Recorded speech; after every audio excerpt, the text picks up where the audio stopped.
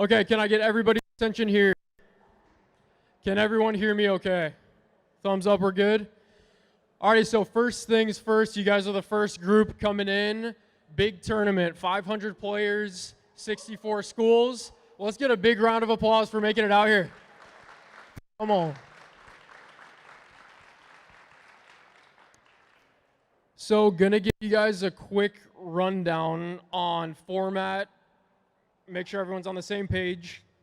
And then, yeah, quick updates and we'll be good to go. So first thing, I want to go over format, make sure everyone's on the same page. Gonna start from the beginning. So this is for Division 1. We've got 3 categories, right? Many of you know this. You played in our events. Gender doubles, gender singles, mixed doubles. Gender doubles, 1 men's, 1 women's. Gender singles, 1 men's, 1 women's, and then 2 mixed. 6 games total. If it's tied 3-3, it goes into sudden death, that 7th and final game. So I'll explain that in a second. There is a coin toss at the start of each match. You can do the numbers behind the paddle, 1 and 2, coin toss. I think Yola has provided chips for you guys. Encourage you to use them. Coin toss before the start. There it is. So coin toss at the start. Whoever wins the toss chooses the category. Okay, so let's say I'm looking at Paul from Baylor, the head coach. Hey, let's give it up for Paul real quick. Paul from Baylor, come on. Okay. So, sorry, Paul. So Paul and I are against each other. I win the toss. I choose the category. I choose singles. So what does that mean? That means singles is first. Because I chose singles, Paul gets to choose the gender. So Paul says men's. Men's is first, women's is second. Boom, done. Now Paul chooses the second category. We've got mixed and we've got gender doubles left. He says, I want gender doubles. Great choice. Paul says that. I get to choose the gender. I say women's. Okay, women's doubles and then men's doubles. So that's 4. Last one, back to me. Mixed is the last category. That's not a choice, right? It's by default. I'm not choosing that. So I get the advantage, which is react. I get to react in mixed because it's not a choice. If doubles or singles is last, I get to choose the gender because it's not a choice. That's a big one. Does that make sense? Any questions on that? Because I think they've got that fully. Yeah. So quick clarification, if mixed is chosen, so Paul chooses mixed, he has to show his roster first. I get to react. Think you guys got that. Correct. Yeah. So at that point, that's a full match. That's 6. Now we're tied 3-3. Actually, before I go into that, so whoever chooses category, so I chose the first category. This has been a common, I guess, point of confusion at regionals. I choose the category. The other team chooses serve and side. So that means Paul gets to say, I want to start my team on this side, or I want to serve. So big thing, we're making this very clear. If Paul says, I want serve, he gets to serve every single game. He starts the serve every single game. So that's a big one. He says serve, starts every game, including sudden death, which could be a big advantage. So every game. You're switching. He could choose receive too. You don't have to choose serve. Correct, yeah, and he could choose receive. Up to you guys. So,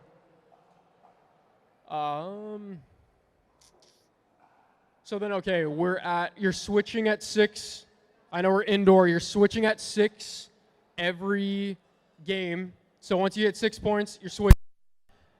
And then, last thing, so sudden death. Yes, you start the next game on the side you ended on. Everyone get that? Okay. So last thing, stick with me. Almost done. You guys are awesome. So sudden death. We're going to be simplifying because it is a confusing format. So making it a lot more simple. Big thing, it's all 6 games. All 6 of the games merged into one. So it's one game now. Each game is worth 3 points, okay? So Paul and I, we played men's and then women's doubles. Men's is first, 3 points. That's 3 points on the board. That's not rally scoring. That's 3 points on the board, okay? Then women's, and then if mixed was next, it's mixed. So the order is the exact same as what we did in the previous 6 games, making it a lot more simple. You cannot change. And this is the way it is. A lot of people may not know the fine tuning. If you both can't come to both teams' agreement, flag one of us down, and they'll be happy to help and get you back to playing. Other than that, we hope you guys have a great time, and we'll be available here on the championship court. There is video review. Each team 1 video challenge per game. All right, if you get it right, you get the challenge until you been served. A little tight around the sides for the ATPs, but I'm sure these young kids will manage. They'll figure it out, and it looks like we're getting ready to get started with some mixed doubles. So we've got Derek Hyndman and Flora Vogel in the near court, and in the far court, Hannah O'Kelly and Peyton Pogach. Here we go. Lefty. Underway here in St. Louis. We already got our first fun little equipment battle here. We got Team Yola versus LMU with the boomstick. Off the net and good. Loot is loot. We will take it.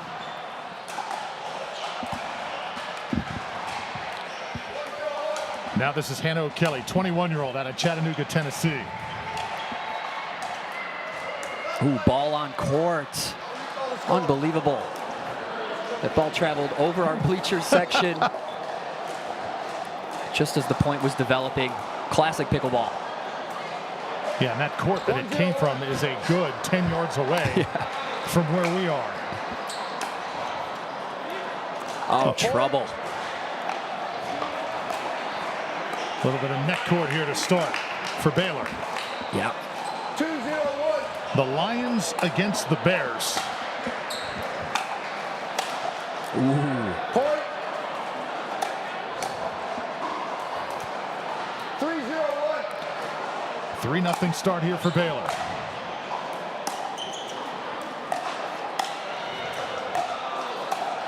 Oh, yeah, slick. Backhand down the sideline. Such a nice offensive decision there, you know. Unlike the attack where your opponent has the opportunity to counter, there's no counter opportunity with that shot. Second serve. And just overcooked a bit. We've got a pair of Yolas against the Selkirk boomstick. Yes, yes. Nice pieces of equipment. The college kids have done their research. 4-0-2.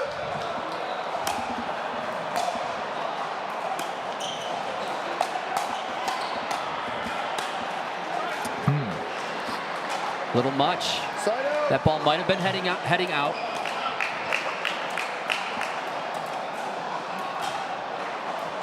Nice little attack. All 4 players trying to get that ball back down. Point. Third shot drive is successful. Loyola 1-4-1. down 3 here in game 1, just underway.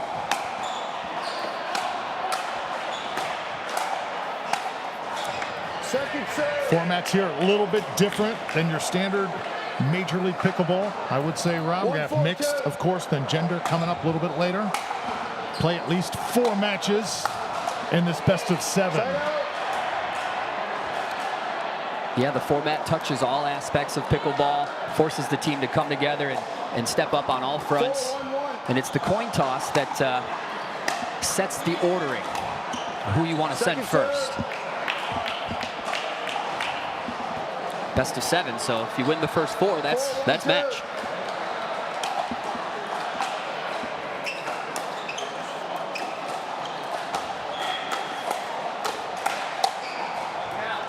Oh, that's just a little bit deep there by Loyola, excuse me. Another point here for Baylor. Yeah, it's good reach from Derek. He's getting low. Just needs to keep that last one on court. Maybe a little bit more of a roll from him. Get that top spin going. There it is. Oh, again, that ball is out. Timeout, changes, 6-1. Nice play, nice play. So the end change here, 6-1. See how this court compares with the others. A little bit of bleacher here action along the edges as we are tucked into the corner. This is a huge facility. Yes, yeah. Miles of courts here at the Arch, and it really catches. It has a great first impression right when you walk through the doors, and that could, I could give some of that credit to the buzzing vibe here from the youth, from the students, all competing here. But it's a beautiful setting. It's got a very pleasant vibe to it. And the championship court with the flags above the bleachers. It's a really nice setup. See, as our camera pans, you see some of the action going on around the complex. 24 games at one time. That's what we've seen throughout this day one of competition. And a point again for Baylor. They are rolling right now, leading 7-1. 7-1-2. Point. Trouble.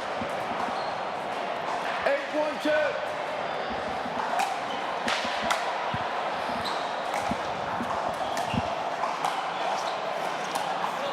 And Rob, you mentioned to me we were talking styles and equipment. Sometimes those boomsticks have a little bit too much boom, and that seems to be what's happening right now. Yeah.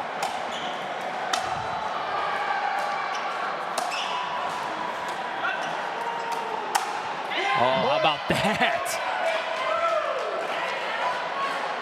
Nice counter punch from Hannah O'Kelly. Expect to see more of that.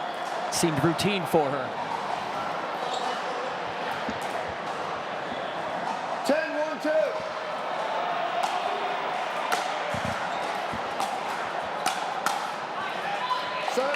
Well done by Derek Heinman, 21-year-old poli-science major for Loyola Marymount.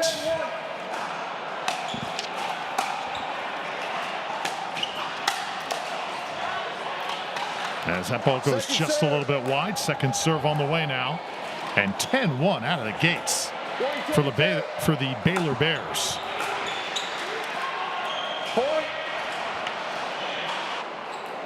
Traditional scoring, so they could tie it up here. They have a lot of opportunity to climb back in this game. It's going to be a long climb if they do, but let it begin. There's another. It's not how you start, it's how you finish. Lefty Derek.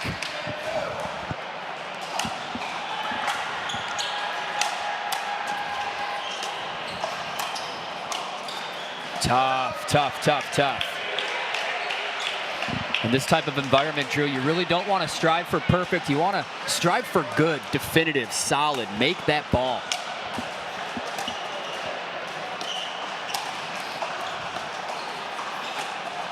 Oh, nice cross court. Oh, that ball holds on.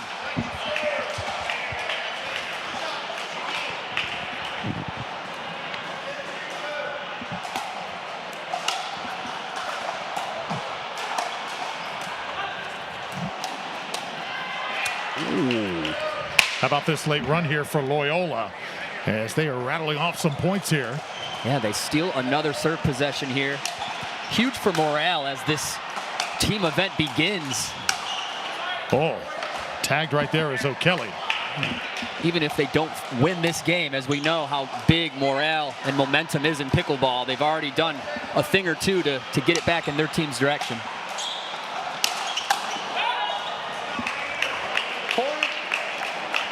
Live paddles. Oh, we have our first timeout. So both teams will talk about things here. You see the score, Baylor 10-5 over Loyola. 4 straight points by the Lions. Let's see if they can continue the rally underway here in St. Louis.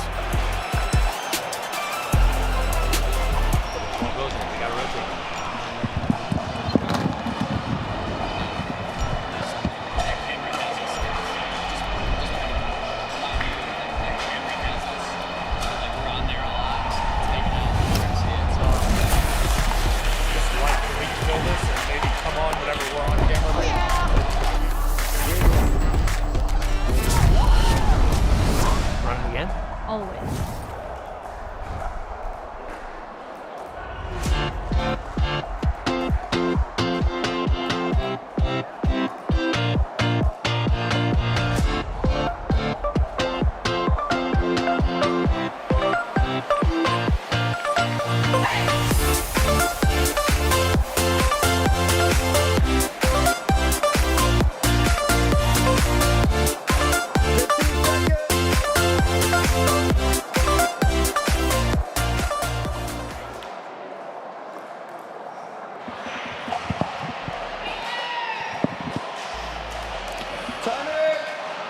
Welcome back to St. Louis. We're inside the arch.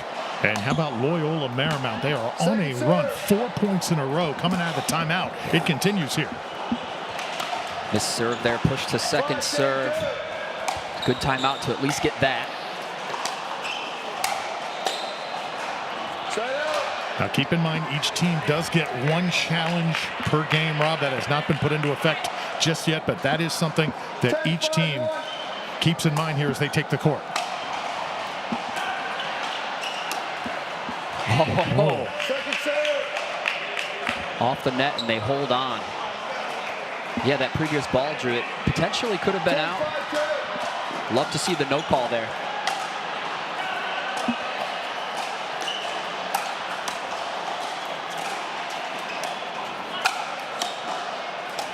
Oh, scrapping.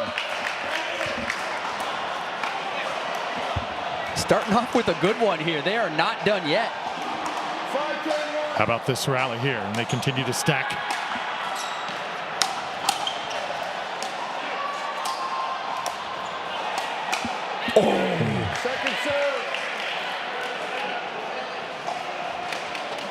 That was a great timeout by by Baylor there. It's almost like LMU kind of forgot what was working. Huge drop. Perfect poach, perfect time, and the put away made right there. And that is Derek Hyman flying in.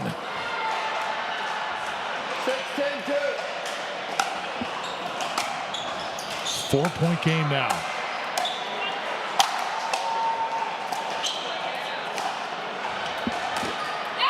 Oh, first ATP is money.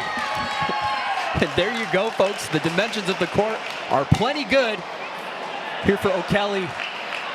Beautiful ATP. Chance now to finally put this first game to bed for Baylor.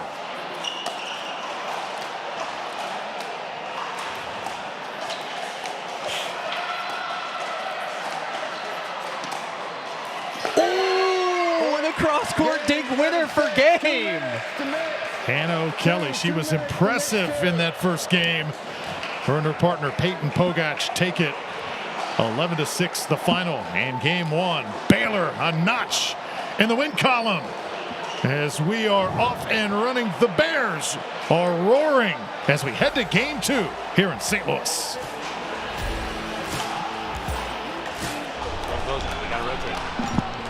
That was sweet. Who's your starting server? Who is what? Bella?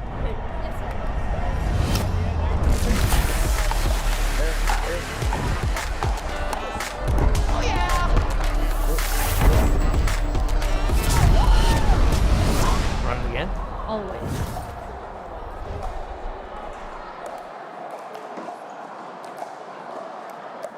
Storm goes in. We gotta rotate.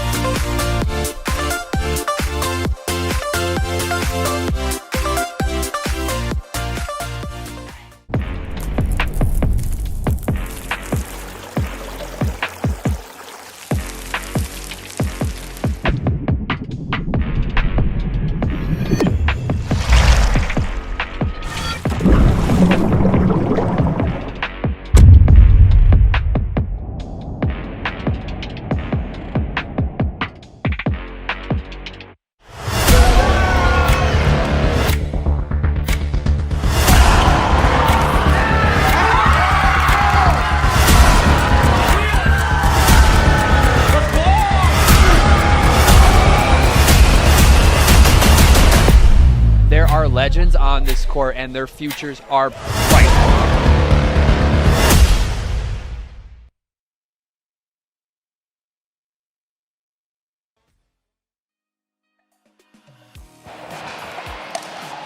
Come on inside the arch. NCPA Nationals at play here. Drew Felios alongside Rob Cassidy. The Baylor Bears, impressive in that first matchup here this afternoon. And now we've got Loyola in the far court, Baylor in the near court. For Loyola, we're going to have Samara. And she is paired with her partner, Lucas Magania. Samara from Los Angeles, 21-year-old economics major. Lucas is from California, 19-year-old mechanical engineer major. So that's Loyola. For Baylor, we've got Bella Basham, 20-year-old out of Dallas, and Gabe Gomez, her partner. Those two are in the near court right now, and we're underway game 2.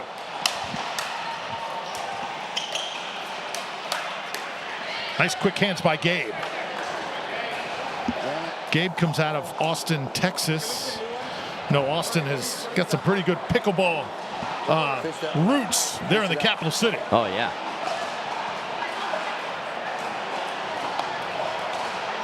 Gabe is a finance major as well. Bella, out of Dallas, communications major.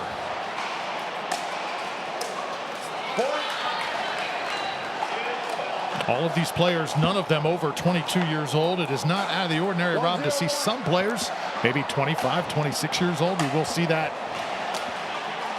in due time here in this tournament. Yeah, full-time student, right? That's the requirement. You know, you could be 46 playing on a pickleball club team in college. The dream is real. There's still time for us maybe to have some eligibility perhaps. You know, my biggest regret in my college life, Rob, was I graduated in 4 years. I probably should have spent maybe taking a 5th and 6th year at Florida State.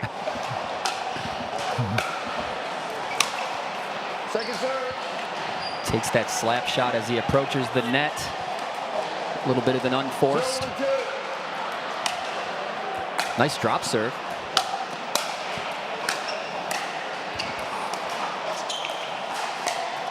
Oh, tagged right there. Lucas Magani just floating across that kitchen. Yeah, agile, mobile. And he sneaks this ball past the paddle here. Off the body. Might be a good spot to repeat to.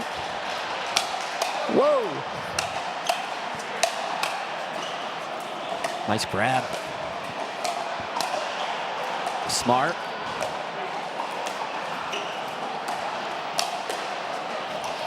Oh, really nice defense. And now attacking offensively and putting it away. Now we are talking here. Beautiful fight from both sides. Just our second game of the day here on Championship Court. This is the one, guys. Gabe Gomez looking to sneak it in.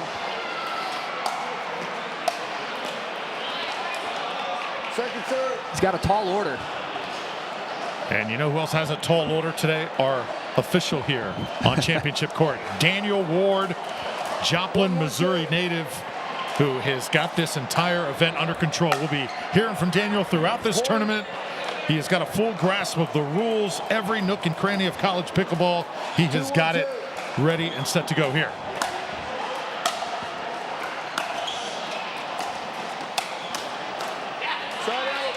So once again, Lucas Magania making it happen at the kitchen.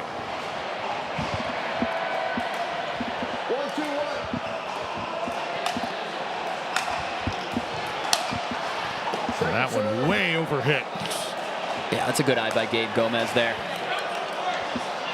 1-2-2. All right. Still in the early game, 1-2. Traditional scoring in these games. It's a little refreshing, Drew.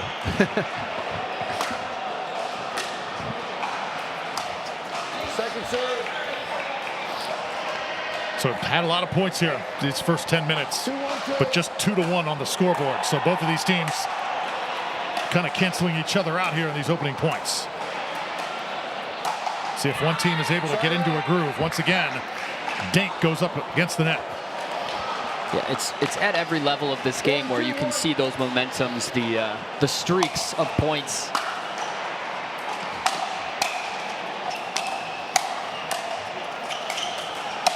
Oh. Second serve. Nice combination of patience and pressure there from 1-2-2. LMU as a team.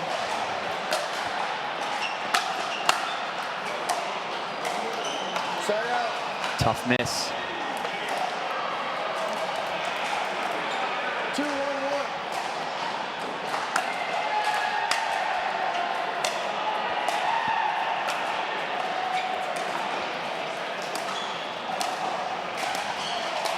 Ball stepping in again. Second serve. Perfect poach, perfect time. Yeah, there's a lot of strengths and weaknesses revealing themselves, but I think LMU has a good spot to attack on Gomez. Oh, the English.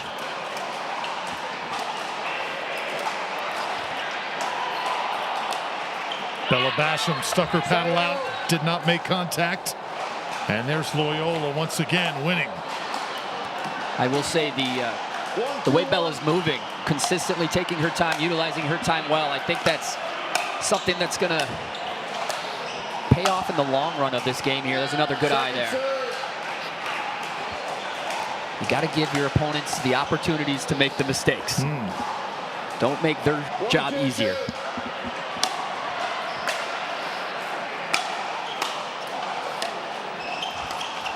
Oh, beautiful. That's an example of a defensive decision, but it still applies pressure to the opponent.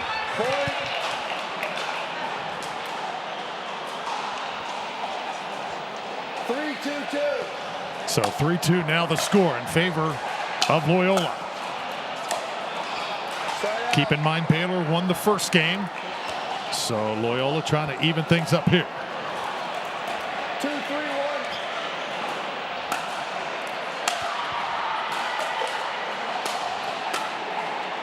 Ooh. And that one just wide.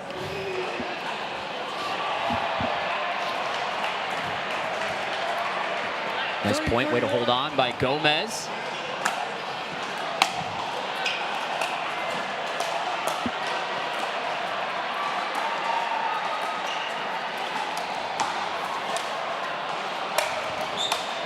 And nicely done again, Gabe Gomez. Able to track that down. How important is it to have a powerful finishing overhead? Oh, so important. It's important to be able to end the point when you're supposed to end the point. And, you know, it'll reveal itself to you. You will know when it's time. Beautiful. And if you kind of can't execute in those moments, then you just simply can't convert. So you do need, on some degree, put away power. Now the lead to Baylor.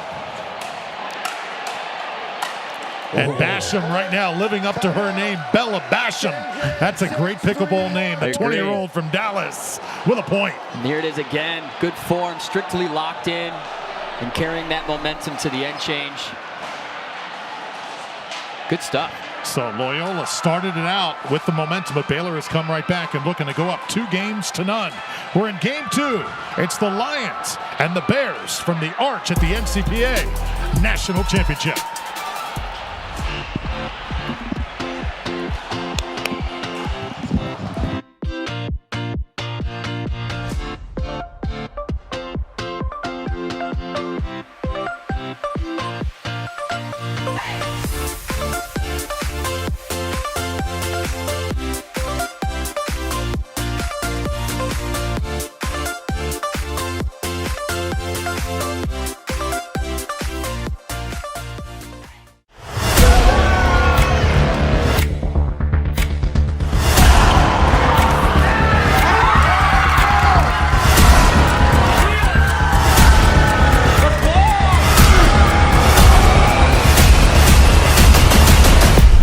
There are legends on this court, and their futures are bright.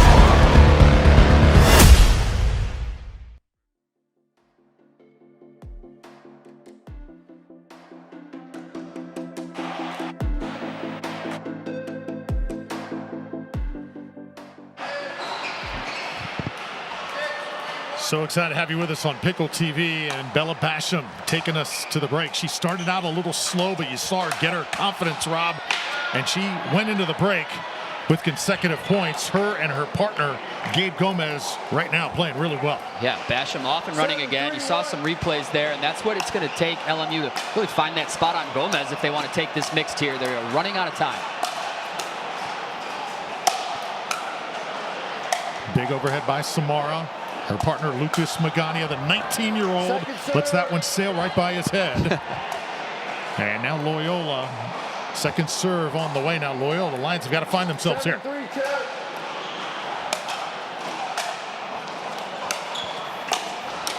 case you're wondering, the order coming up next, Rob, we're going to have women's doubles and then men's doubles following that after we get through mixed here.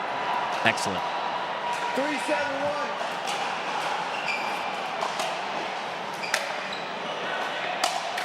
Second serve. It's a lot of power. She's getting low. She's got to relist the priorities, right? Take a couple MPH off, clear that net. It's a great setup drive.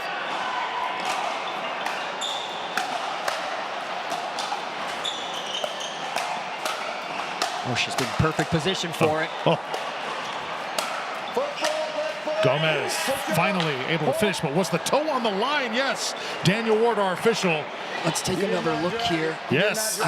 Left foot, you saw the toe, Rob. I do see it, Drew. I do see it, but it stings. It stings. From a factual standpoint, he did drag his foot out of the kitchen to reestablish technically a clean play by the player. I got to give him his credit. That was a great move by Gomez.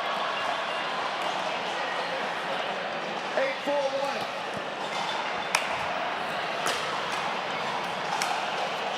Second serve. Second serve coming up here for Baylor. They've got an 8-4 lead. Bella Basham, 20 years old, out of Dallas. You can see the sideline getting involved, keeping them in it. Don't forget that you're doing a good job. Keep them positive. Oh, yeah. That's the Gomez. You can tell. I just met the kid, and that's the true him right there. Basham, all business.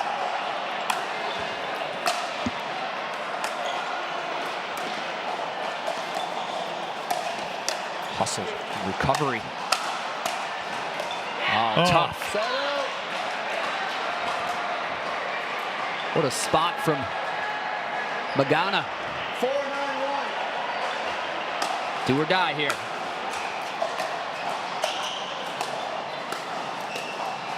Second serve.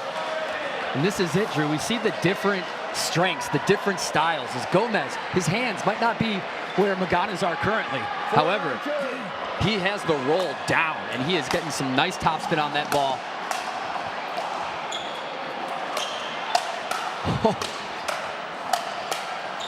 Oh, Bella Basham. How about those instincts? Yeah, she is a wall here on that right side.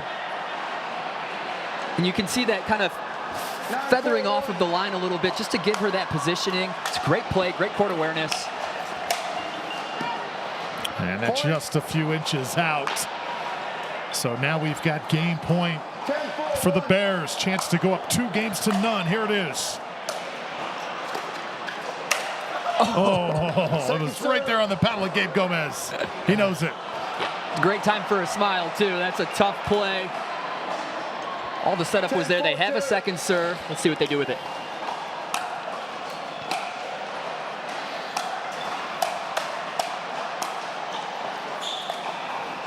There Nice it is game. for the Bears. Baylor takes it 11-4.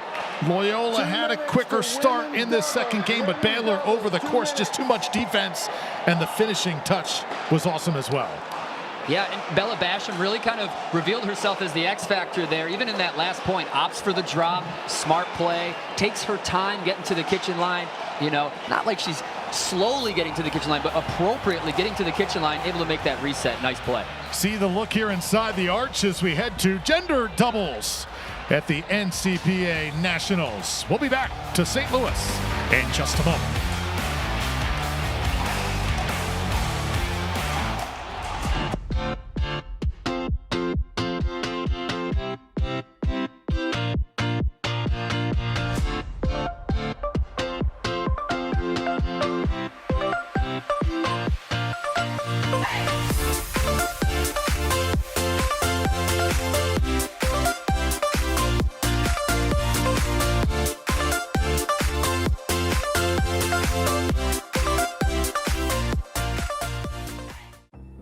the National Collegiate Pickleball Association is the governing body of collegiate pickleball.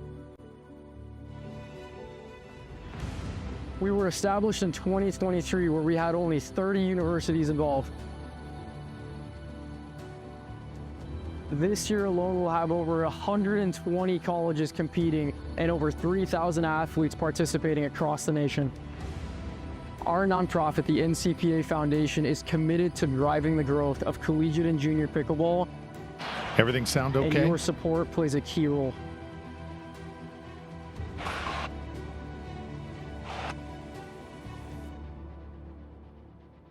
Thank you. God is at the center of the NCPA, and Jesus has moved in ways that we never thought were possible. We would love for you to fuel the future of pickleball and the expansion of God's kingdom.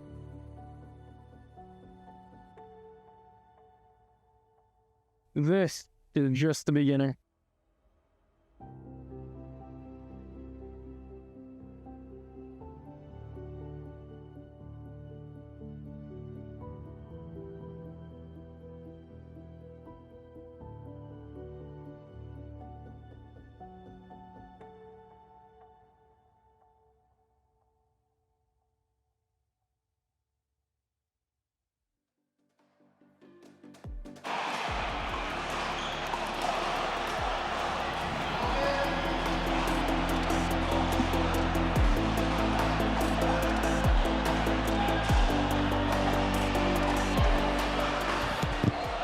Welcome back to St. Louis, and as you could tell watching the break, Rob, when you play in one of these events, it's about more than just pickleball. The theme, specialized by Noah Sumnick, the founder of the NCPA, and how all of these players not just bring their game, they bring their faith as well to nationals. They bond as teams, and it's really an incredible sight to see year after year.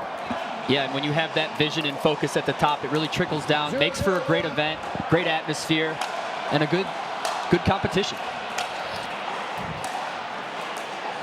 So Baylor now works in the far court. And the Bears, if you're just joining us, up 2-0.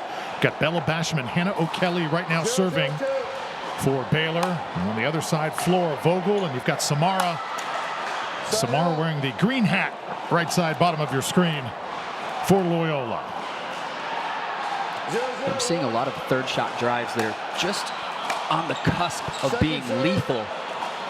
Right now, they're just very linear. If these women can develop some top spin or some roll into that drive.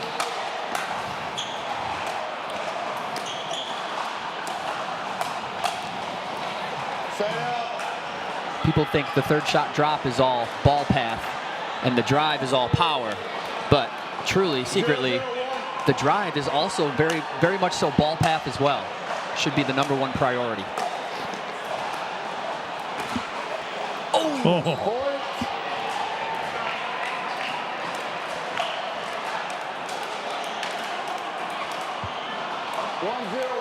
So first point to Baylor to start this game 3. That ball looked like it was right on the line. No, they say it is just a little bit deep. It'll be the second point. I think the person who hit it agreed. Okay.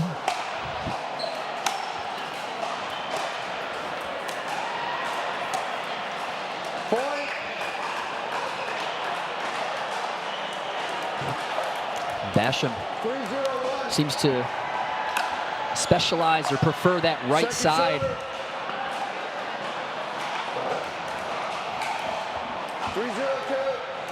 Played great in the mixed.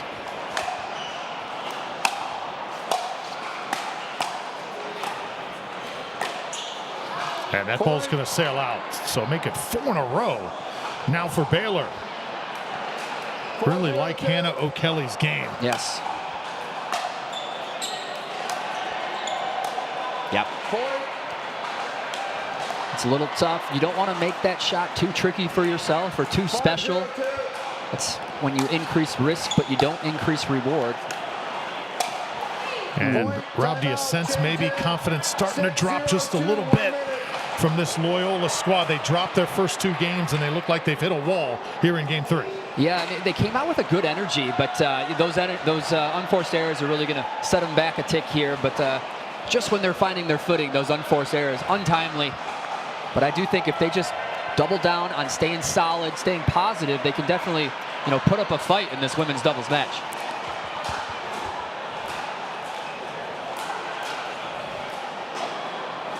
So if you're just joining us, we welcome you to St. Louis. Drew Felios here alongside Rob Cassidy. Our debut here on Pickle TV. If you're watching on Amazon Prime as well, welcome. As this is the college version of the game of pickleball, fastest growing game in the United States, and you can argue even the world as well.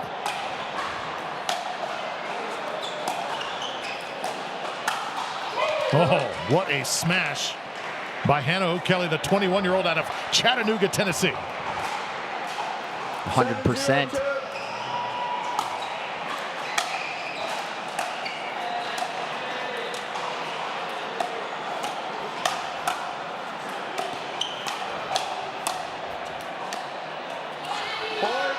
Tough miss, little frustration. Hopefully that frustration is coming from, I don't normally do that.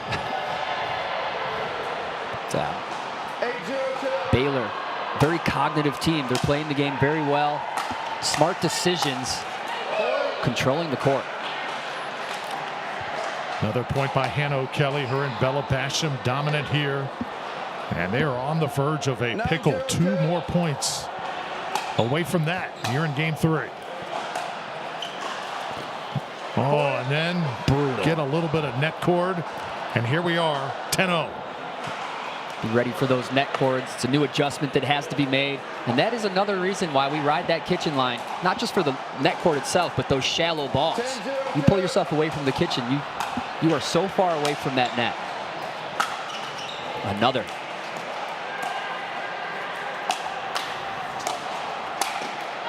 And there it is for Baylor. Dominance. Now 3 games to none and 1 game away from a runaway victory here in St. Louis at the NCPA Nationals. This is day 1 of competition. And right now, all Baylor on center stage. Game 4, straight ahead from the arch.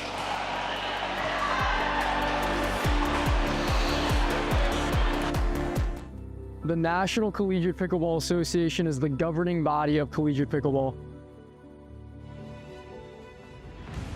We were established in 2023, where we had only 30 universities involved.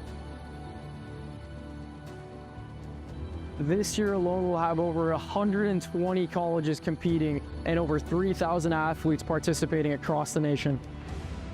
Our nonprofit, the NCPA Foundation, is committed to driving the growth of collegiate and junior pickleball, and your support plays a key role.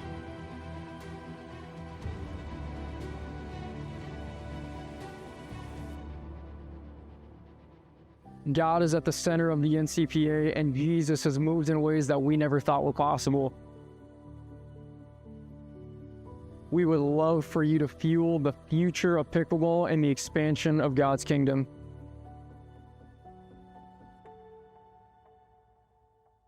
This is just the beginning.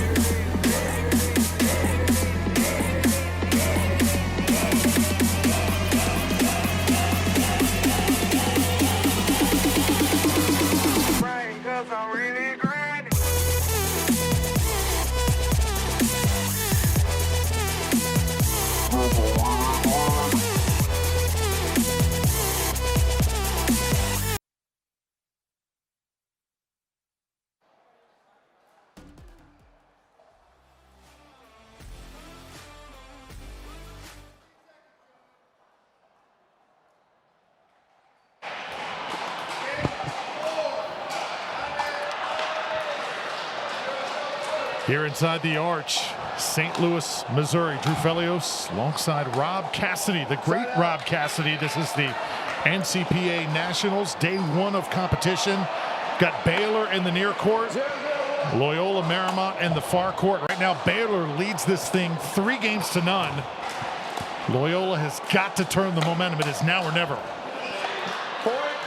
Yeah, and this is the tournament that they've been working for all year. This is the national championship of the NCPA.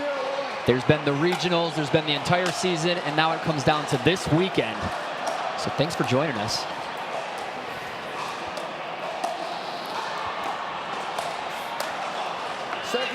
And for Baylor on the court right now, you've got Gavin Gonzalez and you've got Peyton Pogach. Gavin, 19 years old, Peyton, 21 years old. And for Loyola, meanwhile, we've got Derek Heinman right there, left side of your screen, about to serve. And Lucas Magania, who has a wonderful head of hair, doesn't he, Rob? One that I wish I had. Yeah, look good, feel good, play good. This kid's vibing. And I really do think with him in front of Gomez here, there are some patterns that they can use to their advantage.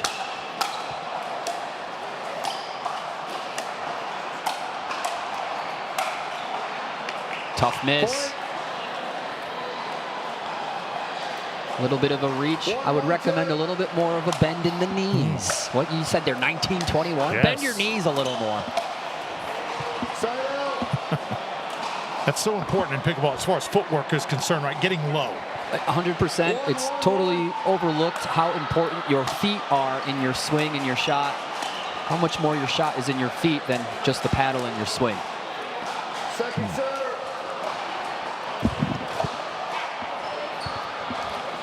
Second serve now on the way, tied at 1 apiece.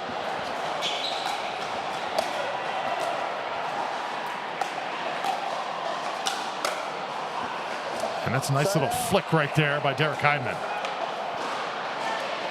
Yeah, this is a must-win scenario for LMU.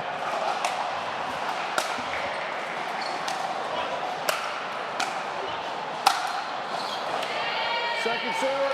Second serve now coming.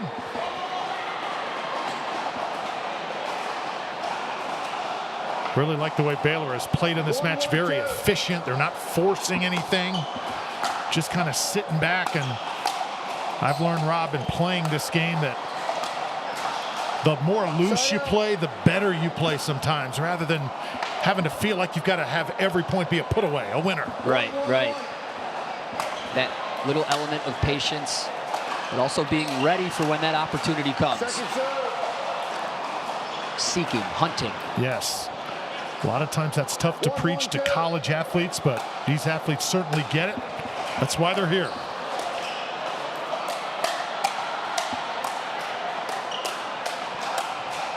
Oh, best firefight of the match. That one just a little deep. You see Baylor maybe thought about the challenge, but they're going to stick to it. 1-1-1. Love that initiate from Gomez. Second serve.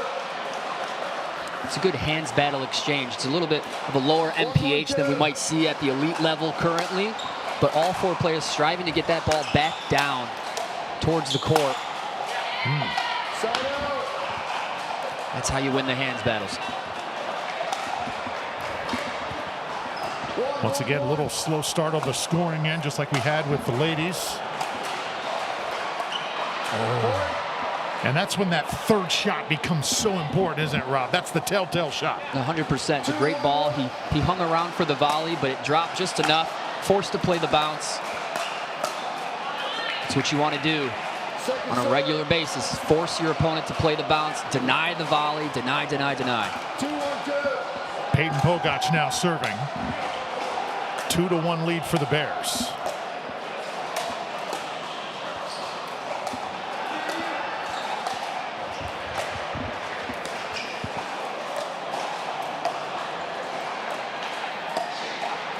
Nice preparation from Gomez, but loses it in the hands again.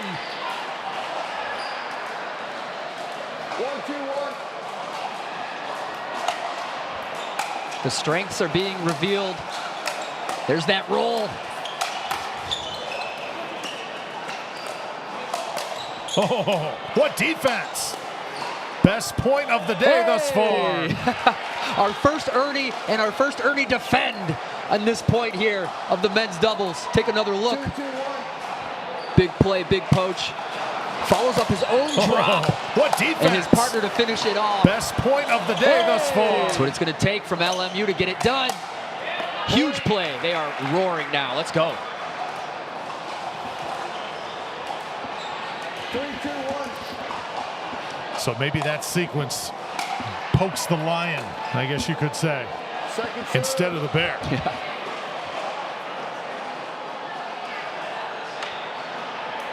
Derek Hyndman here. The southpaw will serve it.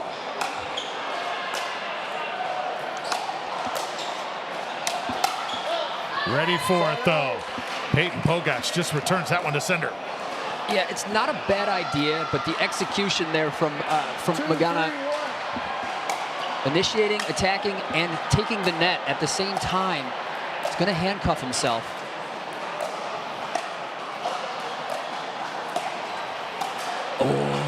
Second serve. Sneaky, good idea.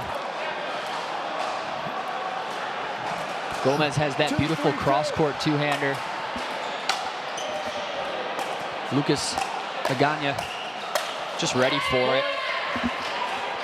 Now Gomez catching fire.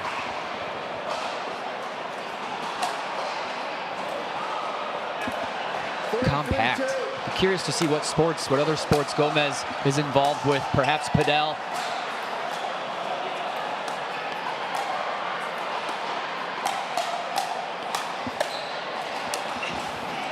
And that one just wide, so another point here for Baylor. Have you ever been to Waco, Texas, Rob?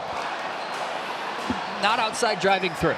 4-3-2. It is deep south of Texas. I'll tell you what, they've had incredible facilities they've built there at Baylor University. And it's good to see the commitment to pickleball continues to grow as well. But Baylor Bears, I'm telling you, man, they've done an incredible job over the last 10 years becoming a player in all sports. Love it. They used to be the laughingstock of the Big 12. Not anymore. Second serve. Love it. And their pickleball club is making a statement here at the NCPA National Championship. Uh-oh. That Way ball's out. deep. Side out. Yeah, that Lucas attack and take net, it's really doing more harm to them than it is the opponents.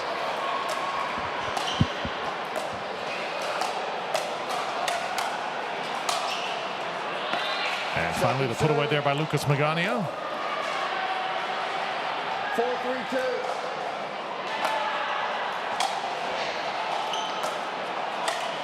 Point. Oh, another point. 5-3 now, little separation here for the Lions. 5-3-2. Rather the Bears. Baylor looking to go to the end change here with the lead.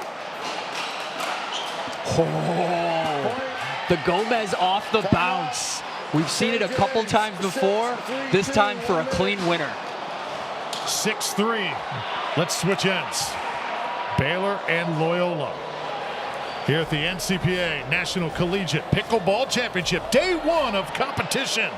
We'll be back to beautiful St. Louis in just a moment.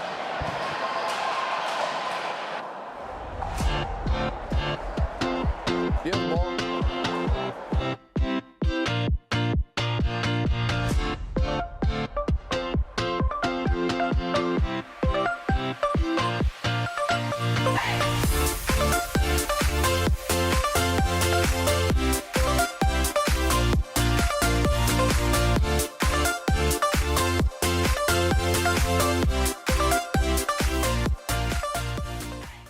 Storm closing. We got to rotate.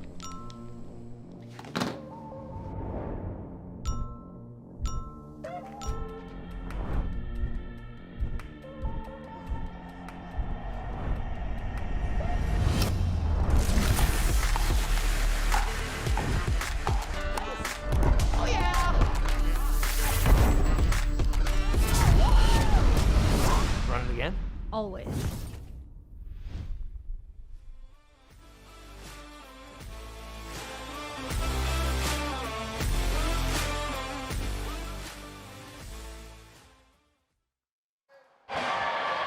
So 6-3 here in game number 4 at the Arch in St. Louis. Arch pickleball, that is. Drew Felios with Rob Cassidy, and Baylor starting to pull away. The team of Gabe Gomez alongside Peyton Pogach. 7-3 right now in the far court. If they win this game, they will take the match.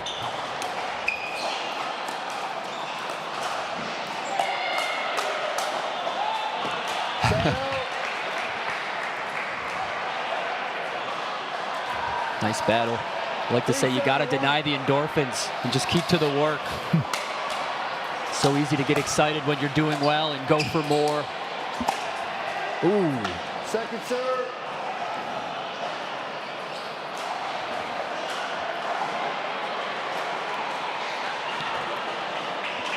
Yeah, Peyton Pogach. Keep an eye on that gentleman. Playing some good pickleball here. Point.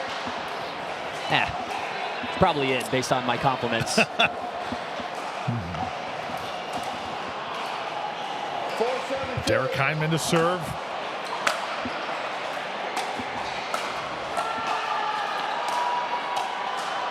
Oh, another point off the paddle of Hyman. Finds the back corner, and that lead is trimmed. Yeah, we get to see another look here. It's a nice pull from below the net here. You see that flick, that low to high motion to get that curvature from below the net. Great red zone volley. Side out. Big stop. Side out back to the Bears. 7-5-1. Remember, we are in pool play here.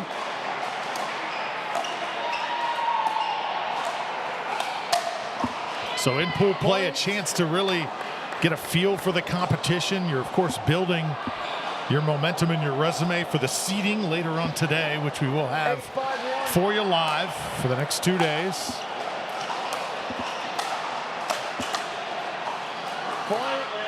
Yeah, I'm really excited to see that bracket and how things unfold. It's a beautiful, beautiful bracket at the pinnacle top of what all of these kids have been working for this season. Second serve.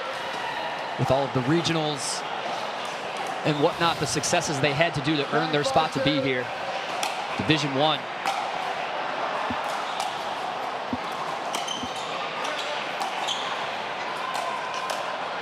Nice point. It's a good fight. Way for LMU to keep their cool in kind of a pressured situation.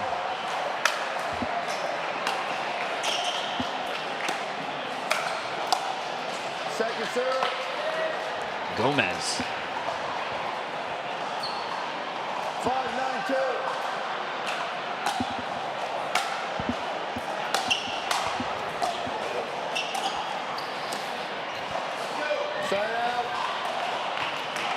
Another side out here for Baylor. That's a tough miss. It's a gre't shot from Gomez. These courts, a little quick, which means the ball travels more than you'd think. It's a smoother court. It's not as gritty as these players might be used to.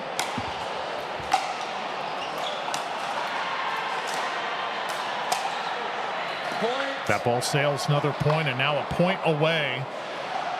Championship, or not championship, match point, I should say. Getting ahead of myself. Whoa. I mean, they're playing good. Foreshadowing.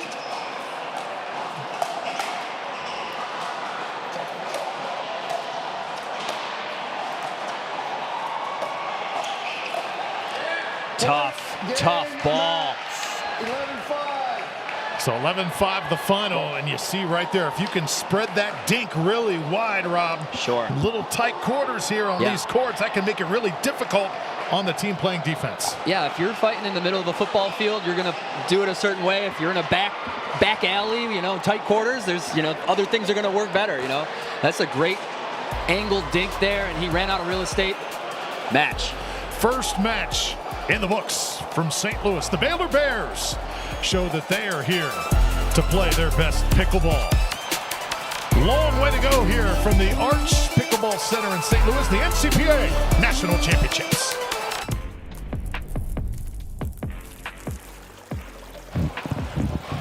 Nice.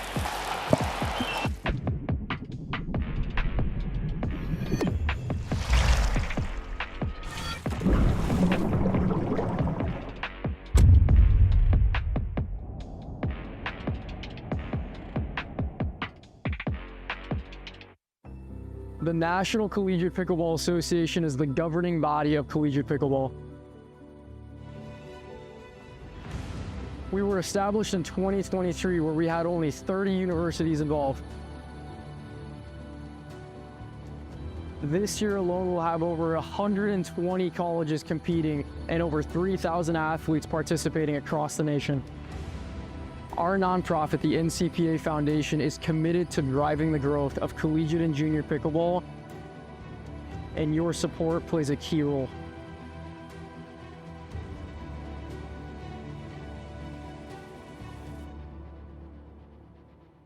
God is at the center of the NCPA, and Jesus has moved in ways that we never thought were possible. We would love for you to fuel the future of pickleball and the expansion of God's kingdom.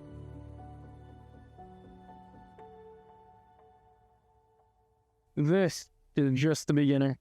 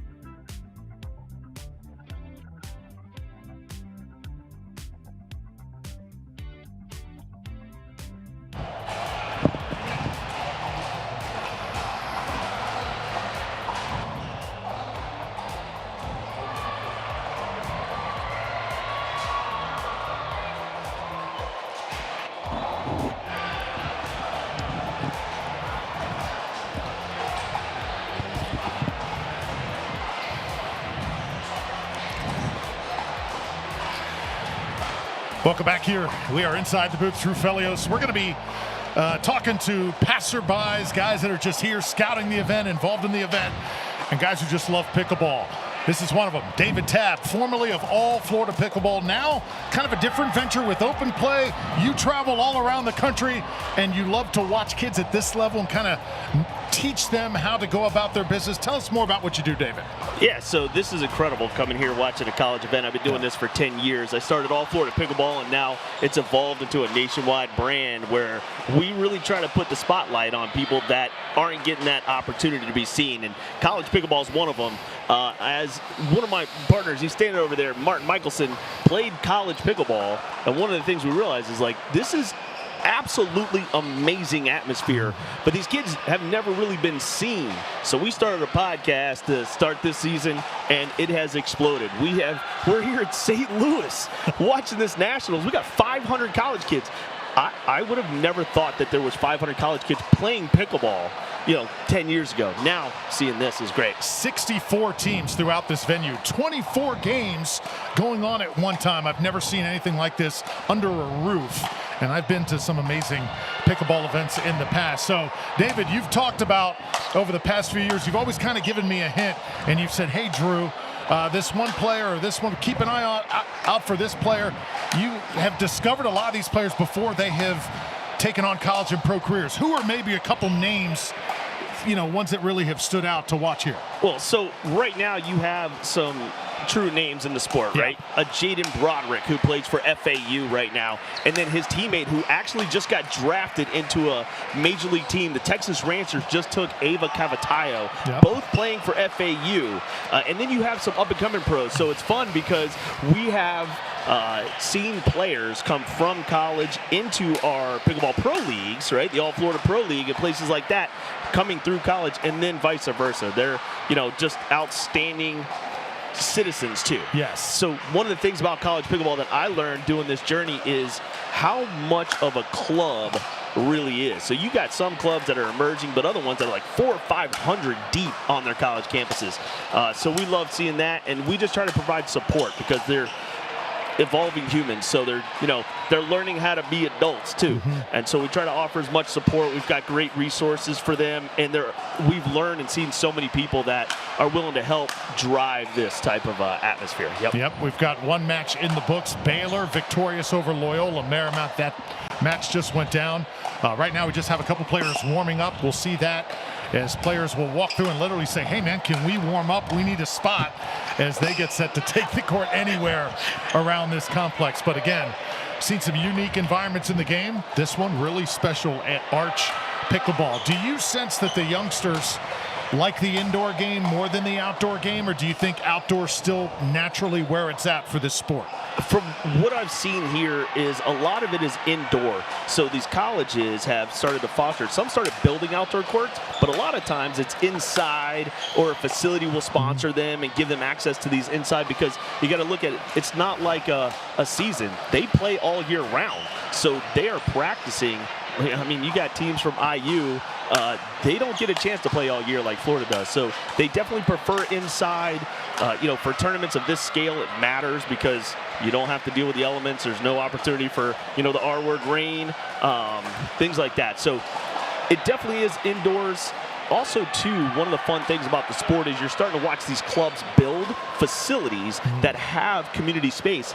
And these college kids take absolute advantage of that. They have socials. I've seen they're doing glow-in-the-dark parties to raise money for their travel. It's a true community. And you're going to see Penn State stepping up here. Here we go. Yeah. So, like, you talk about the events. The kid right here, he's like a 6-0. So last question I want to ask you, and we'll welcome Rob Cassidy back. Talk about the demographic. Does the state of Florida produce the best young pickleball talent? Would you give that to Texas, or would you give that to California? There ain't a shot in the world I would ever tell anybody that Florida is not the absolute mecca of pickleball, period. Every demographic, we have the best juniors, we have the best up-and-coming semi-pros, and we have the best senior pros in Florida. I literally made a career on it doing that. Yeah, well, whatever career you chose, you were going to be successful at, so that's what we've grown to learn so far. So. Nice, Rob. This is fun being here in the college atmosphere. I remember, playing some of your tournaments before, and back in the day in Boca Raton. I want to ask you a question here about some college, right? Yes, sir. What's it like doing this sport as long as you have been in it, to see 500-plus college kids embark into a pickleball tournament? No, yeah. When I walked through the door and just to see this place just ignited by the youth, these players, the focus and the drive and determination that they have, you didn't see that back then. It didn't exist. And I was in college, and I did play intramural pickleball at Coastal Carolina University. And that was a beautiful thing, but to have all of these clubs, formulated out and getting themselves here in the path that the NCPA, the evolution, I'm not surprised, David, but it fills my heart to see. I mean, it has definitely been incredible. It has been interesting to watch the college space morph. You have big organizations, right. NCPA just kind of founded, right? You have other big organizations that are really entering. Now you got 3 major tours that are all doing things different. So they're all trying to make their mark and figure out what is the best thing for college pickleball. So it has been super fun for us to have the podcast and shine a light. Yes. Yeah, we have some technical issues. It's not as fancy as this, but hey, we're trying. But it definitely has shined a light on how great and how amazing this sport is. I've watched not only good play on the court, but these people are friends off the court. 100%. They create these communities that are second to none. Yeah, and that freshman year, you're away from home from the first time in college, and you're really just looking for an outlet to be yourself, do something that's fun, and maybe meet people, and it's just nice to see. These kids where, I thought it when I walked in, I was like, how cool is it that they have pickleball as that outlet for them? There's nothing like it. It definitely fits on, the national trend. So what we're seeing is, you see it in the news, a little bit of alcohol sales are down, right? People are out there getting healthier. Yeah. They're doing more outside activities. So for colleges to embrace this, you now have, the University of Alabama just spent $1.1 million on building pickleball and the infrastructure to help Alabama be better, because they're not very good right now. Well, that's smart. I love that. And, investing in their campus and in their students and their future, it's, that's what a good college does. I love to hear that. Yeah. So I got to listen to your podcast more often. I'm pretty entertaining. Timber and Martin are actually like, they are running around this place right now having the absolute time of their life. Yeah. They know all these kids, things like that. Yeah. My school, University of North Florida, we just took a tough L to IU, but they played great and they're learning. That's my hometown. So trying to help them. There's a lot of good teams here, David. I just walk by, I see certain shots, and I'm like, dang, that was pretty spicy. You know, there's a lot of good teams here. Rob, you had one of the college kids got drafted in the MLB today. So I hear. Yeah. So I hear. That's amazing. So that's kind of the fun part about the sport and what is happening in college. Gentleman right here in front of us, 6'0", Talk to me. just started playing like this semester. Yes. Right. So he, there's some weird things like there's some new rules coming out for eligibility that are requiring people to, be an active student. Yeah. Right. Certain amount of credit hours Sure. are a big thing. But like some of the tours, you actually have to be in school. You cannot have graduated. You have to be in class to participate. Yeah. And so he didn't play any events last season, but made the team this year in the new semester. You have to get back in the Shows up classroom to do Nationals. so? Yeah, you got to be in class. Heck yeah. You can do some remote things. So, like, one of the big debates right now is how long a player can play. Sure. So, in college pickleball, technically, if you're taking the required amount of hours, you can play for 8-9 years if you go to grad school. So far, based on what the rules are on paper currently. Yeah. So there's rules now that are going to say, hey, 5 years and you're done. Nice. And once you start, that's when the clock starts. So if Yeah. you take a year off, that's on you. Right. Yeah. And This is great. no, I love that I'm talking about this because it shows that I'm actually paying attention to our podcast. Yeah, we need that. But you have, kids that are dual enrolled in high school. So you're seeing the emergence of the junior tours, right? But what's happening is some of those juniors are like 5-5 players. Utah Tech makes like $35,000 a semester doing this. So you have high school kids that are dual enrolled. They're going to say, listen, you got to be full-time and have a high school diploma, right, for some of the tours. So you see all these little adjustments and how they're tracking it.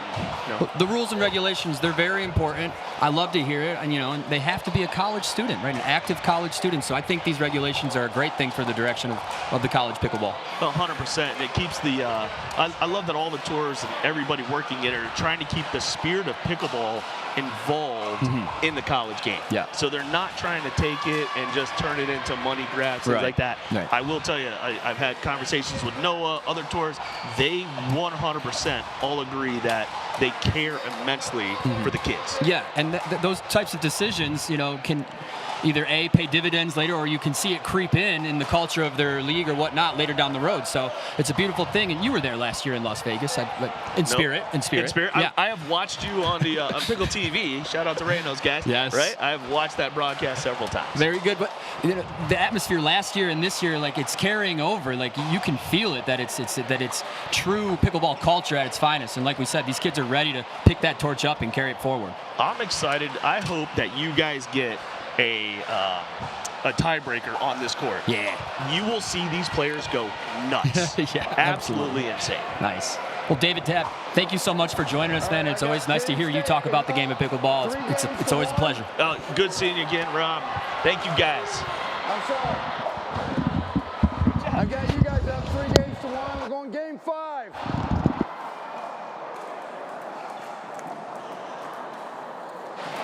All right, we are set to go. Rob Cassidy. Game 5, time in. So we've got Penn State in the near court. 0-0-2. Excited to see the Nittany Lions making their debut. And we've got a school that I've actually never heard of, Rob. So that's rare. Good to meet them here in the far court wearing the purple attire. I thought for a moment it was TCU, Texas Christian. Instead, it's the University of Mary Hardin Baylor Crusaders out of Belton, Texas. All right. Texas in the house. Penn State as well. That drive, good form. Gives me flashbacks of when we competed against Penn State in Ultimate. It's the best team we ever played. They were amazing. Big schools getting involved, Drew. So for Penn State, we've got Claire McDaniel on the court. We've got Daniel Weber, her partner in the orange shoes. making his kicks statement. Second serve. Tab mentioned about David here in the orange shoes that he's very new to the game. Very new to the game, but he's taking to it well.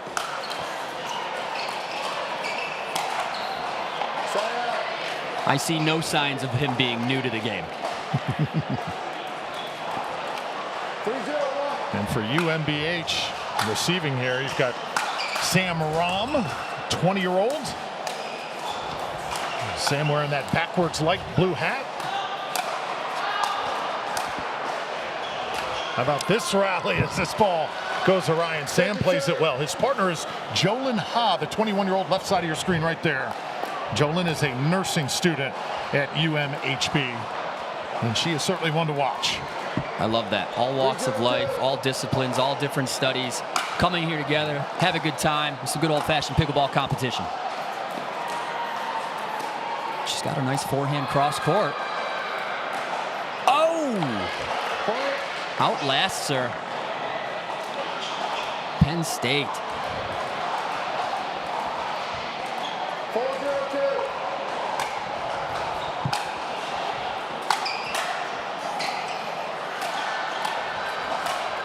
Oh, got him on the back of the noggin that time. But good fun on both sides. Great sportsmanship. He does everything he can to get out of the way of this ball. 0-4-1.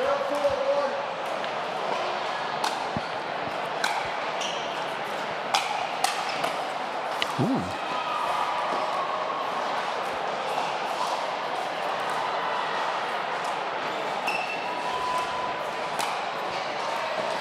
All right, all right. There's some freshness there. That shot will come. That was a great interview with David Tabb. That I might have to check out their podcast a little more often. Some great insights. Gentleman who certainly cares about the game in a big way. Yeah, I love to bring folks together in the world of pickleball. I'm surprised that he was not somebody that you have met before, Rob, but We've met. We've met. very small world in pickleball, isn't it? It used to be, right, Drew? It used to be. Oh. So they have cut this Penn State lead in half. It's now a 4-2 game, and that is another one that goes just a little bit deep. So UMHB is within one.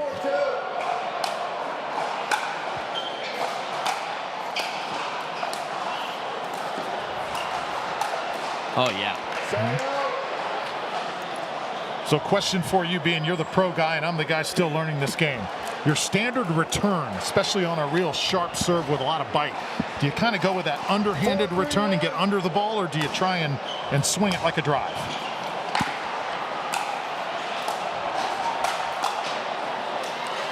Yeah, so high pressurized serve, how do we handle it? You definitely want to get back as far as you can, start back so you only have to go forward, and you just cut out the backswing altogether. You're not allowed to do backswing, bring your paddle right to the ball, and get it done. You want that forward momentum. Even if you do get a good shot back there, that pressurized serve, if you don't have a forward momentum on that serve return, you're still so much out of the point. So start back, forward momentum, zero backswing. I like it. So well done by Jolyn Ha, nursing major, and now serving will be Sam Rom. He is a pre-med guy, just 20 years old. Some of the majors that I'm seeing, these are some smart cookies playing in this game. Daniel Weber for Penn State is a mechanical engineer major, and Claire McDaniel, his partner, is majoring in human development and family studies. Beautiful, beautiful. Some careers with some purpose. Love to see it.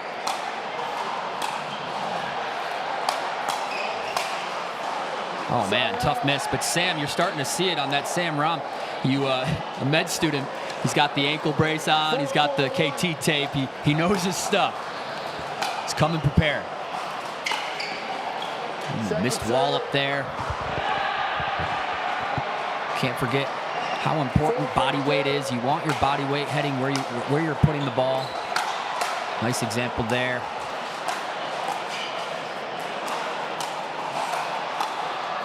Ooh. Oh, yeah. So Daniel Weber has the final say. Good looking point here, and a good job using the paddle by Claire McDaniel. Yeah, some clutch stuff there from Claire, getting it done together as a team. 1-point game.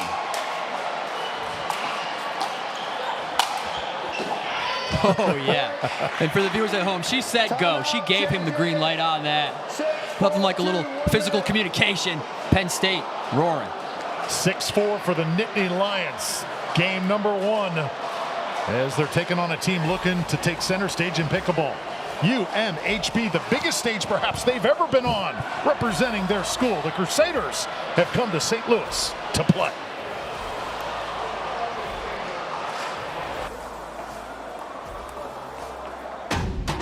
Yeah, this my show. Not a quarter, but I came close. Then the drums start beating and the lights turn on. That's right, baby, I'm home. Who you know do it like this? Make a comeback so fierce. Whole world better tune in. Watch out, cause I'ma go big. I'ma go big.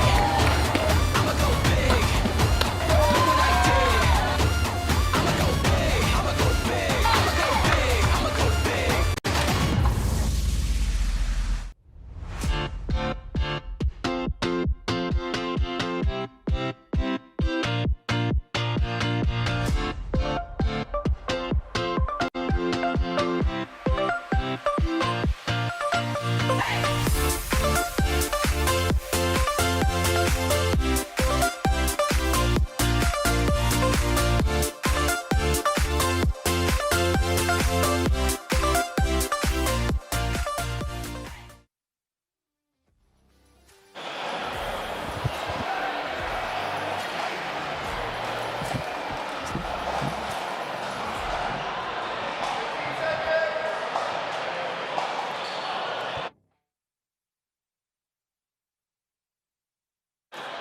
What a sight to see inside at St. Louis. Anytime you travel the city, you got to go see the Arch. I had a chance, was here for Major League Pickleball back this summer, and had a chance to go see that incredible structure.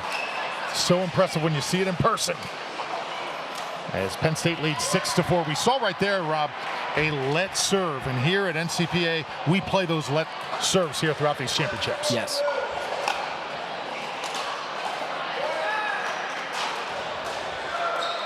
Just on the baseline there. Perfect serve.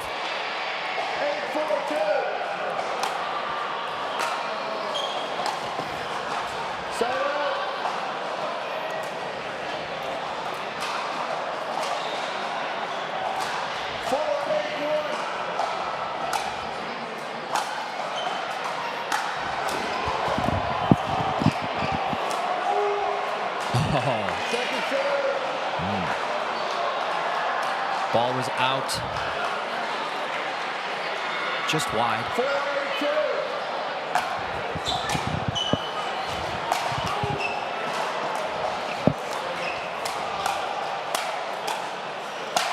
Oh, yeah. Put away. There's Sam Rom showing us what he's got. Unassuming, but clearly an athlete.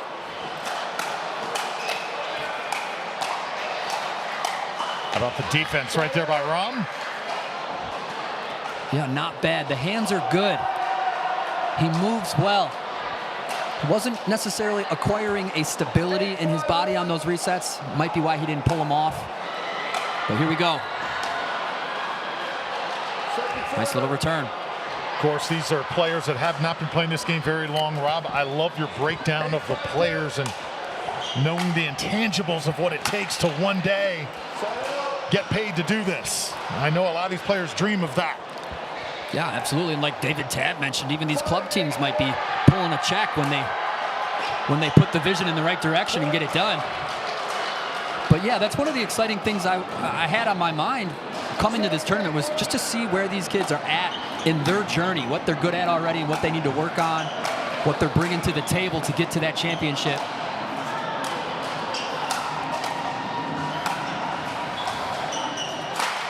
Oh, nice overhead there.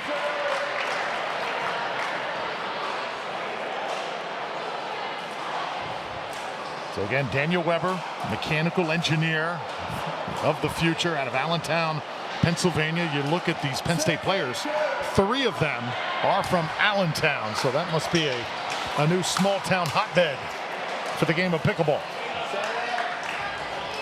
Almost a clutch get there from Sam. Got their team within 2. Penn State looking to put this one in the books.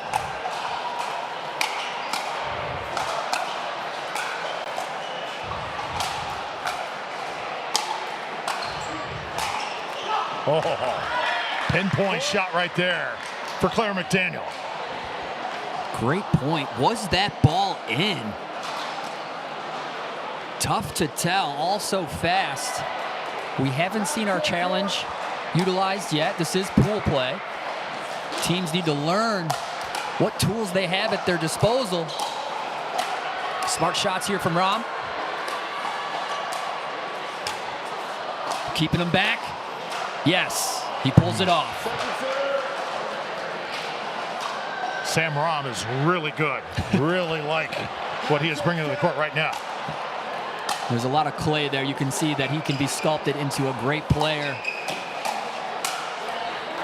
There it is again, firing up his partner. The stand is being made. So he is a hometown kid. UMHB is based in Belton, Texas. That's where he is from originally.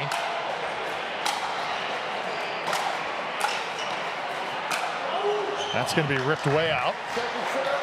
And now a second serve on the way. Big sequence here for the Crusaders.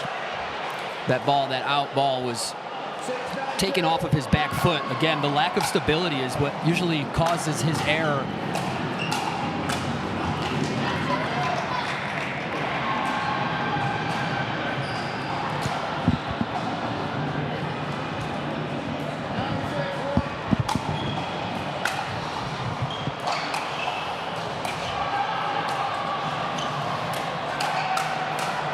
Oh, so you saw Rom doing a lot of poaching and maybe a little bit too much. Jolyn Ha, his partner.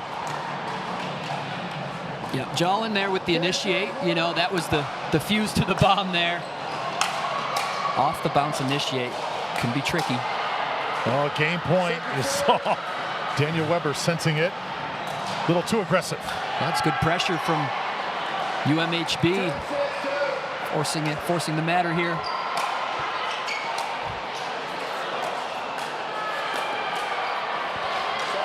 Life.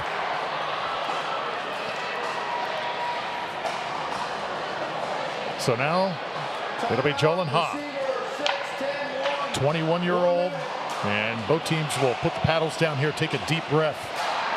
This has been a match where you just feel like, man, both teams throwing bombs at each other. Yeah, absolutely, and even forced the timeout there from Penn State. You know, that's just shows the testament to the fight that the Crusaders are putting up here. Got them thinking. And, you know, if we've ever looked at the percentages, Drew, the timeout is always, you know, a good thing for the most part. You forget what's working, pulls you out of your mode. There's so much time in that 1 minute to get off that track that really got you there in the first place. So I like this timeout by Penn State, just to really get over that hill, get the ball back, and put this one in the books. And if you are Sam Rom of UMHB, you probably think that a few minutes ago he maybe should have utilized that first challenge and challenged that shot by Claire McDaniel. Right, again, the challenge, the timeout, you want to make sure that you're using the tools that you have to get it done, to get the mission accomplished. And again, I like this timeout from Penn State. I'm just a big fan of timeout utilization in general. Here we go. So Daniel Weber, Claire McDaniel on the court, and Jolyn Ha serving. Again, Sam Rom by her side. This one sails out, so second serve now for the Crusaders. They trail by 4. It was all Baylor over Loyola Marymount in our first match. Penn State trying to do the same. 2 quick ones off the timeout. Penn State with a game point.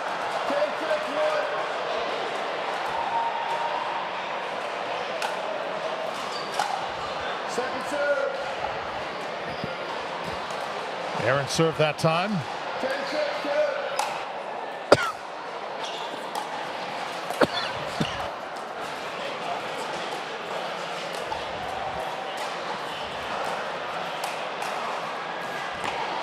huge stop from UMHB.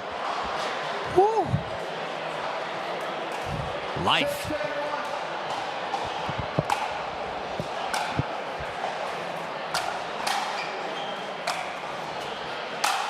Oh, how about tracking that one down and putting it right in the court? Daniel Weber.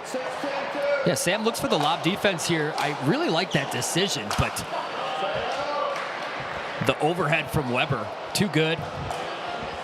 Another game point scenario here. Big serve now from McDaniel. Service error, her last try. Yeah, And nice that one drop. just wide. So Penn State saw the late rally by UMHB, but the Nittany Lions, Claire McDaniel, Daniel Weber, able to get this done. 11-6. And just winning that first game puts you in the driver's seat. Gives you tons of confidence as well. So Penn State off and running. Game 2 of mixed is coming your way next on Pickle TV, the NCPA National Championships.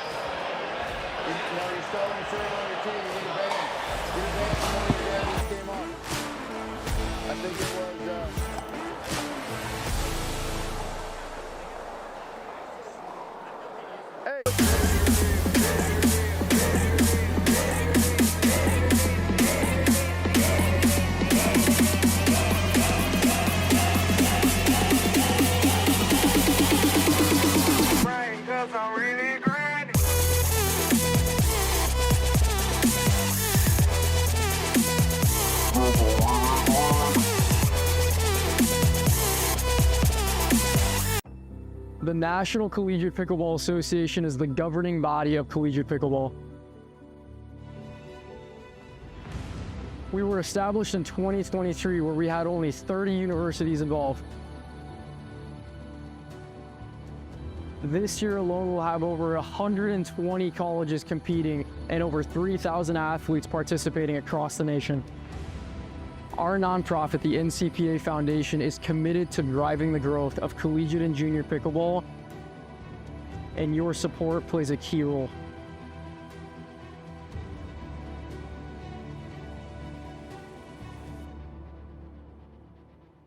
God is at the center of the NCPA, and Jesus has moved in ways that we never thought were possible.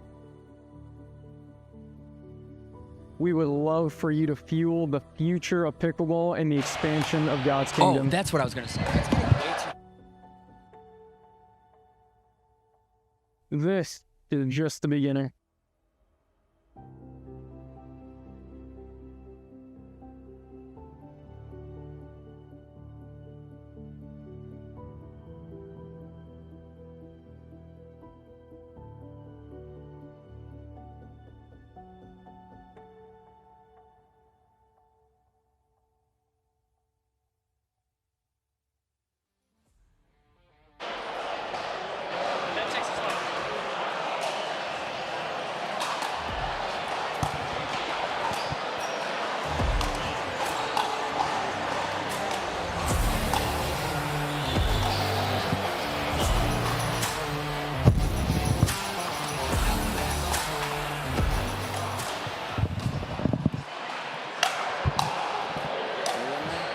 So getting set for game number 2 after Penn State takes game 1.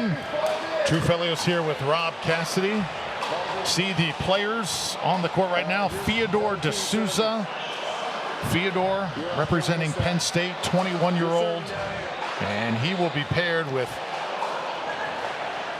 Caitlin Hartman, the 24-year-old, one of the oldest players in this particular match. So that will be Caitlin Hartman out of Bethlehem, Pennsylvania, his partner.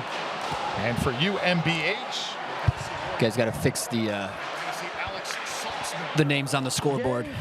Katie Hartman's playing for Penn State.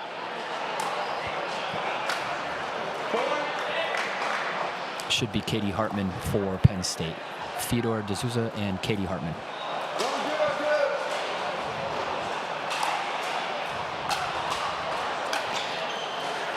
Oh, yeah. It's one of my favorite ways to win points. Just a gorgeous third shot drop.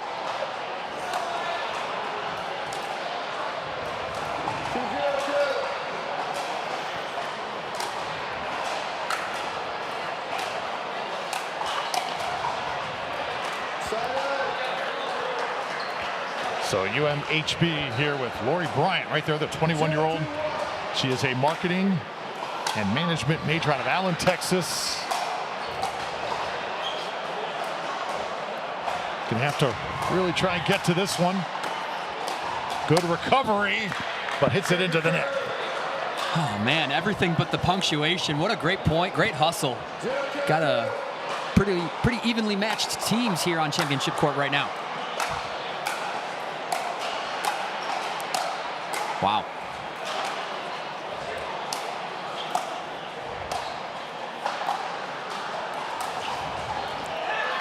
Beautiful structure. So Caitlin Hartman right there on the left. And there you see Fyodor D'Souza, her partner. So Caitlin ready.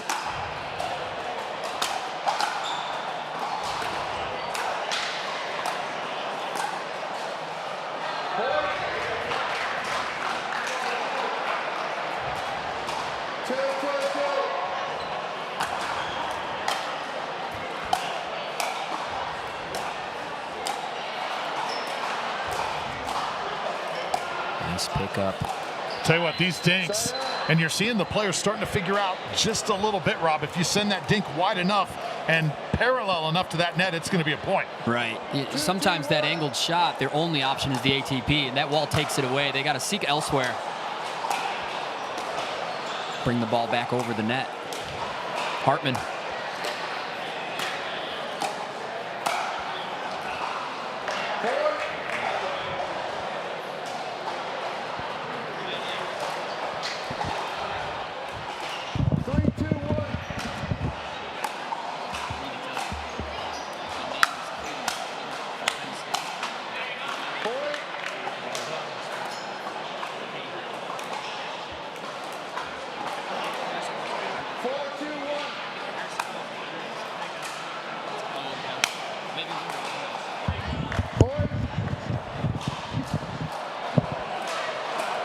So 5-2 lead here for Penn State. Fyodor and Caitlin right now blazing away.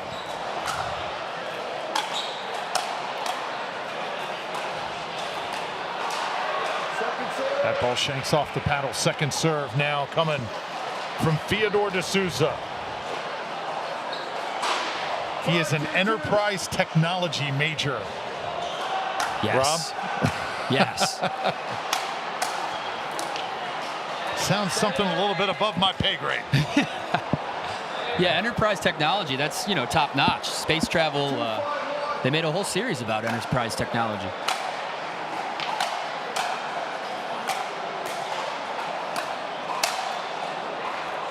It's my best take at a Star Trek joke. More research necessary.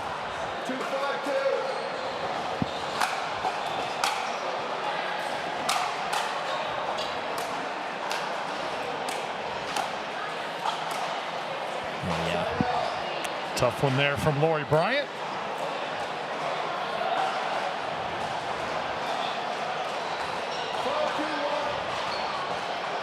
Five-2 now, first serve. Oh, beautiful shot from Fyodor D'Souza. And 6-2 now to the end change. Penn State once again showing that they are the team to beat here. Yeah, and Caitlin Hartman and Fyodor, they are just so solid, showing what solid pickleball is capable of. These teams were evenly matched, as so it appeared at the beginning, but just to buckle down and fall into those good fundamentals, taking care of business, good solid play. It's been all Nittany Lions here in our second match of the day at the NCPA Nationals. Back to St. Louis in a moment.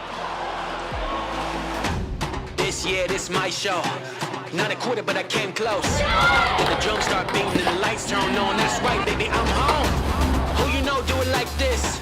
Make a comeback so fierce. Whole world better tune in. Watch out, cause I'ma go big. I'ma go big. I'ma go big. Look what I did. I'ma go big. I'ma go big. I'ma go big. I'ma go big.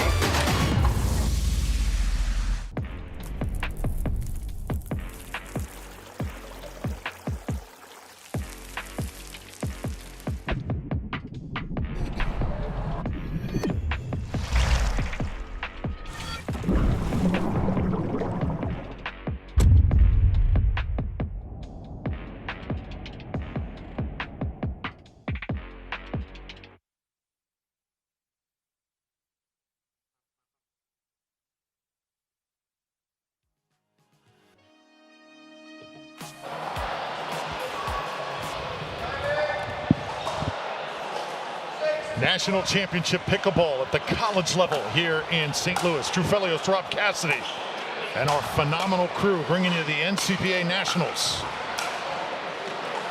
Got Penn State and UMHB.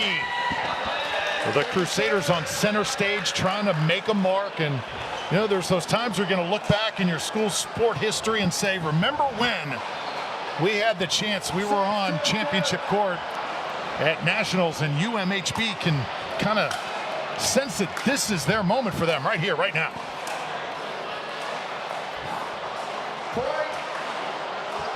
Oh, it's been a handful of times that the let court has really fooled the players at the net.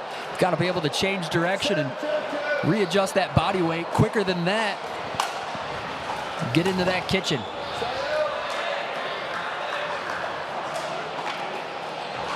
Side out now for the Crusaders. Again, University of Mary Hardin Baylor. The Crusaders out of Belton, Texas. A school that I had never heard of until about 20 minutes ago. How about that finish by Fyodor de Souza? He is making great contact right now.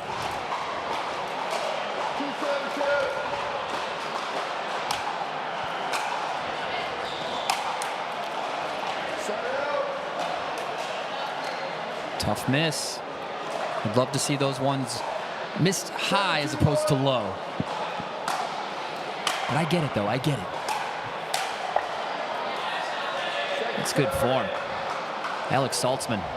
He's got these long legs, and he's bending very well, getting low, getting that leverage. Great shots.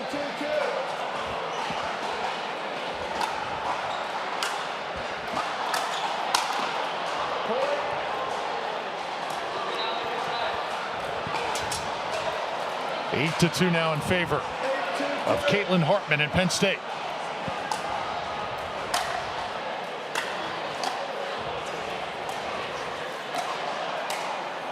Oh, yeah.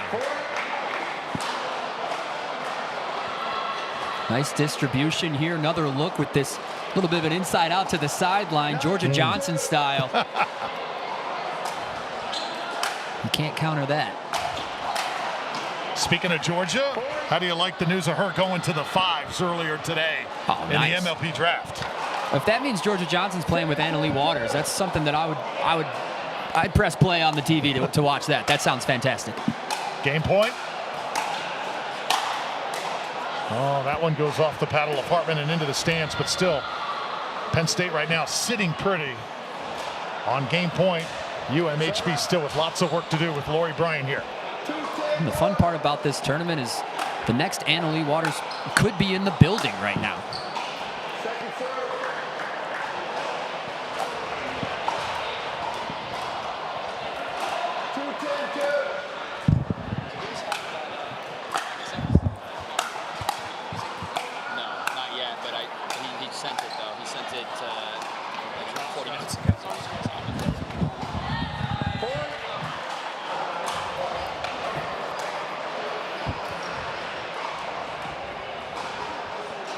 So a point, and now the lead trimmed to 7. Alex Saltzman puts it in play. Saltzman into the net, side out, and now once again the Crusaders have got to try and hold off another pair of game points.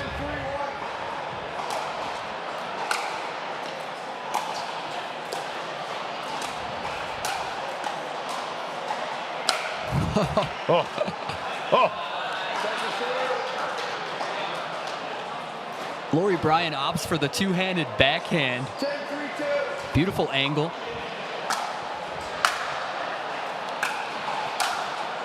Another one you can't call. Oh, it's getting called out. Are we going to get our first challenge here? Okay. We have a challenge of the out call. The out call puts us at 11-3 game. We'll now receive a video review.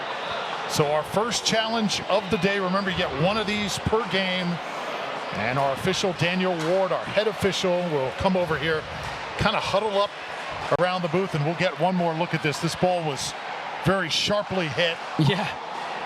Two-handed backhand by Lori Bryant, and we'll see if it was wide or did it get enough of that line to be called in. Yeah, had a nice angle. A lot of spunk on that backhand. There's the replay. We're going to get to see this review in real time. We'll take a look as they pull out the magnifying glass here. The microscope, if you will. Beautiful. What do you think, Drew? By the looks of that, I would say the call would be confirmed just by the looks. We'll have our officials in the back make the case. Call confirmed. Call confirmed. Nice little replay. Shout out to our boys in the back, the broadcast team, getting the call right. NCPA checking all the boxes. Love to see the challenge. Love to see getting the right call. That shot as close as it comes, but just, I mean, an inch out, if that. Yeah. And 11-3 Penn State now, 2-0 they lead as we get through with mixed here in our match number 2. So we still got gender doubles coming up. The Crusaders and the Nittany Lions from center court here at the Arch Pickleball Center in St. Louis. More NCPA action coming up right after this. Crusaders and Nittany Lions putting on a nice little show here on day 1. This year, this my show. Not a quitter, but I came close. Then the drums start beating and the lights turn on. That's right, baby, I'm home. Who you know do it like this? Make a comeback so fierce. Whole world better tune in. Watch out, cause I'ma go big. I'ma go big. I'ma go big. Look what I did. I'ma go big. I'ma go big. I'ma go big. I'ma go big.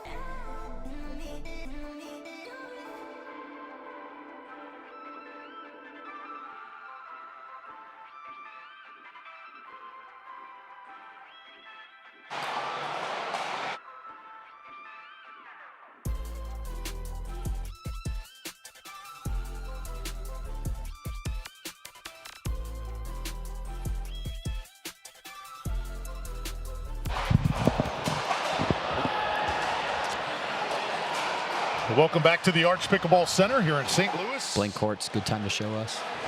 Blank court's good time to show us. We've got action all around here at the Arch. As many as 24 pickleball matches going on at the same time. This place is just absolute controlled pandemonium in pickleball, safe to say. That's how you would describe it, but that's the secret to the game, Drew. Yes. Controlled chaos, baby. Yeah, you've also got badminton courts here to our left. What a great setup. And looking at the far side of the arena here, you've got a lot of table tennis set up as well. And when you think about the game of pickleball and what game translates best to the raw skills you need in pickleball, is it tennis? Is it badminton? Is it even table tennis? What would you say?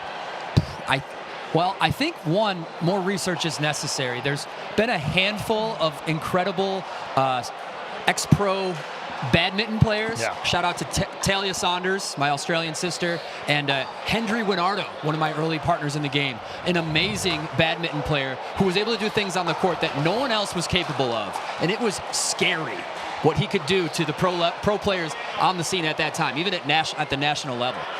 I'll lock in with tennis because it translates so hard. The movement, the mobility really translates to covering the court so well. So I'll give it to tennis for now. We can come on camera here for a second, too, if you need.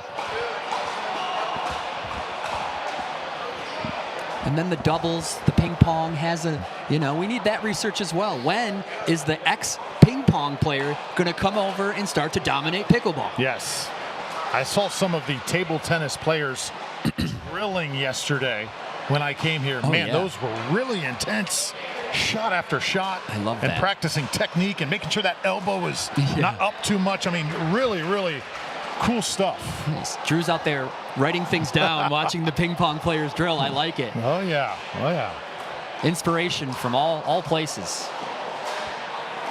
Always great to be alongside Rob Cassidy. Been doing this now about 5 years. Remember some of the early PPA days where we had a chance to work together. Last year we had a chance to do this event in Las Vegas. Remember the wind, how we thought it was going to be just a huge factor, and the cold as well. The weather settled though, and on the main competition days it was perfect. No, it really was. Beautiful Las Vegas sunny day, and I don't know, those kids came to play. Utah Tech in the house here, so looking forward to seeing what they're capable of. I know David Tabb with his podcast, that was his team selected to go all the way, Utah Tech. So just in case we go to sudden death in these matches, this is what we are working with, and it looks like we are in a sudden death.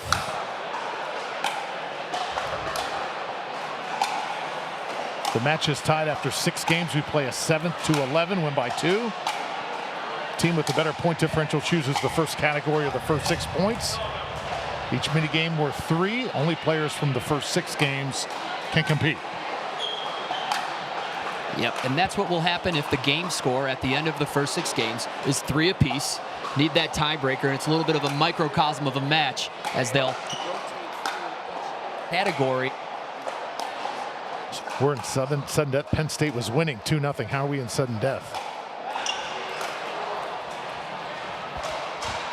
So it looks That's like we're if we get there, but we have women's singles coming up next. Yes. This is not the sudden death just yet. Don't scare the viewers at home. This is just the women's singles, which is essential in the lineup. So here we go. We've got Claire McDaniel near court. Yeah, Claire McDaniel, she packed a punch in the mixed. Got Jolyn Ha in the far court.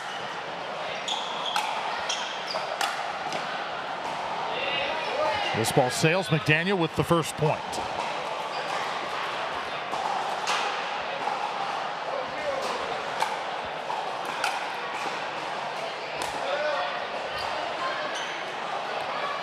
Yeah, the game is at such a exciting and interesting point in its development.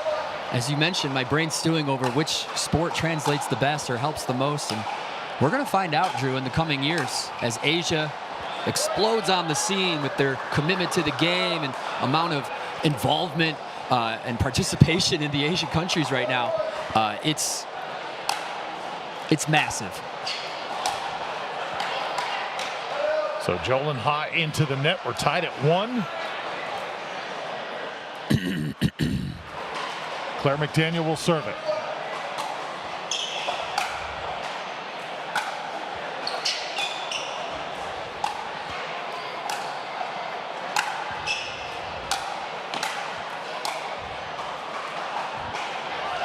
This is great.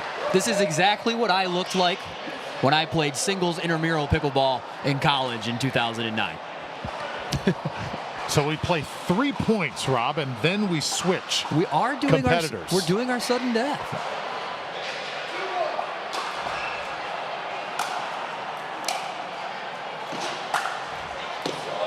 As that one sails, and Penn State able to get the point. This is Andrew Nugent right here, the 21-year-old out of Allentown. He's an accounting major as well. And Sam Ram on the other side. Well, every point's critical. We're only going to be playing 3 points. 2 big ones for UMHB here. And again, not rally scoring, not to be confused with the MLP version here.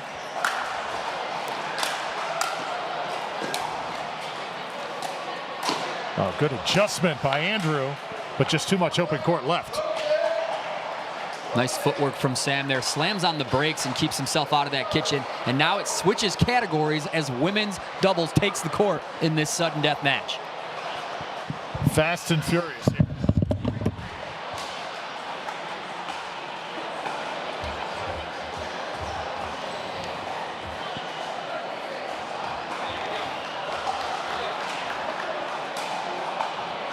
So this is Lori Bryant serving.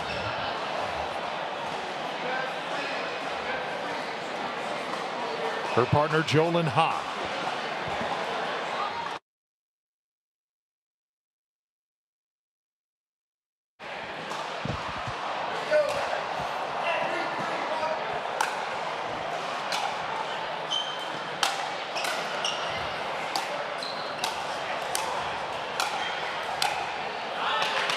Solid. Yeah, so my mistake, Drew. These two teams came from a previous court and had their early games first. So the game score is 3-3. This is the sudden death for all the marbles. Here we go.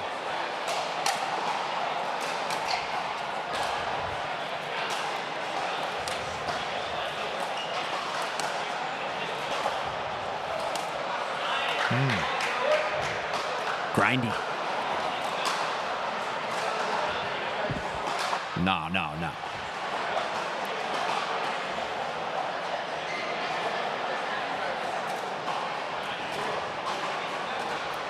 Caitlin Hartman.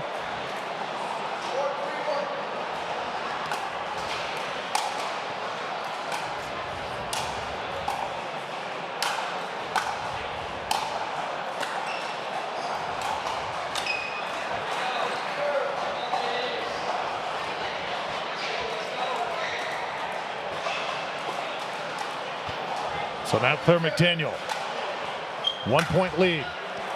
Penn State. That one goes awry. Make it a 2 point lead.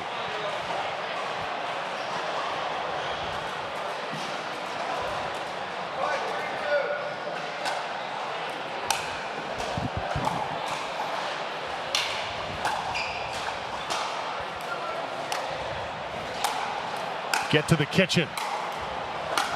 And nicely done. Good patience by the Nittany Lions. Claire McDaniel, the final say, and 6-3 now in good shape as Penn State. And out come the boys. Sam Rom has been doing his part to get his team this far. The Penn State boys have been looking pretty good.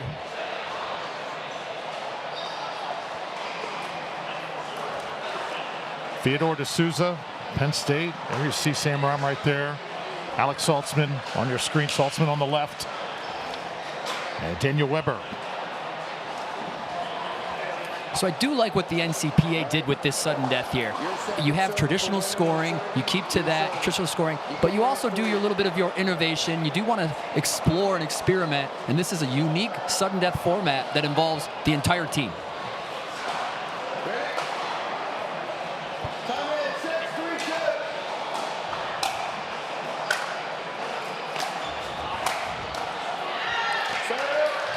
Tell you what, Sam Rom playing at a really high level. And when you watch these two teams compete, man, you can understand why UMHB rather, was able to win the first few games in this matchup.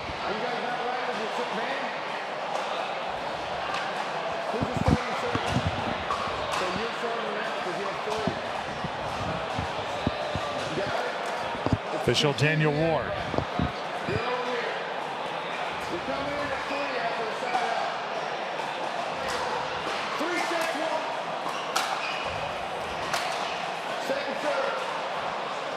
Got to put these serve possessions to good use.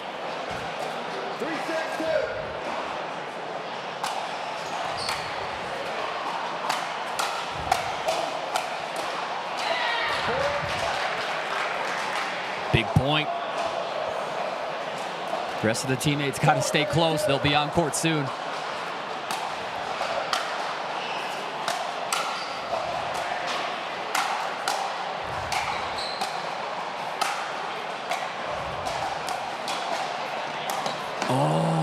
Misses the execution. But their decision to stay back and handle that drive, you can see how they kind of negate the power by just holding that defensive positioning on the baseline.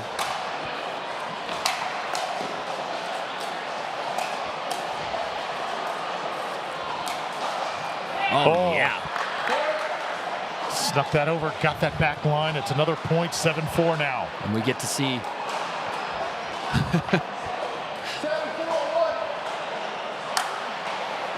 serve is out, can't have it. I do like that sneaky shot from Theodore, though. If your opponents aren't ready for it, it's the right shot.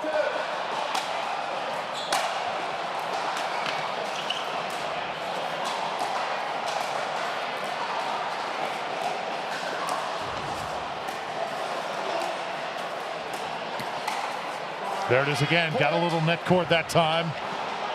And for Penn State, they double the total of UMHB. 8-4 now. First mix, make sure it's right. Daniel and Claire, Joanne and Samuel. Intense. Your bands are right. You're the starting third. So it's going to be Daniel Weber and Claire McDaniel here on one side. There's McDaniel and Weber. Sam Ram, right side of your screen. Jolyn Ha for the Crusaders. Yeah, it's a new format. It's the first one here on Championship Court. Working out the kinks, but they're getting a groove here. Weber to serve.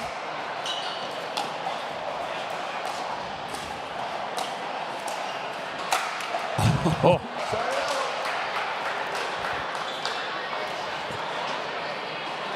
Anything that you think UMHB can do to sort of turn this tide? It just looks like they're trying to counterpunch to no avail here. That one goes wide. Yeah, it's a little bit of rolls there, and that's a tough shot from UMHB. That's twice in a row she did that shot, that same ball path. But where's the purpose, and where does she intend on that ball going? Now Sam comes over, takes the same shot. They got to try something. They're squirming a little bit now, but simplify, I would say. Sam's the creator. Sam's the ender here. It'd be great if she could set him up and get him more touches so they can get this done together. That's tough. That's tough. And on the other end there, Drew, for Penn State, Claire has been just a great communicator in every match she's been in so far, and I think that's really working for them. Jammed him that time. Penn State now, once again, a point away. Can't seem to find the answer here. Match point. There it is for the Nittany Lions. So for the first match point here on center court, Penn State, they were ready for it, Rob, and they executed, coming together as a team. Yeah, in good fashion. If you know anything about, Penn State as a college, they get it done. And that's what we saw here with this team, and looking forward to see them on their way through our bracket coming later this weekend. Great to see the sportsmanship, the fellowship there. Yes. Everybody getting together, friends, relationships made here in St. Louis. That is what the NCPA is all about. Not just pickleball, but faith and putting Jesus Christ at the forefront. Love the theme. And all teams soaking that in here on day one. So we've got 3 days. This just pool play. Tonight the seeding's released. Penn State victorious. Crusaders of UMHB have a good showing as well. We'll be back to St. Louis.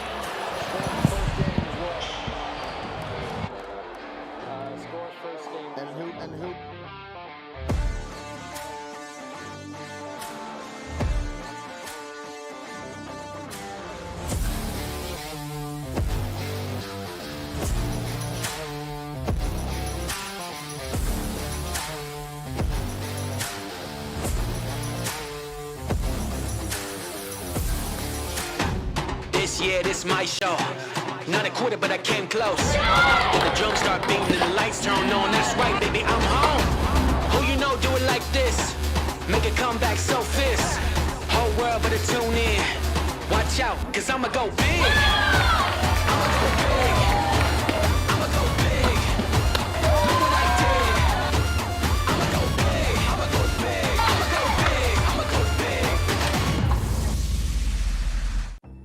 The National Collegiate Pickleball Association is the governing body of collegiate pickleball. We were established in 2023, where we had only 30 universities involved. This year alone, we'll have over 120 colleges competing and over 3,000 athletes participating across the nation. Our nonprofit, the NCPA Foundation, is committed to driving the growth of collegiate and junior pickleball, and your support plays a key role.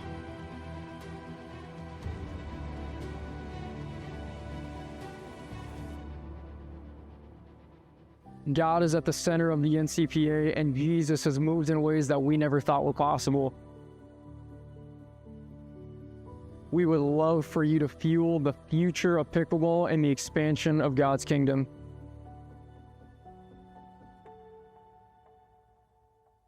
This is just the beginning.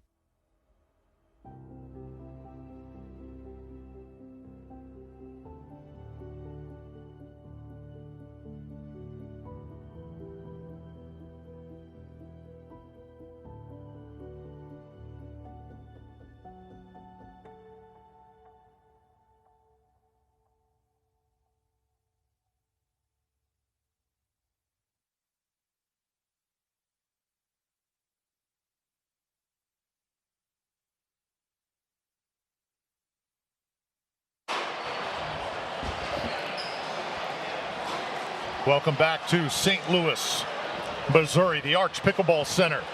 And we're here for the NCPA National Collegiate Pickleball Championships. Drew Felios alongside Rob Cassidy. Rob, we've seen some fun action so far and still so much more to come.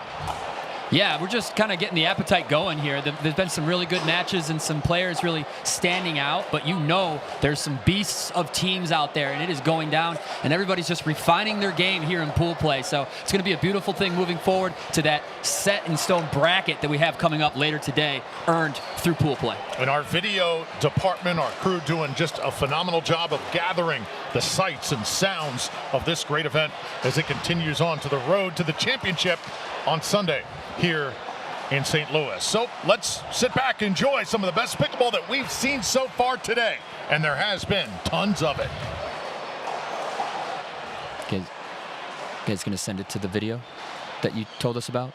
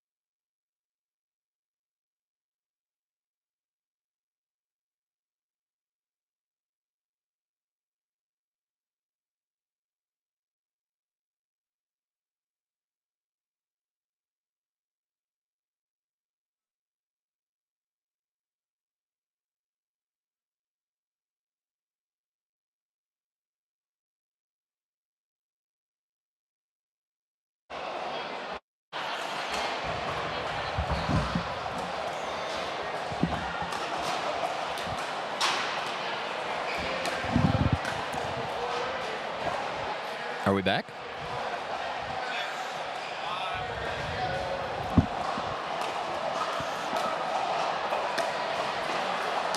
Welcome back to the National Collegiate Pickleball Association Championship here in St. Louis, guys. Thank you so much for tuning in around the world. We have players from around the world in this tournament. The bracket's going to be down to 64 teams battling it out for that one spot, getting to that championship that will take place this Sunday.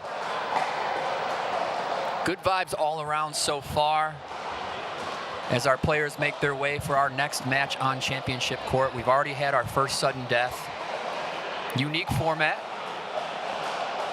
Utilizes all disciplines and all players on the team. These are teams of 4. 2 men, 2 women. What can you bring to the table? What are your strengths? What are your weaknesses? I heard one instructor one time give some good advice. Go out there and do what you're good at. You know, when the going gets tough, when things get stressful or pressurized, what do? You go out there and you do what you're good at. You don't practice that rep that you've never made that shot before in your life. You go out there and you double down on that cross-court backhand that messes up every single person you've ever used it against. So take it for what it's worth. But thank you guys for tuning in. Pickleball TV. Shout out to our broadcast team for bringing this pickleball live. And I am super excited to see how this bracket, this tournament's going to unfold as we approach the championship on this Sunday. Catalyst Energy Drink Pure Performance making this happen, as well as Yola. Not a bad paddle to have in your hands on any court. There, the visually assessed international rating system on the scene, uniquely looking to make the game fair for everyone. Thanks for tuning in, guys. On behalf of Rob Cassidy and Drew Felios, we appreciate you having here. And our next match will get started shortly.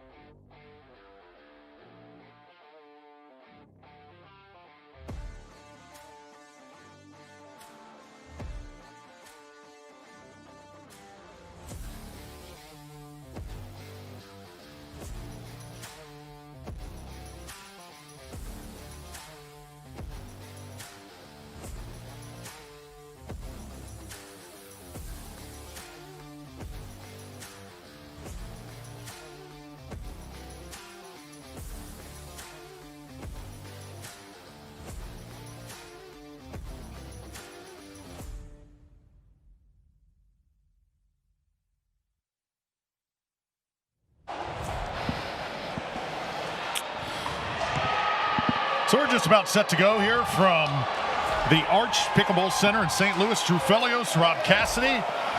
Virginia Cavaliers had the ACC taking on the UCF Knights from the Big 12. Virginia in the far court, UCF in the near court.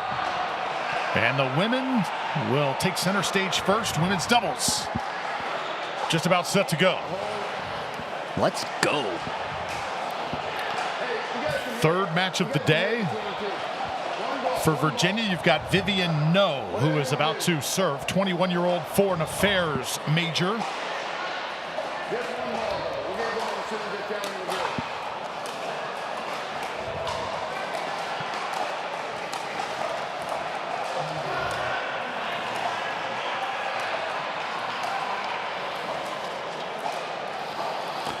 Teams are submitting their selected players to send to the court. No worries.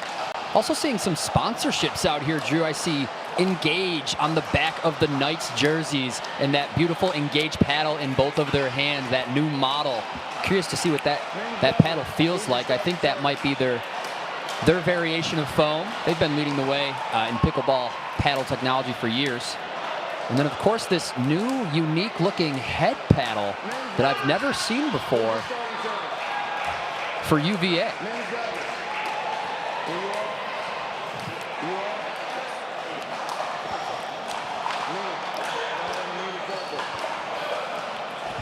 So we've got Vivian No right there, her partner, Alexandra McDonald, who's a veteran of this event. Remember Alexandra from last year? Yes. She's 23 years old, going for a master's degree in public policy. There's Alexandra right there, out of Arlington. So Vivian and Alexandra representing UVA. For UCF, you've got Val Menrubia, originally out of Bolivia, grew up in Fort Myers once she came to the United States. And her partner is Gianna Southwick, 20-year-old from Ormond Beach, a psychology major. Nice.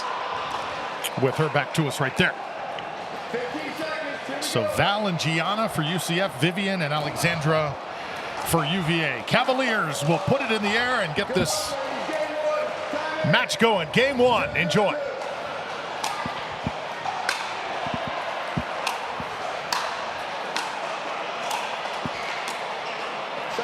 Nice. Val sneaks a little backspin on that ball. Might have helped a little bit. Good first point.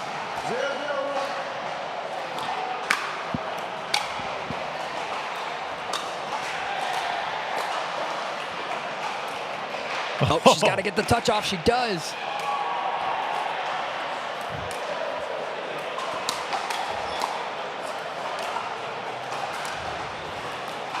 Wow. So you had a rare occurrence there, Rob. Yeah. The ball probably would have gone over the net. Yes. Had Alexandra McDonald struck it or not. Yeah, it is a rare occurrence, and she needs to touch that ball before it goes back over. And that's one of the rare occurrences where you can reach over the net and touch the ball on their side, which I believe she did.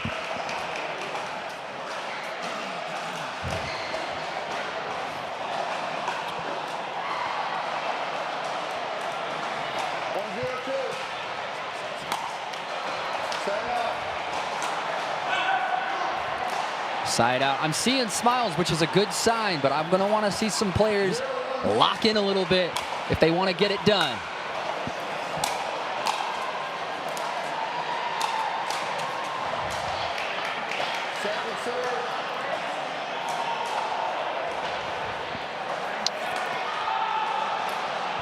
Second serve on the way here for Virginia.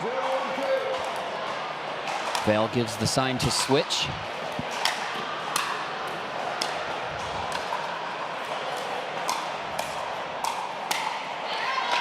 Very nice.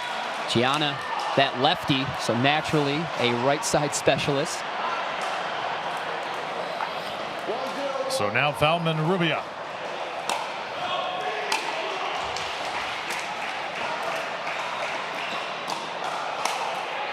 Leave it up, and Alexandra McDonald knows what to do with it. That's right. She's been here before. Last year, the championship took place in Las Vegas. It was very intense. So many good players. And now we're back here in St. Louis, 2026. Ooh, good form. Number 2. That's going to touch court. Gianna Southwick, the youngest player on UCF's team at age 20. Psychology major, puts it away. Rips that next serve into the net. Smile on her face, but I think she's one of those athletes by nature. She's got some of that. You can't teach that stuff in her.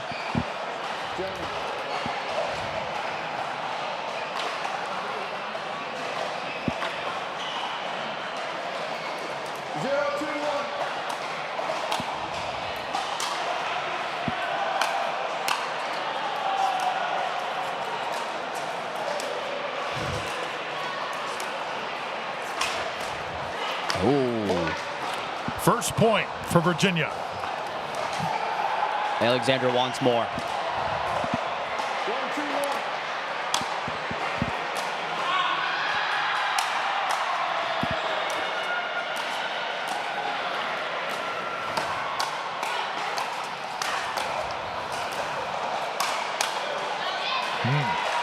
Nice firefight here, Rob. First one of this match. Yeah, and that's something I've seen in these games at this tournament more than any other environment is just having a hard time identifying those out balls. I'm seeing out balls being played more than usual. That comes in time. It's tough to lay off.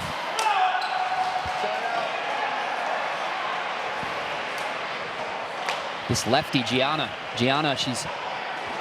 she packs a punch. I think she's looking to take control of this match here.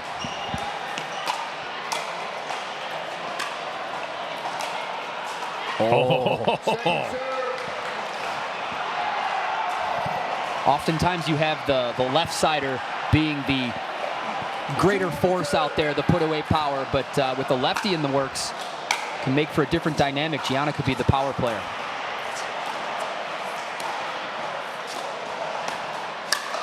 Oh, went for it there with Gianna.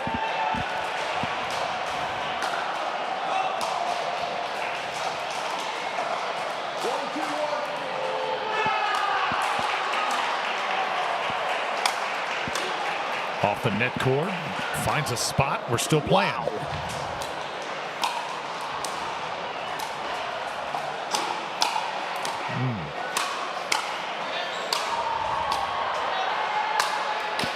How about this? Little drop action for the finisher. Quite the point. A lot of thunk off the net. Couple lobs. But there's the finish. An intentional drop shot from lefty in the making. Lefty great in the making. Gianna Southwick. There's a tough ball there. A little too high for the two-hander.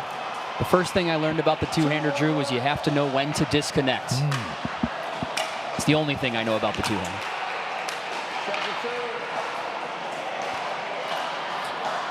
Once again, both teams a little slow out of the gates. Scoring points, 2-1.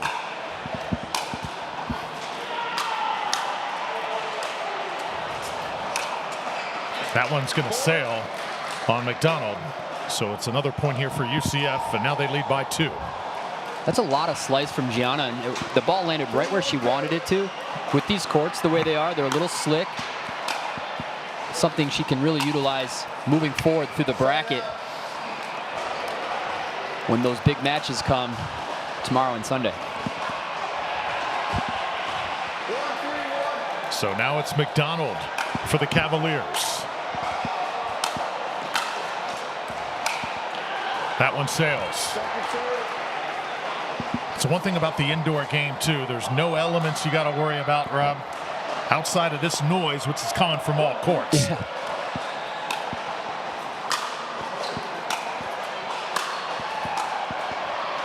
Whoa! Got to talk on that middle ball. They get it done. Yeah, from a pickleball standpoint, I was born indoors, Drew. It's a very fun game. It's like playing in a vacuum, you know, like the ball's really going to go where you intend it on as long as you're aiming for it. Makes for a very fun game of chess.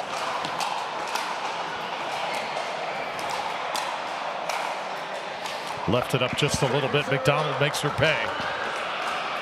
Alexandra has the game face on for UVA.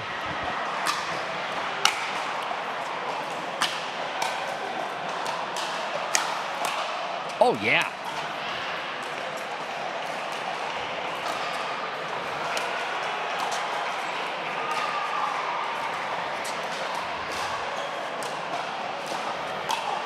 Oh.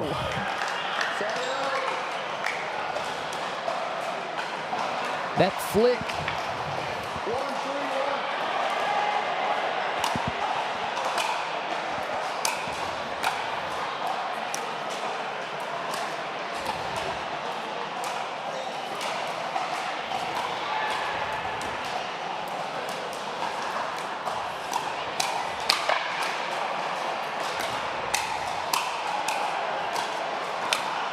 What?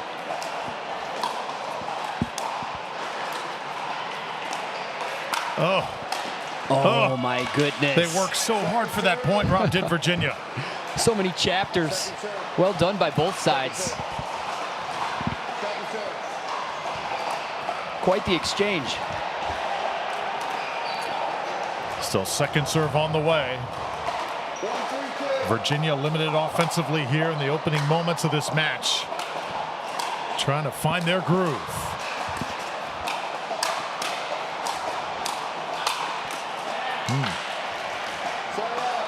That's it.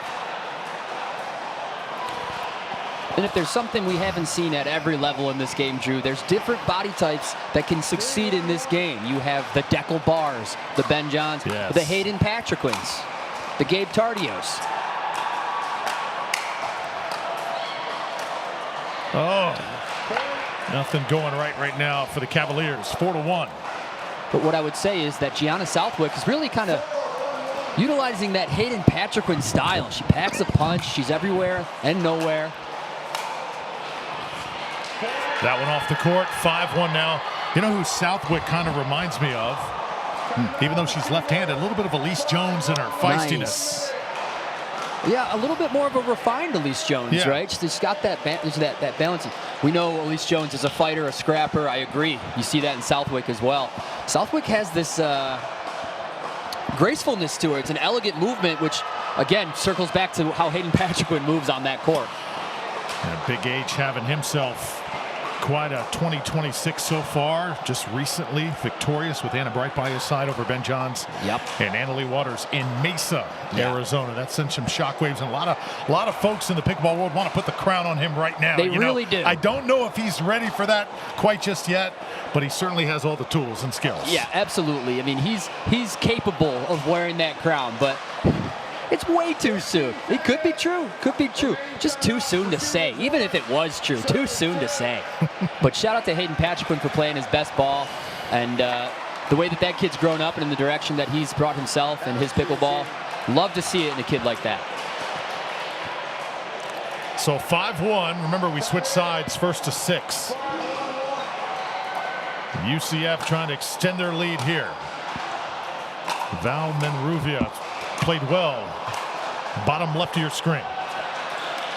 And McDonald can't catch up to that one. So we've got the end change now. A 6-1 game. Virginia, a little uncharacteristic of them. Confidence a little shaken. Let's see if they can recuperate after this break. 6-1 here in game 1. Virginia and UCF.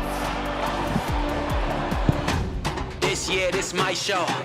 Not a quarter, but I came close. Then the drums start beating and the lights turn on. That's right, baby, I'm home.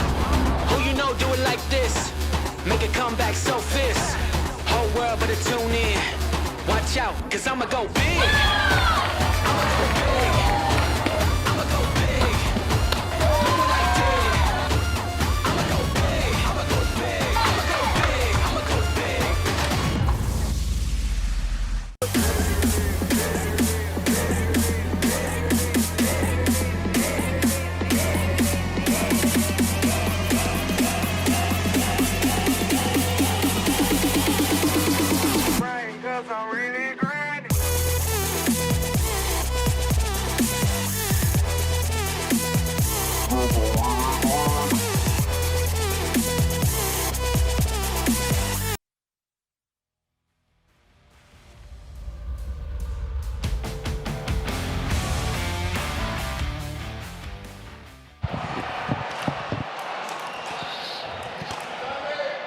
Welcome back inside the Arch Pickleball Center. Drew Felios, Rob Cassidy, UCF 6-1 right now. Game 1. This is women's doubles.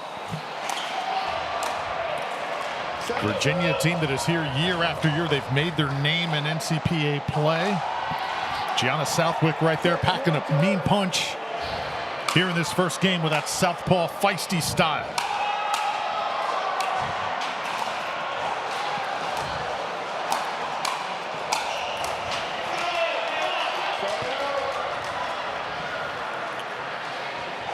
So Vivian No here. She's been a little bit quiet in this game. Let's see if she can pick it up. Alexandra McDonald here to serve it for the Caps.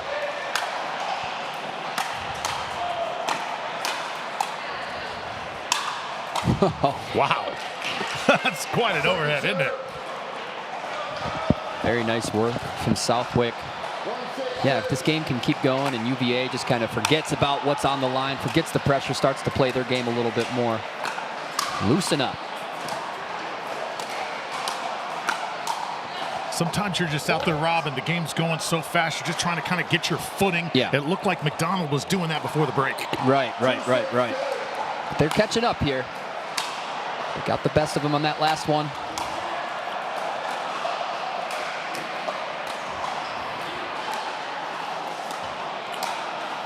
How about that? Oh. Nice spot from Val, but truly great setup from Gianna, taking her time during the ball path to set up and really take control of the dinking. Gets her partner that opportunity. Uh-oh. Oh, well done by No. Vivian No, also from the state of Virginia. Foreign Affairs is her major.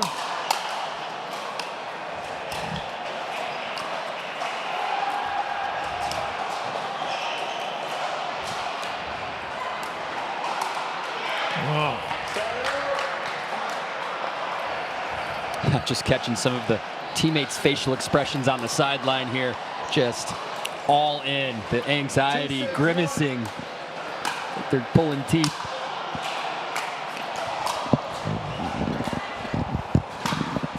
Oops. That time overcooks the overhead. That shot has been money so far in this game. So let's see if Virginia continues to exploit that.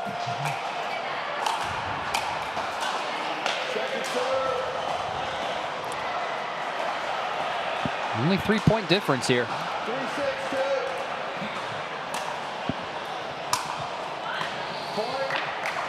Missed serve return from Gianna.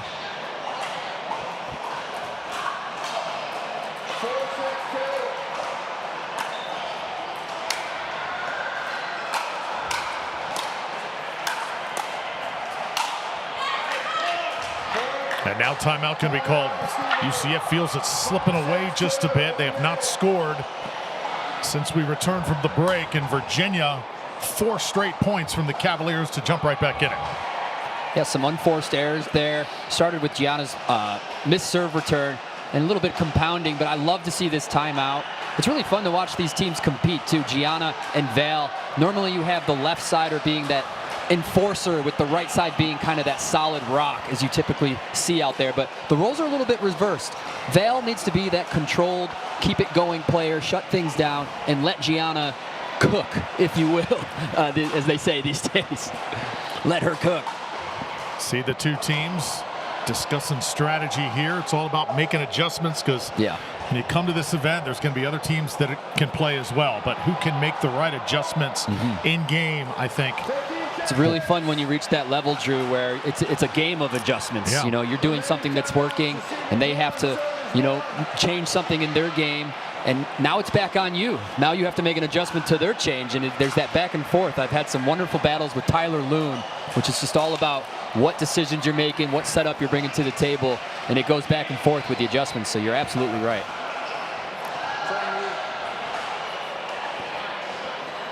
Now it's just going to be time to clean it up a little bit. Can UVA keep this rampage of a comeback going?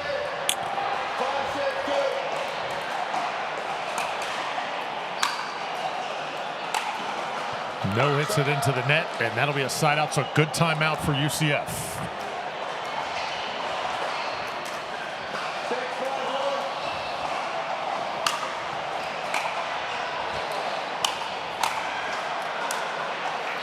But all those balls that McDonald was missing earlier, now she is squaring up on the Virginia side, and UCF,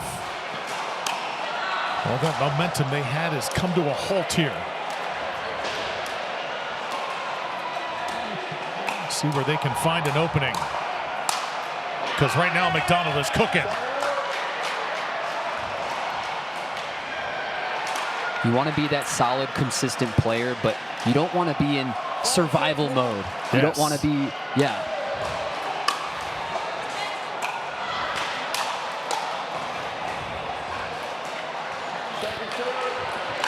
Nice play there from Vail.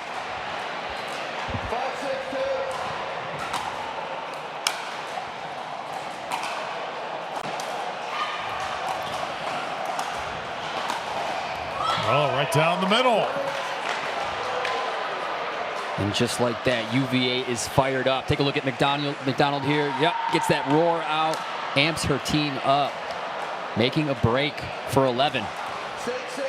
All tied at 6. Was a long road back for Virginia. Finally a side out for the Knights.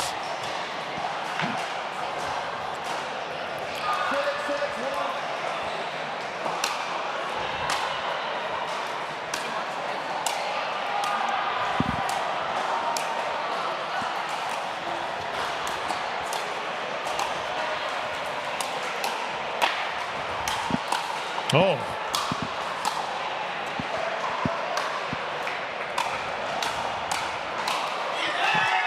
That's why you stay in it. No, and McDonald never gave up.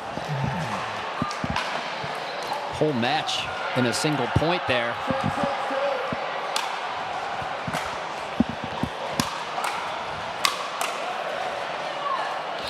Sometimes you get to the point, Rob, where that frustration kind of builds. What advice would you give a team where you feel like, man, nothing's working?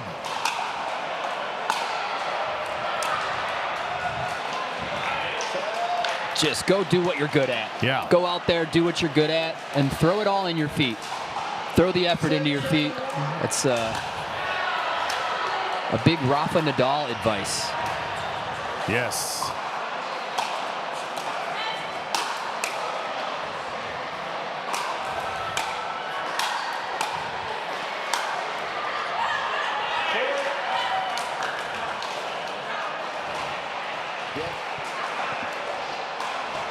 We have a potential dispute on the call.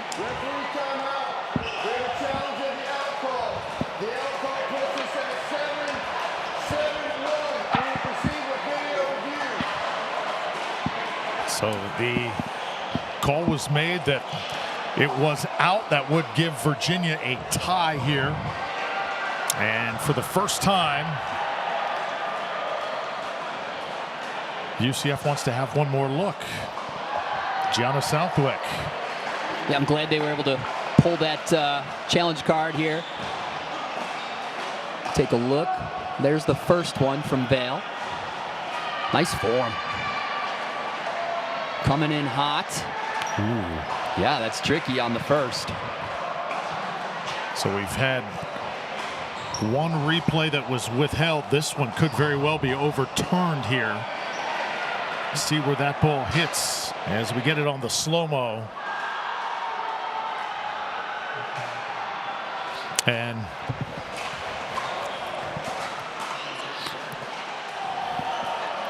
nice, and it sounds like the booth in the back has made their decision, Drew. The call is overturned. The ball is in. It was in play at 6:72.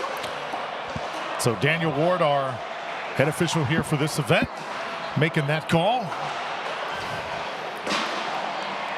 Great use of the challenge. It was a great shot. They didn't like the call. Got to use it. A game that seemed like it was being dominated by UCF now hangs in the balance.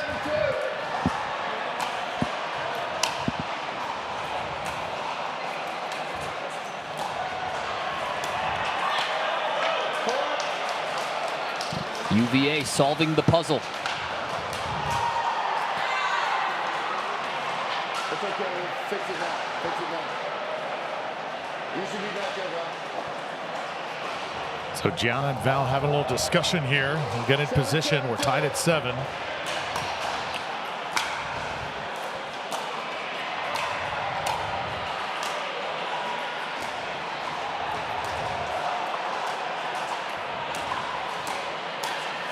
Yeah. Finding the middle has been Rubia. Now, how fun is that? You know, the game of adjustments, just like you mentioned, Drew. We had Gianna on the left side there, setting up Val for the put away this time.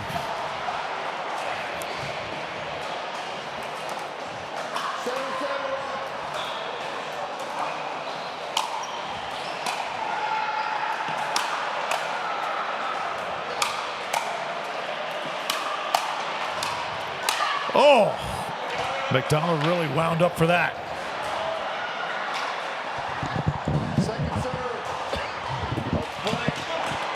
So it is a point, 8-7 now in favor of UCF.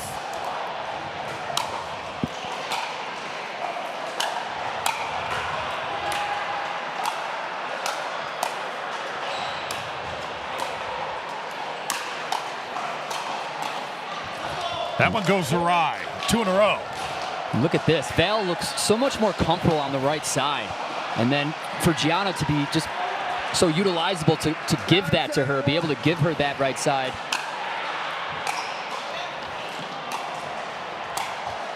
Confusion on that first middle ball. And was that ball out as well? Yes, it was. Just wide. McDonald mishit it. And just like that, game point.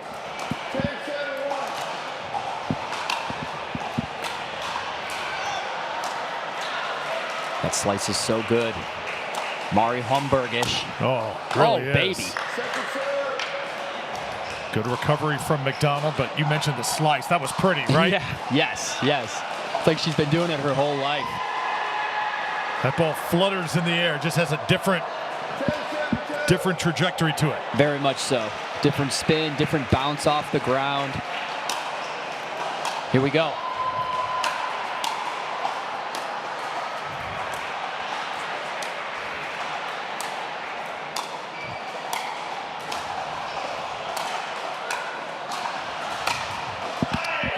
And the finish here from McDonald, so still some hope for Virginia. Yeah, so here we are, Drew, right? So UVA, they had him solved. They were making their comeback, targeting Val on that left side a little bit. The Knights, they make their adjustment. They switch sides. They put the lefty on the left side. But now UVA has found Val again on the right side. Nice little target area for them to get the ball back.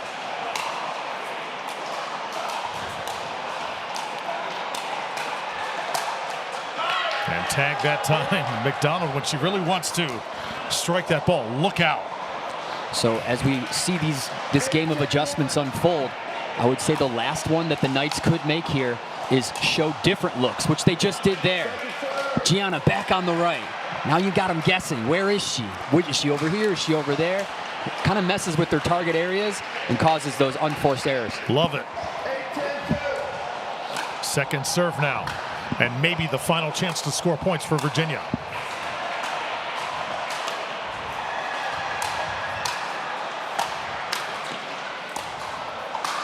Gritty, gutty, hard fought throughout the entire match. Another one by Southwick and another game point here. You could really see the Elise Jones in that one, Drew. That was good.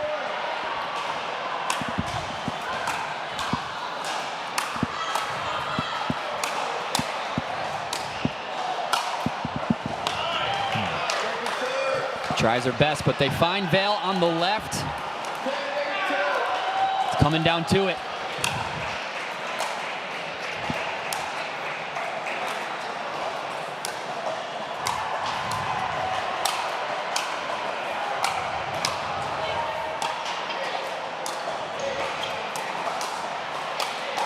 Oh my goodness. UCF were able to get to the kitchen there. Looked like they had some new life on that point, but could not put it away. And now Virginia just will not go away easily in game one. Great battle. Oh my good. Oh! Crowd loves that one. Vivian pulls it off. Take another look. That dink was so good by Gianna. What a redirect placement shot from Viv down the middle. And then it carries over to the next point. And just like that, we're 10 up. Wow.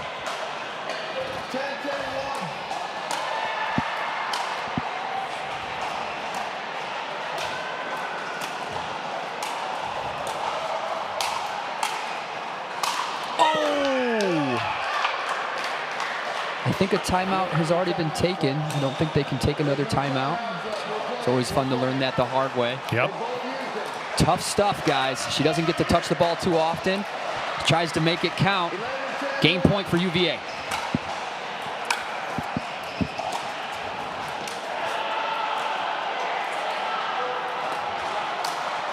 Ooh! Vale clutches it out for at least for now. So bold. Big time shots at big time moments. Oh, she played it. She played it. Oh.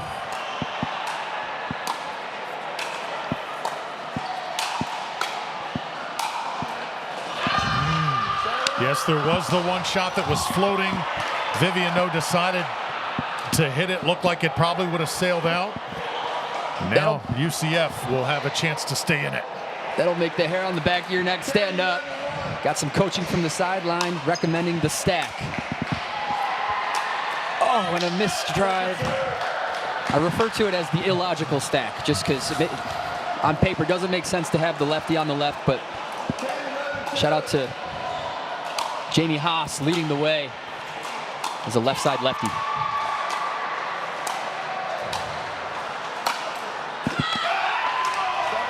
Man, oh man, held to advantage. If they can come back and steal this, Virginia will have a major edge. They were all but out of it.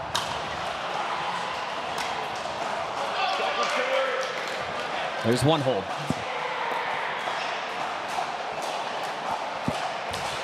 Val to return. Vivian No to serve.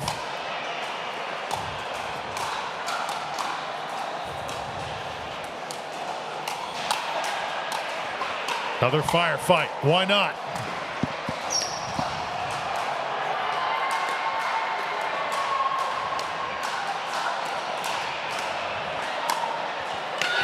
Oh man, and the patience for the right ball from McDonald.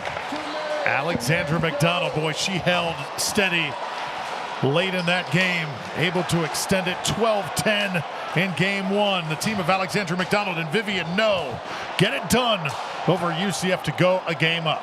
Much more to come. More NCPA National Championships after this from St. Louis.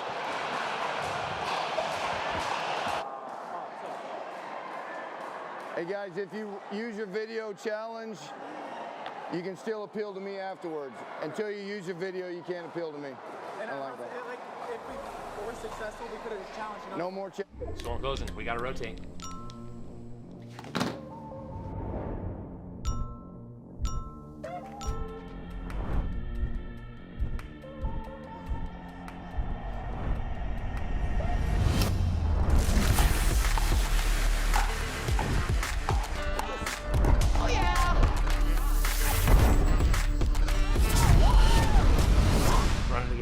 Always.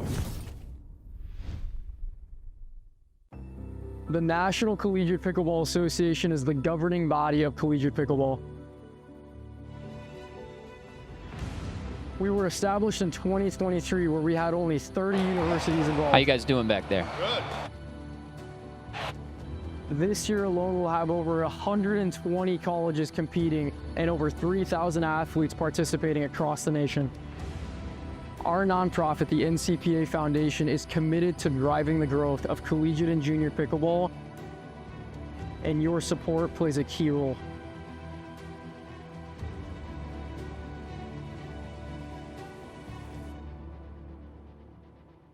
God is at the center of the NCPA, and Jesus has moved in ways that we never thought were possible. We would love for you to fuel the future of pickleball and the expansion of God's kingdom.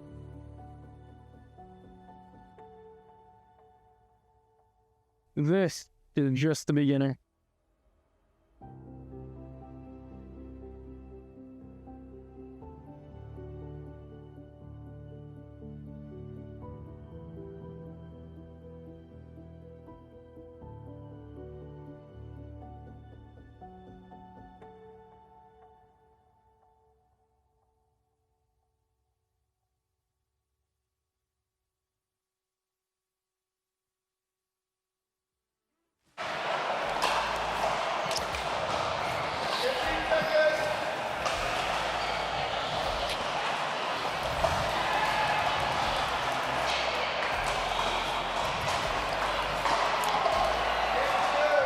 Back here at the NCPA National Championships, thrilled to bring it to you on Pickle TV.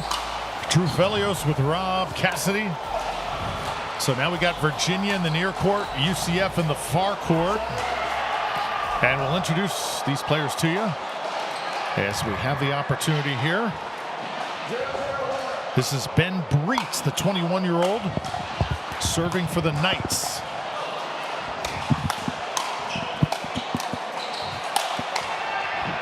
And his partner wearing the pink hat is Ethan Joshnig, age 25, also hometown kid from Orlando. University, the Cavaliers rather. Virginia has Aiden Elston, 20-year-old from Moseley, Virginia, and Eric Lee.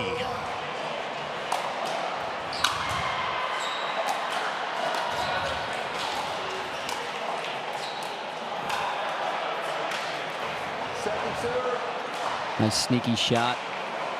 I think this game's going to unfold slowly.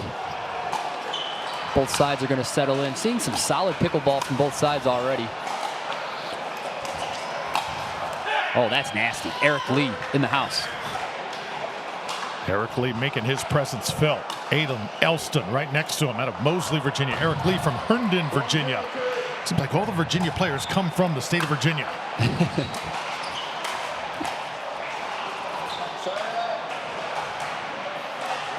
I went to Coastal Carolina University, Drew, Coastal Carolina University, and I recall the out-of-state rate was over 50%. Wow.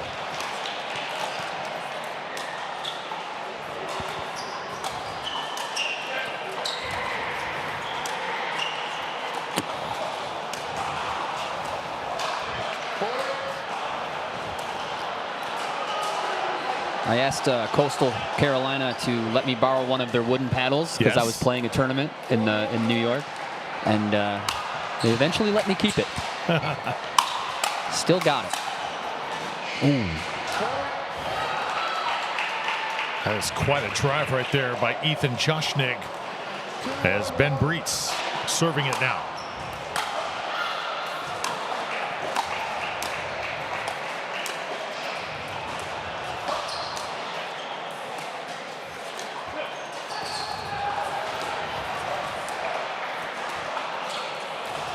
Nice. Oh. Beautiful point. Tragic ending.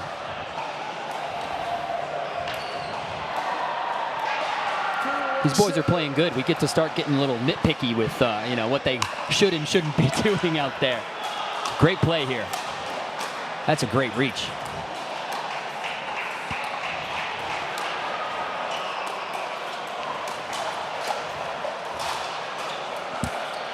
Team Virginia living low. Oh, Eric Lee can't do anything with it. It'll be a point here for UCF. Yeah, and that's now a 3-1 edge. He attacked the sideline with that initiate and left. He left with his positioning. Needed to stay there, keep himself in front of where he sent the ball. Nice follow-up from the Knights. That's what I like to see, Drew.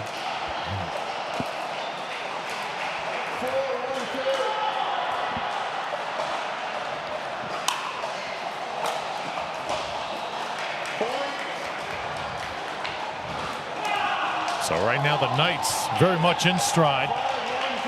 This Joshnik can really strike a ball.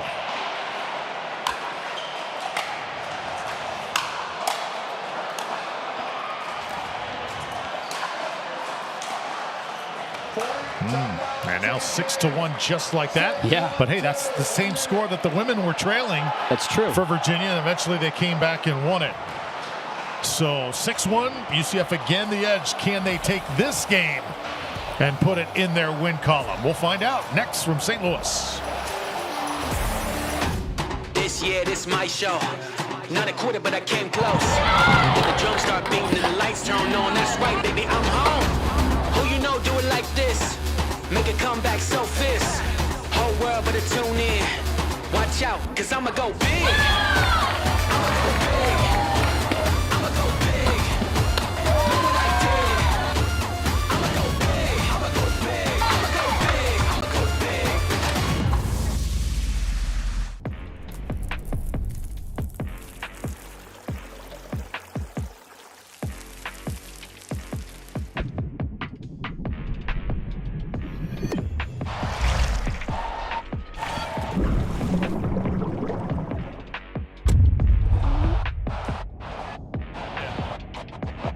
I like it.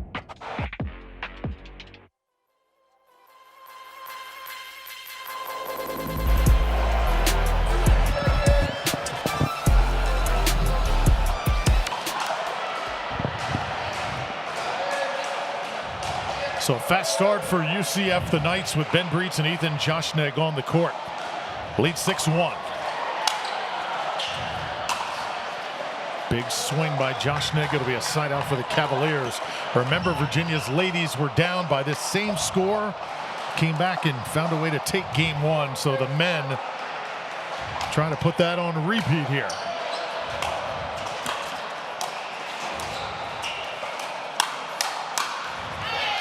That's how you get it started. Yeah, and that point right there, I think that's something that they can do all day. That's a mode that they can keep lit. They can keep that going.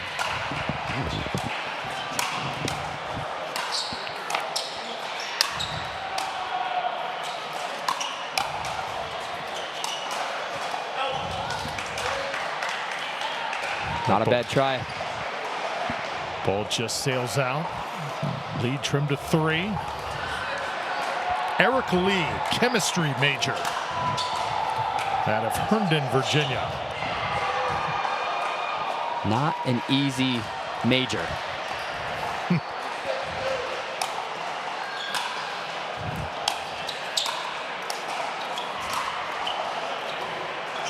With that long reach of Joshnik, certainly, I think, an advantage in a match like this. He is a big kid. It's like he's getting taller by the second.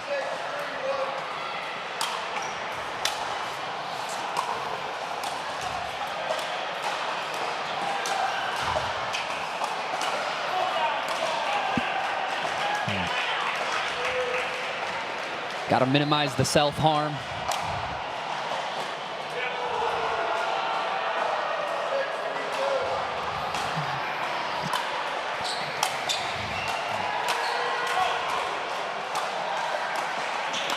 Oh, wow.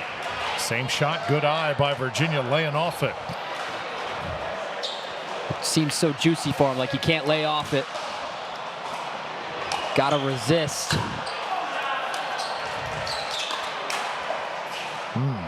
Right back to it. Either resist or persist, one of the two.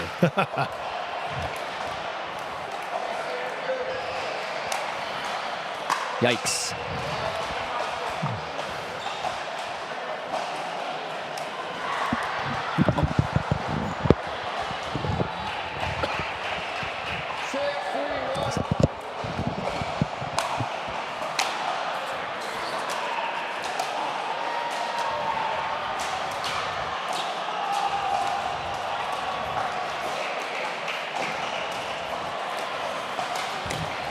Nasty. Another point here for UCF, so 7-3. That was a great flick from below the net. And now another point for the Knights, so 2 in a row. Joshnik, watch this shot. Oh, yeah, that's a nice stab. Second serve.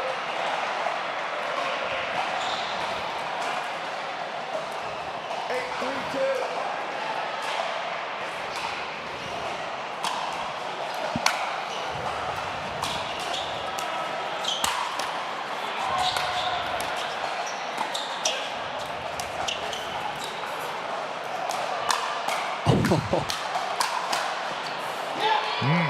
Beautiful. Showing up on all fronts here, the dinking, the attacks, and the counters here to take control of this point and win it. Timeout going to be called by Virginia. Eric Lee looked at his partner, Aiden, and said, I think we need to slow this thing down just a little bit. Ethan Joshnek right now feeling very comfortable for UCF. So this is the third match we've seen today. Remember, at the conclusion of the day, we will have the seeding going on to the weekend tournament tomorrow and Sunday, when we will crown a champion. We'll also have an all-star game, Rob. Best players compiled and put on the court, facing each other from each region. That sounds great. Really look forward to that. Pairing players for the very first times with each other. Yeah, that's going with to be other really cool. schools and whatnot, mixing it up. That's going to be great and beneficial. That was one of the great things from the tournaments back in the day. If you weren't in, you're playing the rec with the best from around the world. Yep. I see that in the All-Star game as well. That's going to be awesome. Knights are 2 points away from evening this match at one apiece. And now it's game point.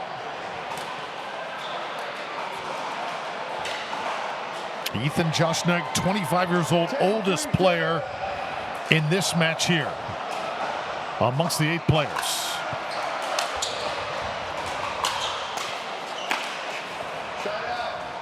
So one last gasp here for Virginia. Another side out.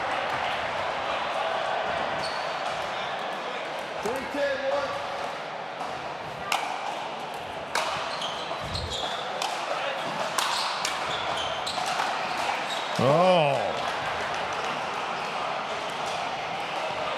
It's going to be a steep hill to climb for the Cavs. That's an error you'll see when you're up 10-3.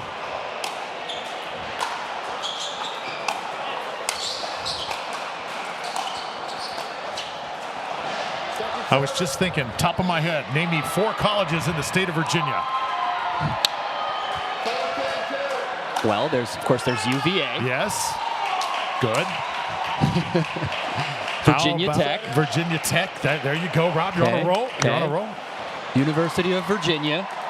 We already said that. Oh, we already said that one. Okay, right. We already said that one. How about JMU, James Madison? That's another. Nice.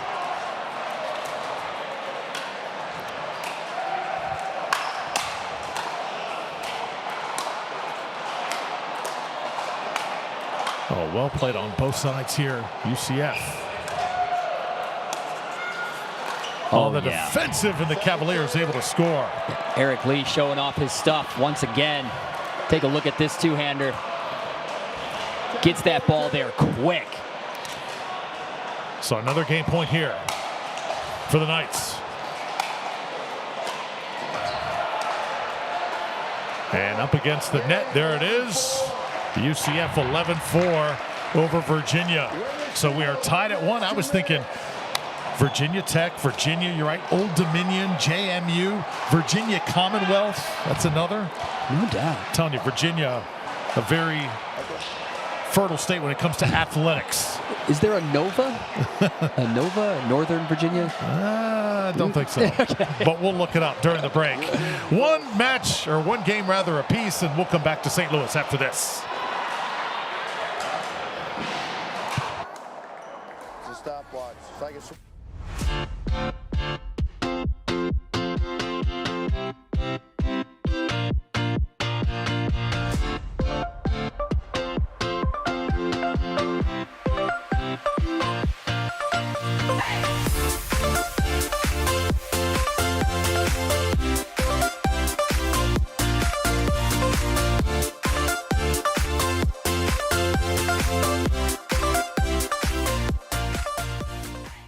Storm closing. We got to rotate.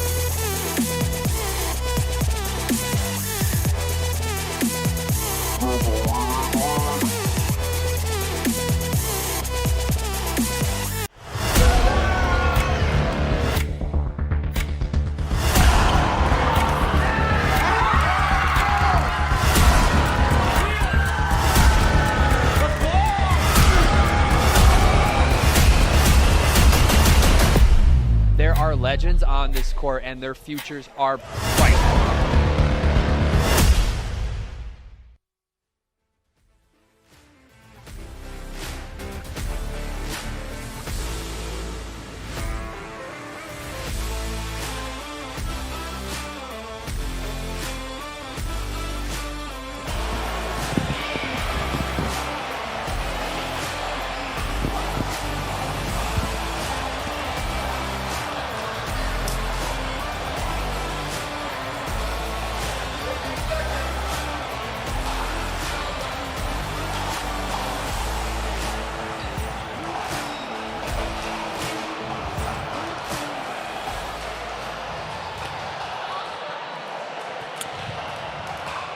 So we are back here with Alexandra McDonald on the court. We're playing singles now. McDonald against Southwick for UCF. Yeah, and as far as reputations and rivalries go, I mean, we have it all here unfolding on championship court. This is the match we wanted to see. Southwick versus McDonald.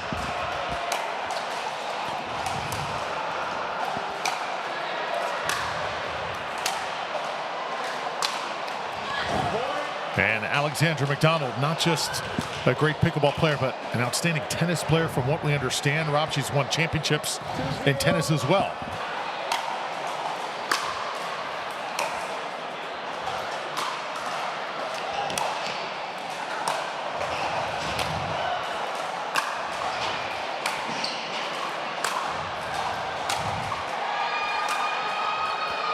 This is a nice battle, and it's Southwick. Tell you, she is a scrapper, isn't she? She really takes control there. McDonald really doing her best to ride the storm. Unfortunately, Southwick able to keep it going. They did not win that mix or that women's doubles, but Gianna Southwick is certainly making a name for herself in this match.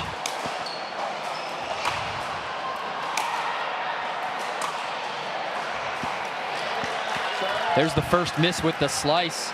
Almost seemed like an endurance thing. These points are long.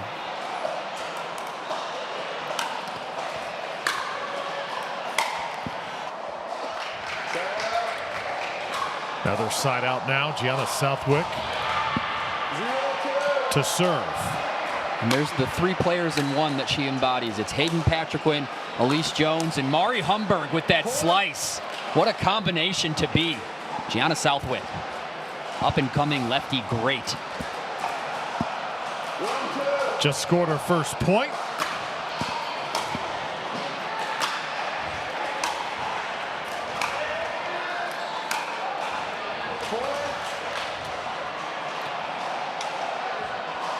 And now two in a row. McDonald's been here before. We saw what she could do with that low score, that comeback in the women's. Can never counter out. She's a battler. Way to make her move.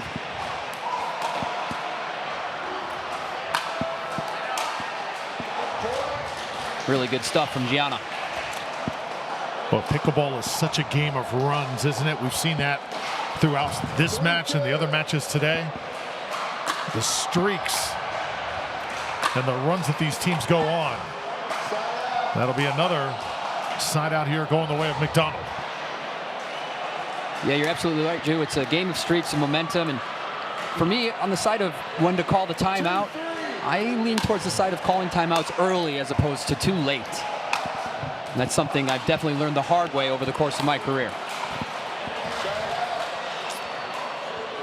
It's also a good idea as far as timeouts because you got to use them. We've already seen today how valuable the usage of the timeout is. Tough. Oh, look at this. And there it is, just to kind of catch her bearings, get the water. Look at that teammate handoff there from Virginia.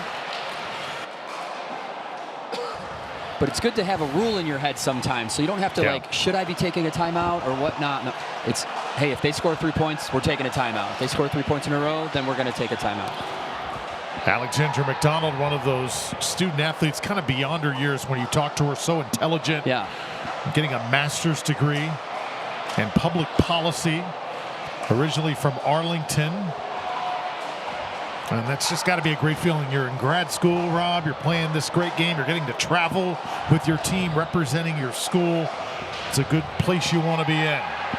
100%. And not to mention the over $50,000 in prize money that these students get to play for as well. What an opportunity and what an outlet the NCPA has provided for these guys. Just imagine, too.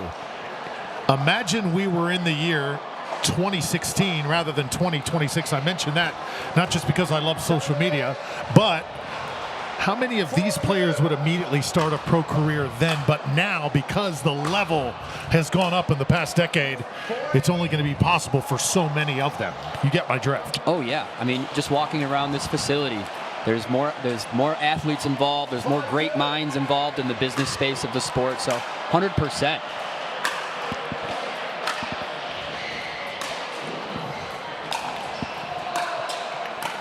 McDonald takes net.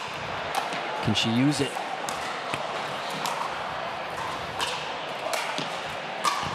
Surviving the Gianna barrage here. Shot of her own. She takes control. Oh, yes, she does it.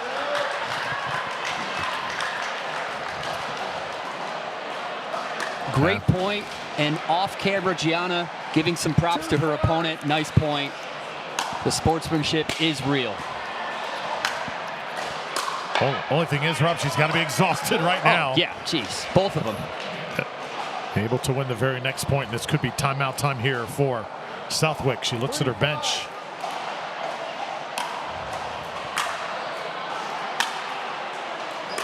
Ooh, slide there.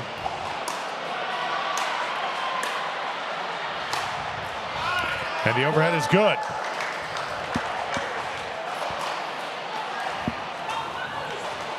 Props to both players here.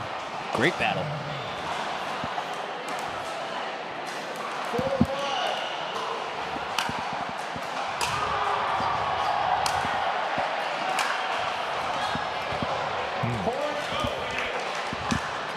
Now we're tied at 5.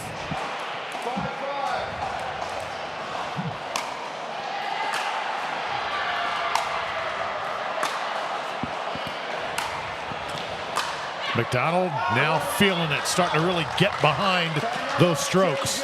It's 6-5 as we go to the side switch. Yeah, didn't see that coming. UVA taking that first, so. Back with more of the NCPA National Championships, all tied at 1, Virginia and UCF.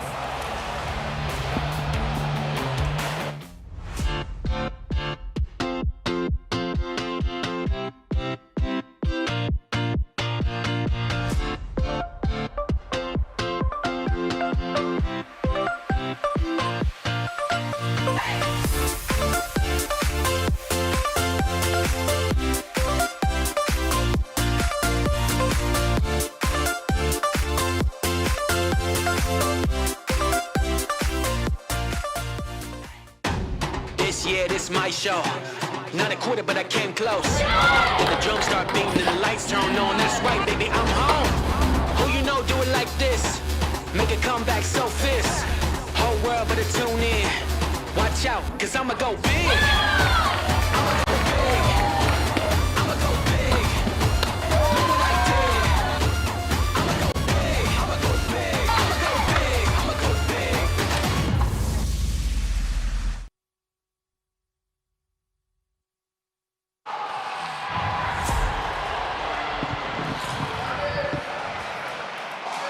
NCPA National Championships in St. Louis, Missouri at the Arch Pickleball Facility. Drew Felios, Rob Cassidy, McDonald on a hot streak as we took a break. She comes out though, hits the net there, and let's see if Southwick now can respond, Rob, because Alexandra McDonald has really controlled the last 5 minutes of play.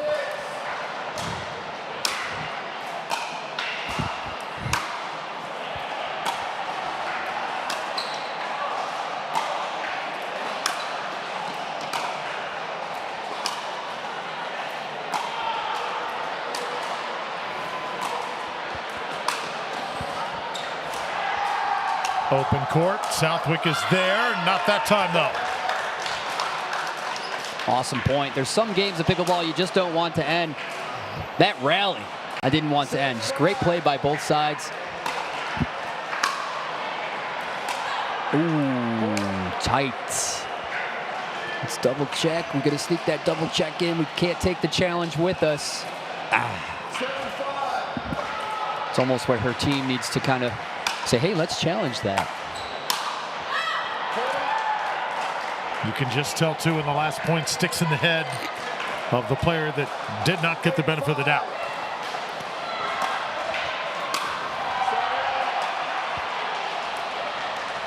So how many points in a row has this been for Alexandra? At least 6 or 7.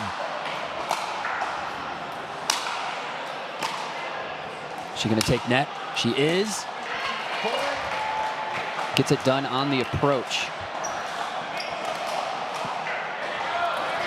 Gianna Southwick, just 20 years old, youngest competitor amongst these two teams, and a psychology major.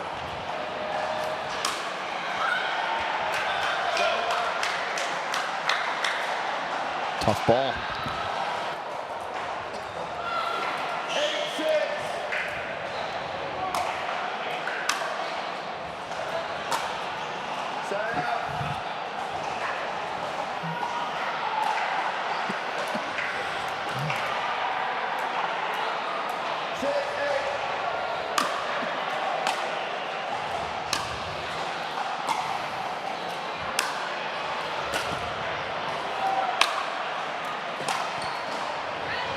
Very nice.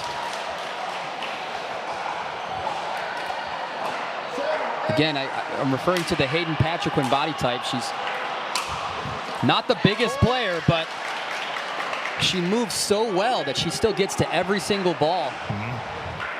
Controlling these points from the baseline very well.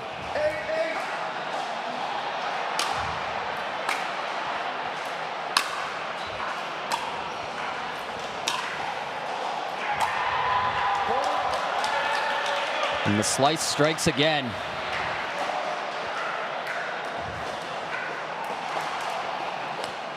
So just like that, Southwick changes the momentum of this game. Boy, the mix-up, Rob, the slices and the drives, it can be a handful.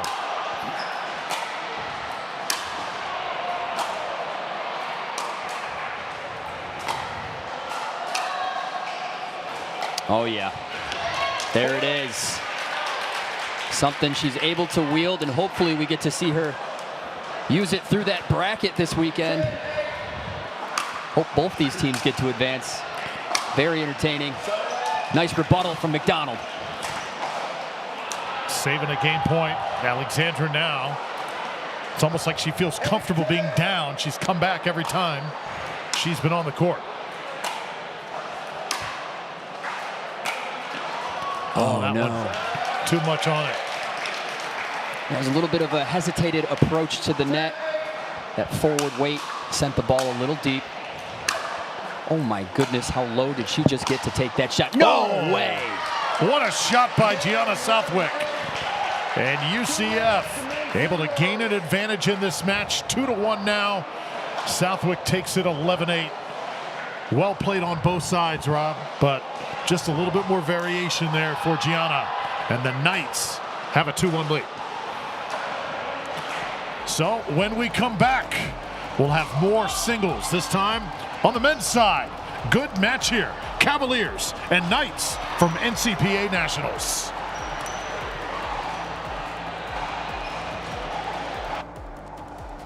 The ball there if you guys want to hit.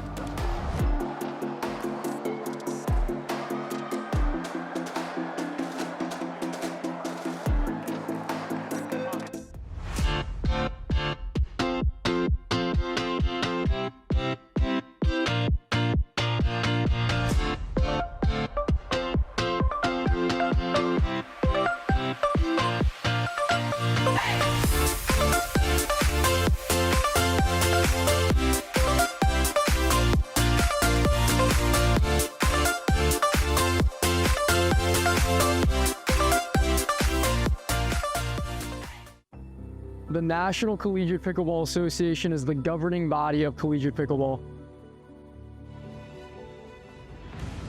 We were established in 2023, where we had only 30 universities involved. This year alone, we'll have over 120 colleges competing and over 3,000 athletes participating across the nation. Our nonprofit, the NCPA Foundation, is committed to driving the growth of collegiate and junior pickleball, and your support plays a key role.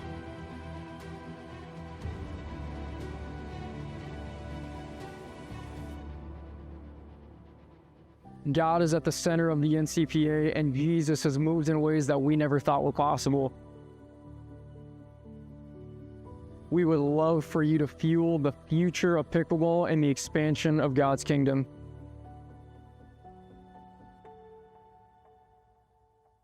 This is just the beginning.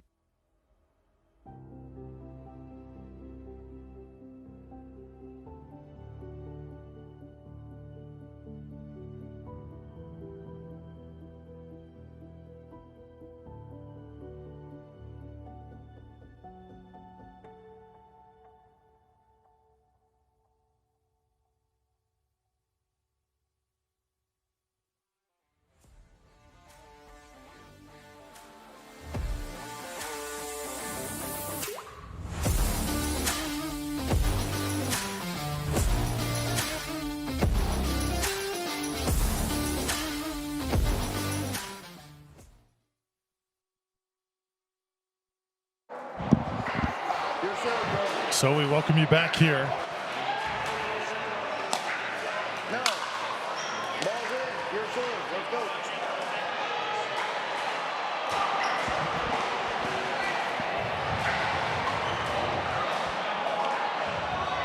Move the Ken.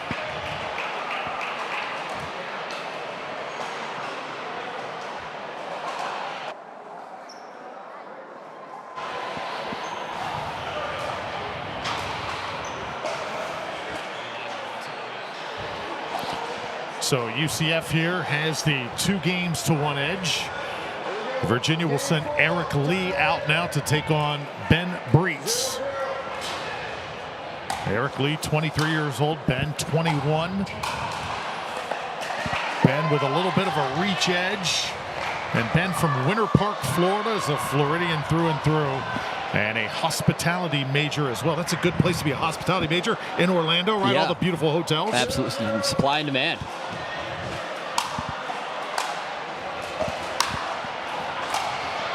And in the travel industry, Rob, you probably know, a lot of these folks on vacation, the first things they ask these hotels and resorts, do you have pickleball courts? Yeah, 100%.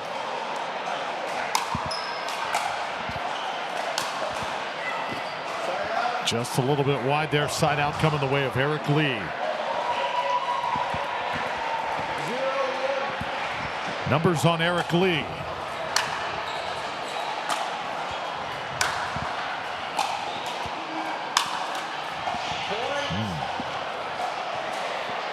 Some fierce men's singles happening here.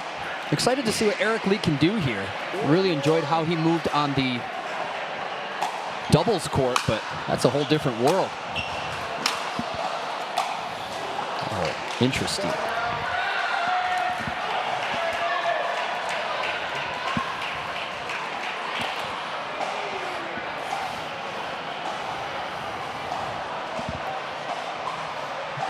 So a point apiece here. Just underway, game number 3. Tucked away in the corner, you'll see crowds kind of come and go. There's so many other matches going on. Oh, yeah. At the same time here under this roof.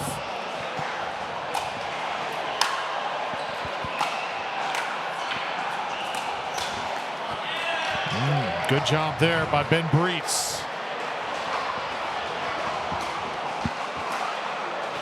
University of Central Florida, last time I checked, they were top 5 in the country in enrollment. It's one of the largest schools.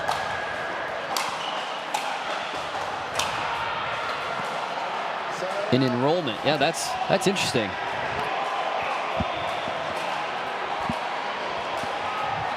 Large pond.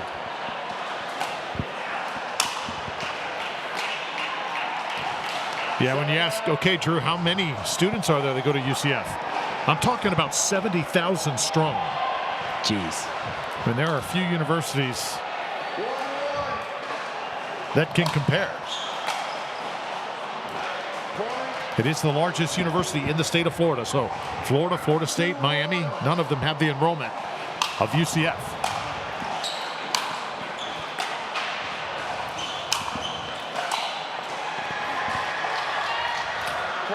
And I will say also, Rob, that trying to rebuild their football program, Scott Frost, remember he was the UCF coach, went to Nebraska for about 5 years, then returned, now at UCF again.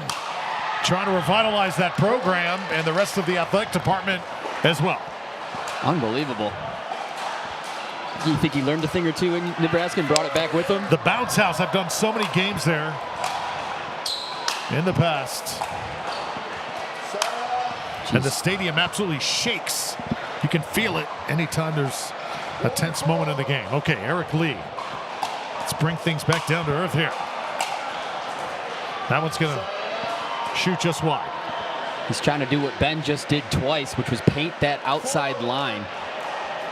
Ben is sniping the sideline right now. Oh, that's going to hurt.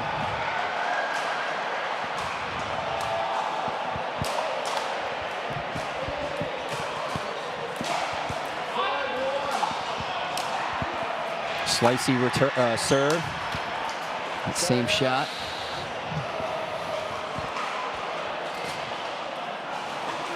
With 70,000 people enrollment, would you agree that enrollment equals, athletic talent? I mean, it's kind of how it works, right? The more people you have at a school, or absolutely makes it very attractive to recruits.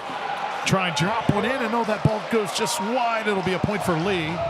And you saw Ben Breach just kind of look at his teammates in disgust. Sometimes the toughest shots to make, Rob, are the ones that are the easiest, you would think. Yeah. Delicate. The delicate shots, right? Yes.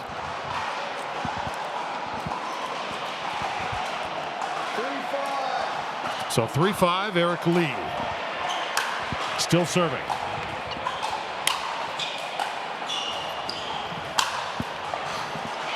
That was pretty impressive.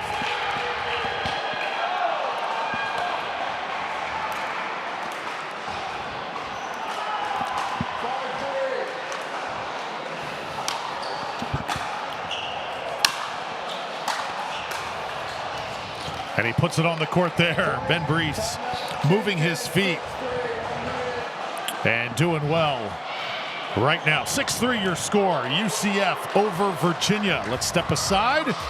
Come back to St. Louis and Arch Pickleball here in just a moment.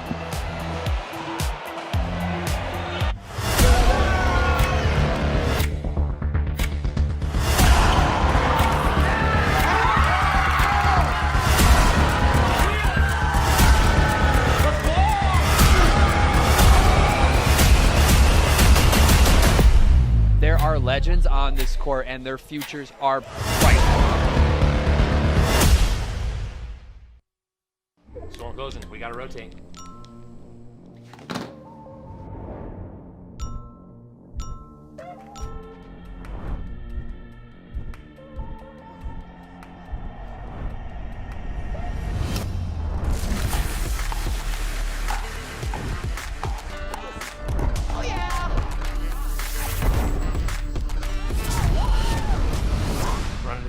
Always.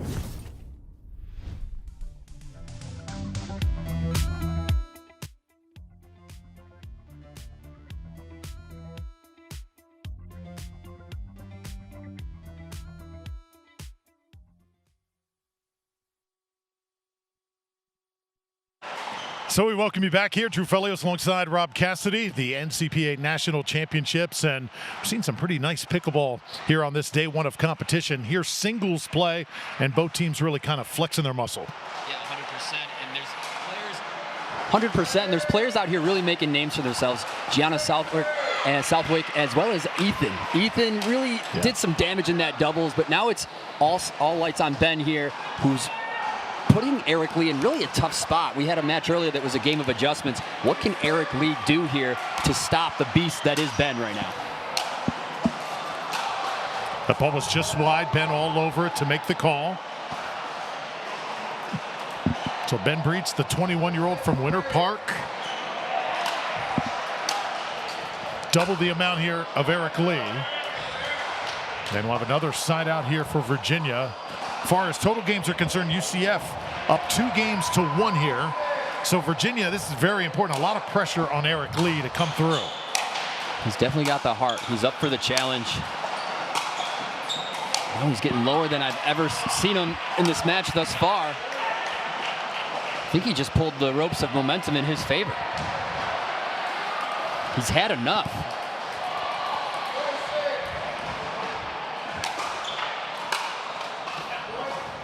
And there's another one, just like that.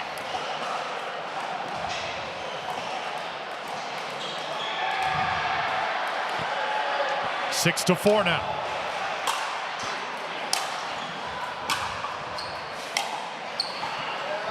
Oh, tough one there for Eric to track down.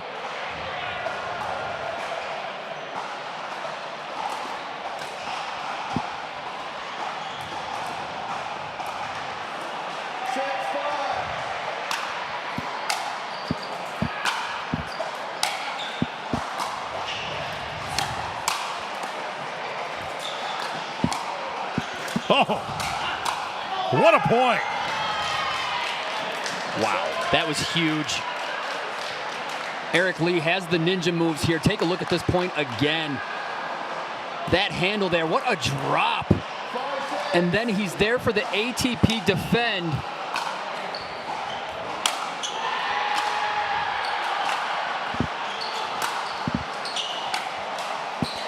Double net cord.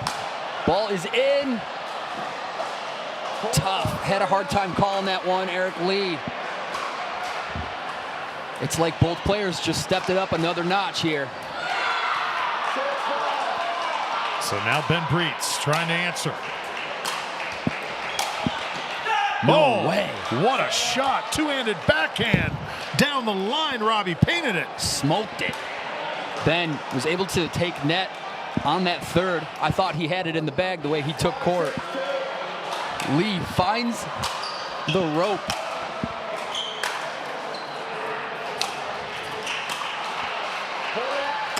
And just like that, we are tied at 6. I will say that UCF players have been up, it seems like, in every game of this match, and UVA has had to play the comeback kids role.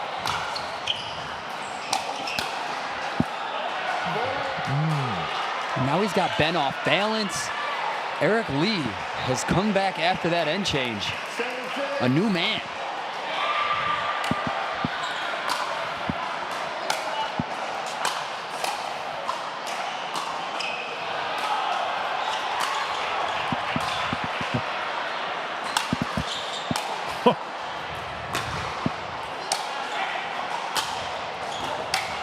Jeez. Incredibly entertaining singles play here. And Breitz with the final say. Wow. Ben pulls that one off. You know the lungs are burning. Huge point to take it back at least a little bit late in this singles game. Crack that whip. Plays it.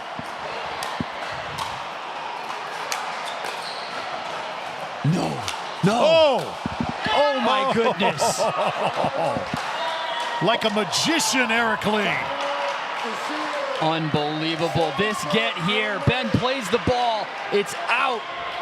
Pushed to a timeout from the Central Florida bench.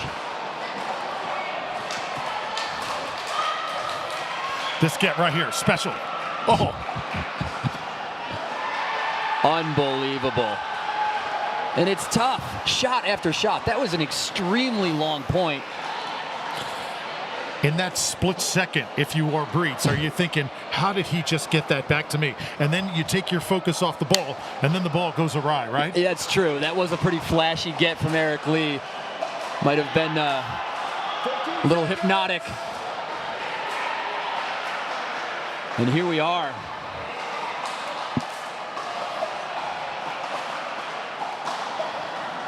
Eric Lee has transformed.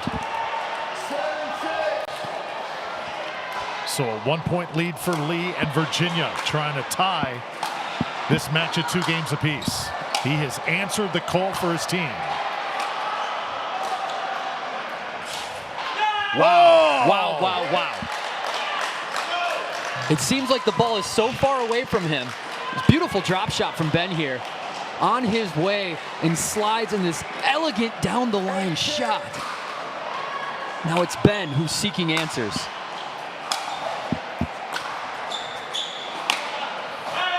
And another winner.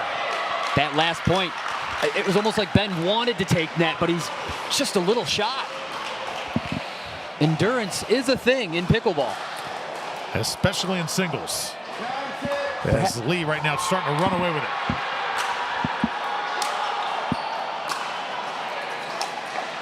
Oh.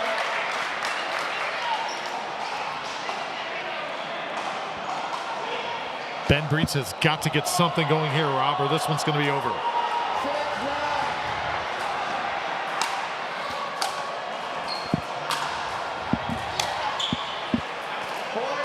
That's a start. That's a good point.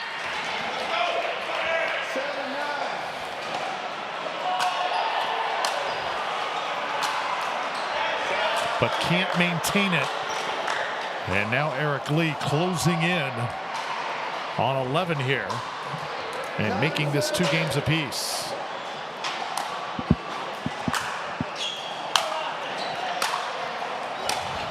Wow.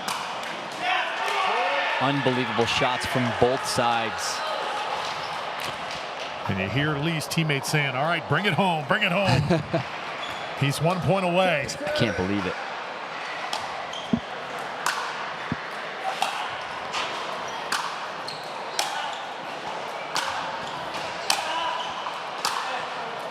Look at these strokes.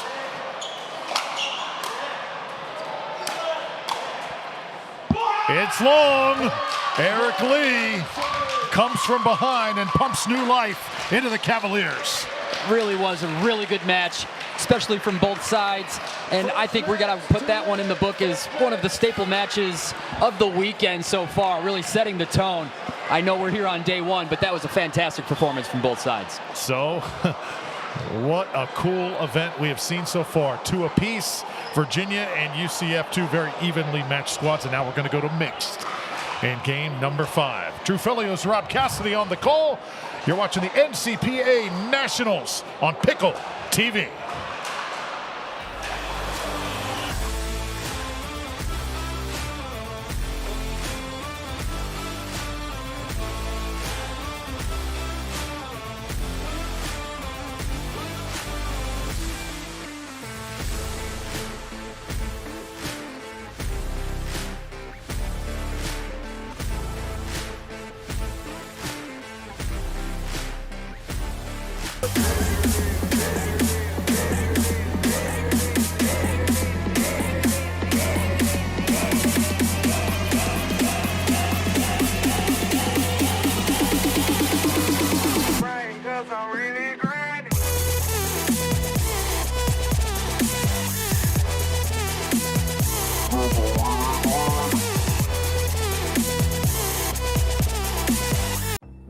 The National Collegiate Pickleball Association is the governing body of collegiate pickleball.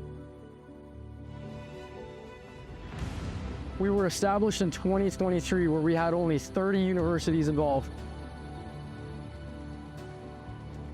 This year alone, we'll have over 120 colleges competing and over 3,000 athletes participating across the nation.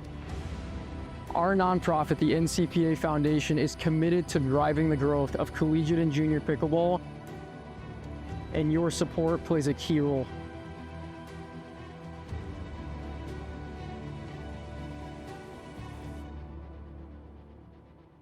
God is at the center of the NCPA, and Jesus has moved in ways that we never thought were possible. We would love for you to fuel the future of pickleball and the expansion of God's kingdom. This is just the beginning.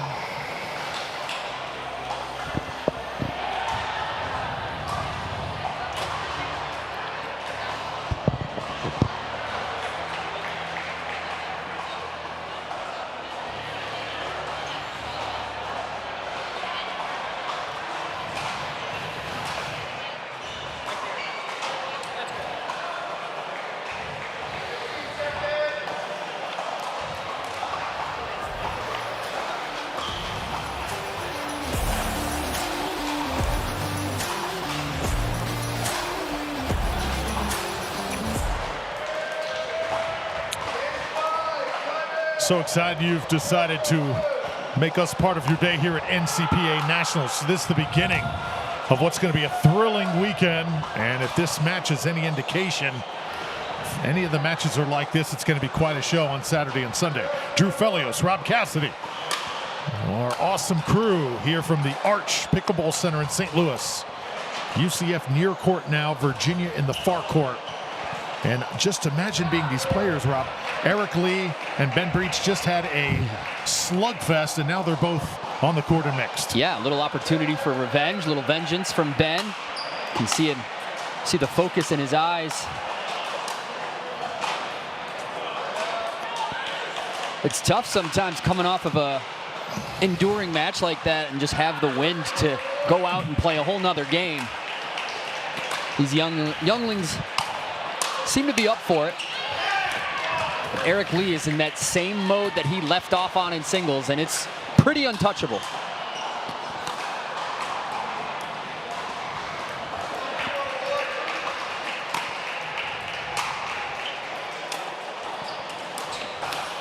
Oh. Lee tries to come take one out of the air. He'll serve now. Second serve on the way for the Cavaliers.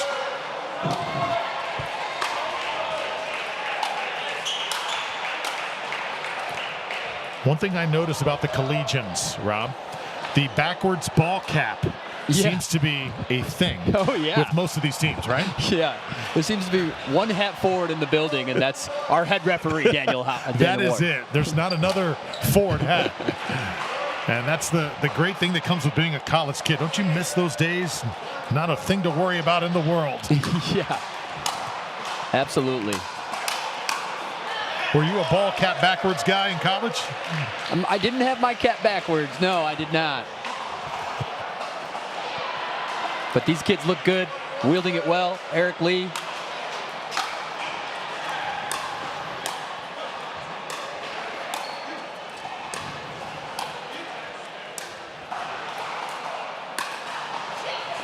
Yep. Oh, indoor lob. Oh, no. Nasty. That's the play, man. That's good pickleball right there. The lob indoors, too good. And that's the right option. Hit the ball where they are not. Step one.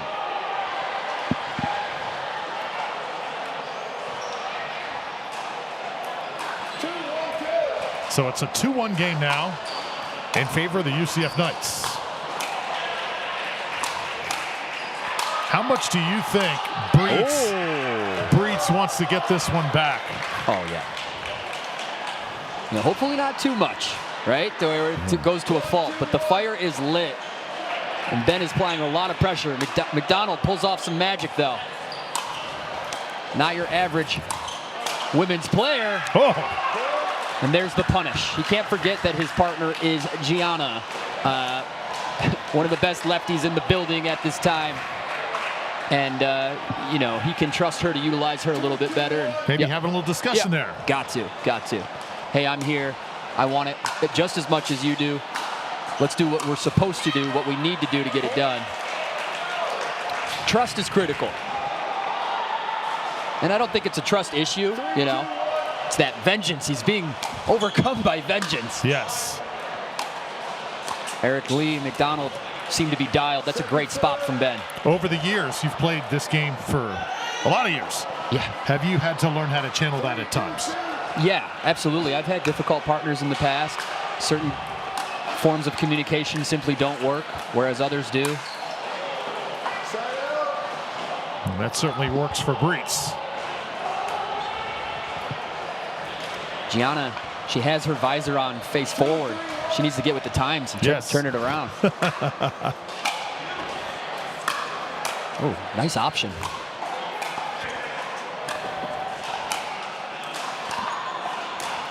Beautiful play. Gianna Southwick is many things. And one of them is clutch.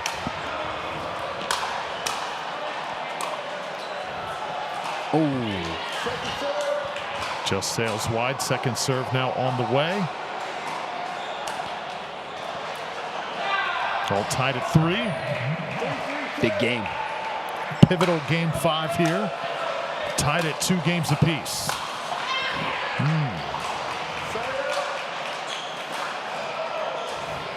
A little late getting there. The vision was good, right? Made sense, however.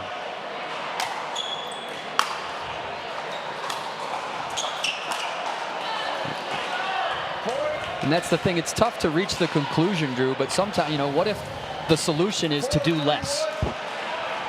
You know, how bad do you want it? Are you willing to do less? And that's a tricky little pickle to have yourself in, but sometimes the game demands it.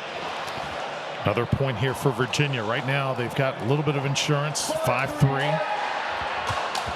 Side switch coming up if they can score here.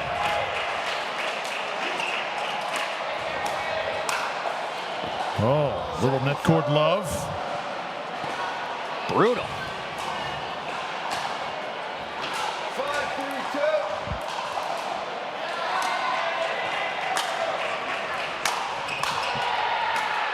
McDonald, good save that time.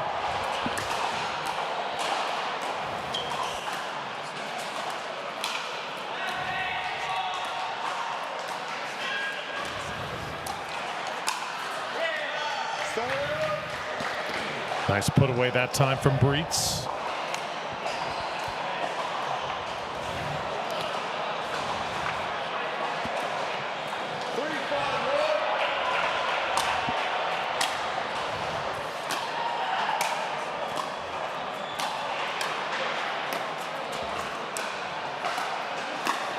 This one is going to sail. And you were hoping that wouldn't be the conclusion, right? Because you can kind of see it happening. He goes and gets that ball. Maybe he shouldn't have. She sends it to the other line to punish him for being out of position. It leads to the forced error. Oh, that one's long. A little too much power. Seems like Southwick is almost trying to calm him down. She might just need to, you know, fan him off or just blow on him. He's too hot right now. He is too hot. Gianna on the left. And the put away there by McDonald. 6-3. We go to the side switch.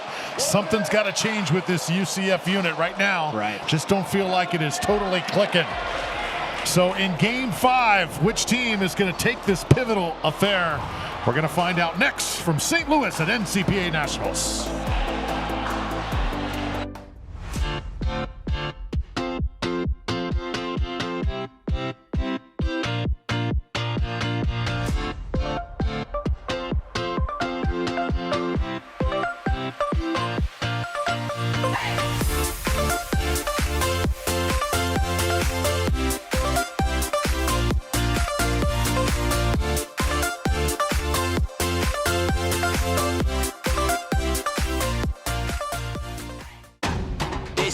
My show. Not a quarter, but I came close. When the drums start beating and the lights turn on, that's right, baby, I'm home. Who you know do it like this? Make a comeback so fierce. Whole world better tune in. Watch out, cause I'ma go big. I'ma go big. I'ma go big. Do what I did. I'ma go big. I'ma go big. I'ma go big. I'ma go big.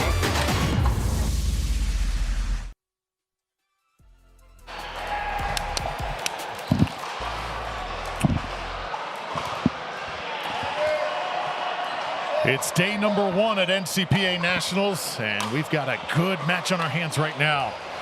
Virginia, right now with the momentum. UCF trying to find some answers. The Cavaliers right now in the near court with McDonald and Lee. It's tough. It's tough, Drew. And you said they need to change something. An adjustment needs to be made. They have to make the right adjustment here.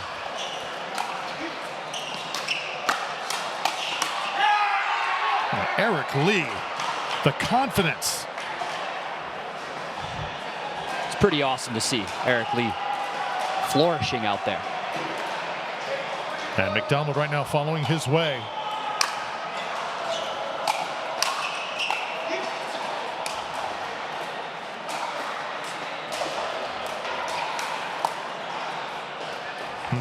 That's a nice little strat there. They found some solace with Ben on the right coming over, staying big. They got some looks, and you can kind of, Gianna, you know, she had to help him out a little bit, reel him in, and it takes the focus off of yourself. Tough. See the way he is moving right now, back and forth, almost very Christian Alshon-like, I would say. And what I mean by that is if you have to worry about the energy or decision-making of your partner, you stop thinking about yourself a little bit and you start to make some mistakes on yourself when you're not thinking about your own game. So if you want to be a good partner out there, keep the energy perpetual, have each other's backs, and keep that accountability. I like it. I think we have a much more dialed-in Ben here on the mission at hand.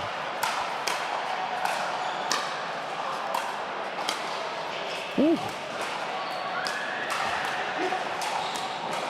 See Virginia, though, they are not giving Ben many balls here. They are leaving it for Southwick and making her really play. I felt like that was the only one that she applied topspin to. The rest were slices, and she was not missing.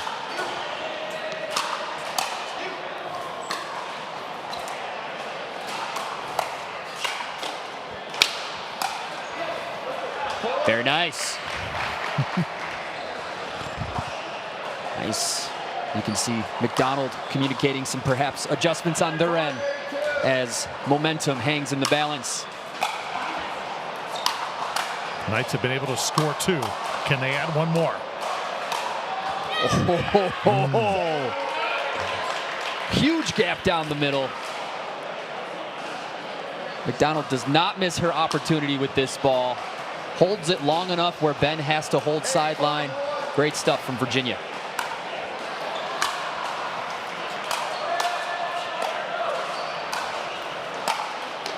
Wow. And these are some things you don't think about either. She's hitting that sideline, forcing Ben to stay home. It's what we call keeping him honest. Yes. Which opens up opportunities for them as a team to find Gianna.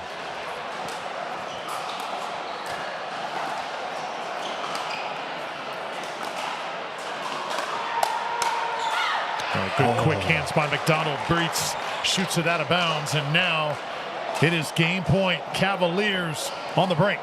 They kind of got what they wanted there.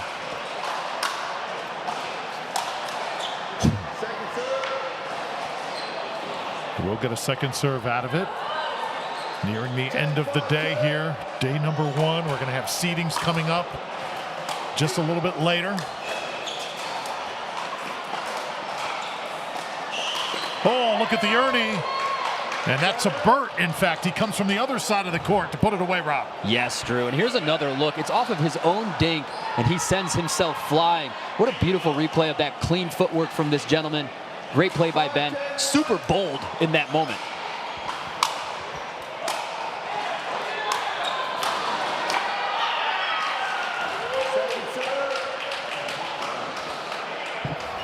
This match has been a true grinder for both of these clubs. Another point here is going to trim the gap to make it 4. Still lots of work to do for UCF. This young lady can do it, though. Gianna Southwick.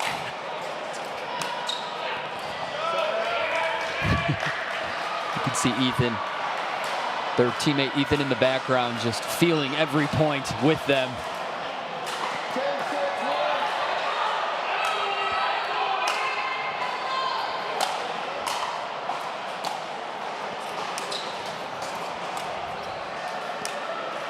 Oh, a miss. Backhand there by Breitz. He is upset at himself. Virginia, though, they do the dirty work in that match, and they just outlasted them. Yeah, great patterns and great discipline. McDonald hitting that sideline again, only this time with a different pace, and it gets Ben for another point and game. Beautiful stuff. So McDonald and Lee, UVA starting to separate now. The Cavaliers on the cusp. They've won 2 in a row and a chance to end the match. When we return, more mixed doubles. NCPA Nationals in full effect on day 1 from St. Louis.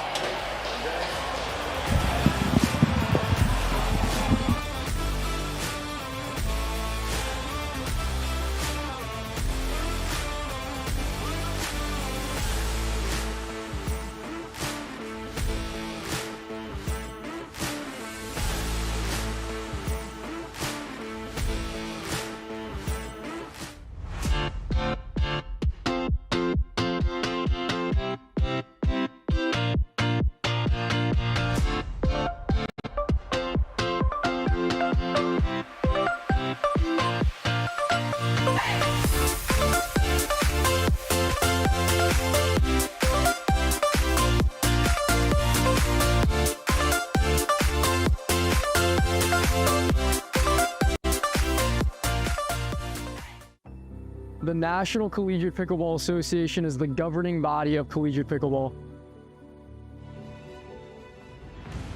We were established in 2023, where we had only 30 universities involved. This year alone, we'll have over 120 colleges competing and over 3,000 athletes participating across the nation.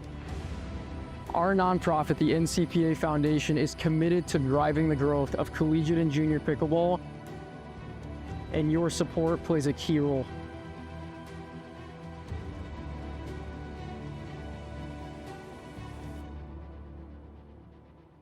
God is at the center of the NCPA, and Jesus has moved in ways that we never thought were possible. We would love for you to fuel the future of pickleball and the expansion of God's kingdom.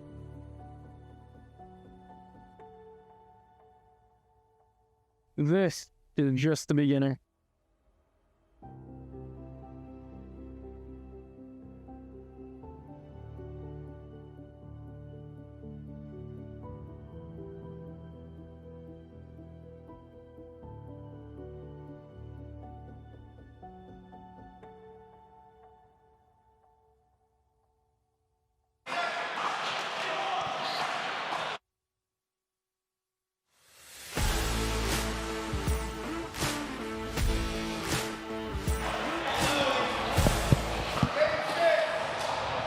Welcome back. It's Virginia and UCF going to a game 6 here. And Virginia, not the way you want to start. An errant serve there by Vivian No. And now it is the turn of Val Menrubia.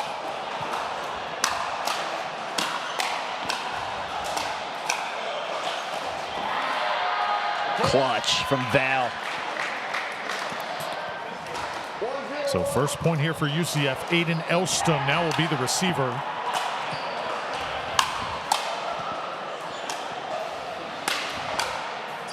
Nice handle from Val. And that one a little bit too strong. Off the paddle of Ethan Joshnig. Now I know, Rob, you were impressed by this young man here. The 25-year-old Ethan Joshnig. He's going to have to really put his team on his shoulders here if they want to survive and force a sudden death. Yeah, he's got a good partner with him here, and Val's revealing herself as a right side specialist. Ethan was, he was there last year in Las Vegas, got to play some rec with him as well, and he was good back then. I am loving the way he is playing pickleball here today. And now with all of the stuff out of the way, you can see the true focus in his eyes, and that's exactly what it takes to get things done on the court. So a point here. He's going to live and die by it. He's letting Val take her licks. He's going to trust his partner here. He's going to hope to outlast the UVA here. But one thing you can't have is service errors. No. Just ask Connor Garnett. Ethan Joshnig, his numbers. Connor been a little quiet this year in singles play. He'd be proud of some of the two-e's that we've been seeing here throughout day one. Absolutely.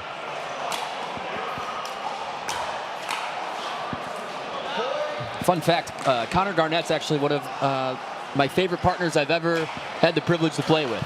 We were a great team. We had a great day and a deep run. It's my type of left side player on the doubles court.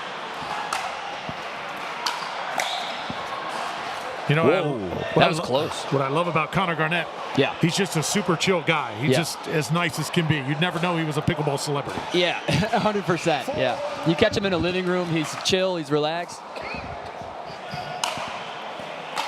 He's got a sincere personality. He is who he is. Connor Garnett, good people. No, what? Stop it. He wants it, but they got it. You know they got it. You know they got it. Unbelievable get. One of the more dynamic behind the backs we've seen in some time here happening on day one of the NCPA championship. What? That was through the legs. You gotta be kidding me, kid. Send that to ESPN immediately. What a get. And it is a timeout here for Virginia. They want to talk things over. Joshnig and Maruvia have come out here in game 6, and they mean all business.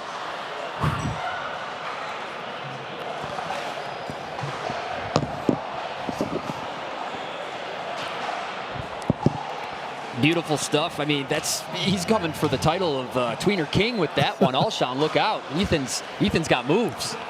Thank you for making us, once again, a part of your day here at NCPA Nationals. It's going to be a long weekend and a fun weekend for sure. We'll crown a champion on Sunday and festivities throughout the weekend. We're going to have a big all-star game coming up. We're going to have seating for that tournament a little bit later on today. And we'll also talk to Noah, who is the orchestrator of this entire thing. This thing started in 2023, NCPA, and where it has gotten, Rob, has really been a special place. And it just keeps on growing. The participation way up, 64 colleges here this weekend in St. Louis. So they're coming from all over the country. And we're already seeing players stand out. We're seeing teams stand out.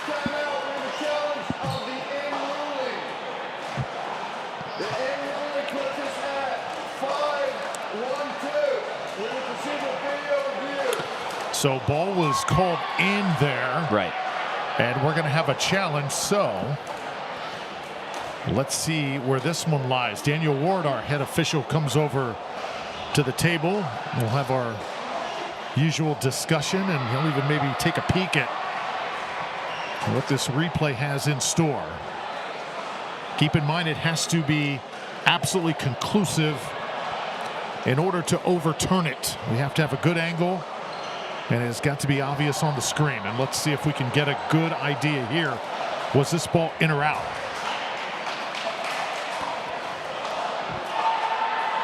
And we get to see live what the boys in the truck are seeing as well. From here, that looks like the ball's on the court. It does not look like it struck any of that gray. Right. There's no gray area here, Drew. No.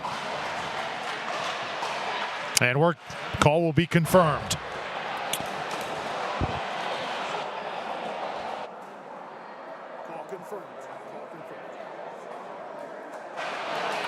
So now Daniel Ward will make the call. After review, the call on the court is confirmed. The ball is in. We will resume play at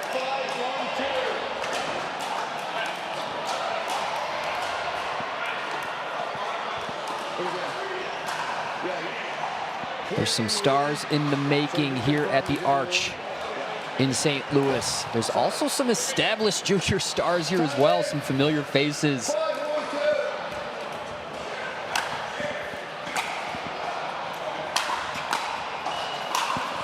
Joshnig with the kill shot.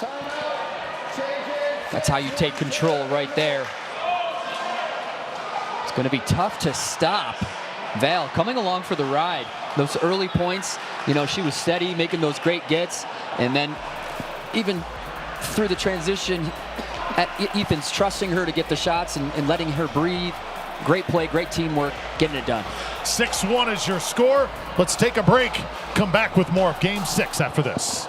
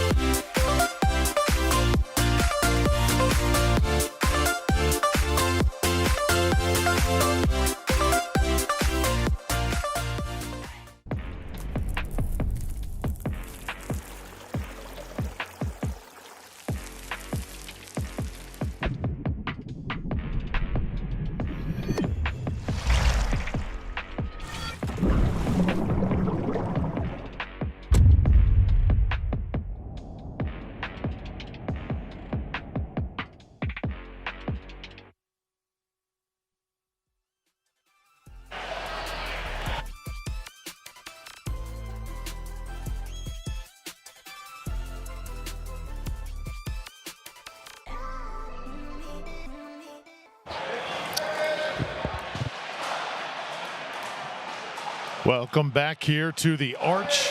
6-1 in favor of UCF here in game number 6. Drew Felios here with Rob Cassidy. And how about Mr. Joshnig, who continues the smoke show here on center court? Absolutely. This is a great mode for him, great composure. There's still fire, but you know, nothing's going awry on the engine. If he can remember what this feels like or take note and say, hey, this is how I want to play every time. And that lead just continues to swell. All indications here we are headed to a sudden death.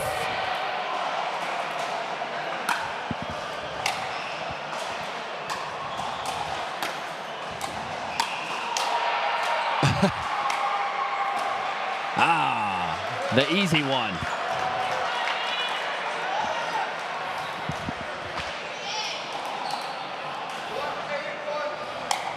So an 8-1 deficit Virginia's going to try and make up here. That's a good start. Nice tactical play by Aiden.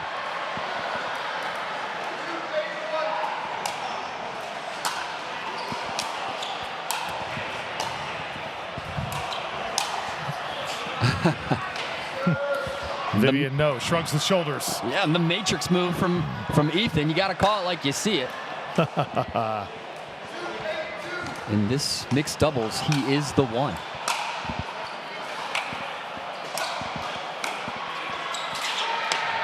So now ball back here to the Knights.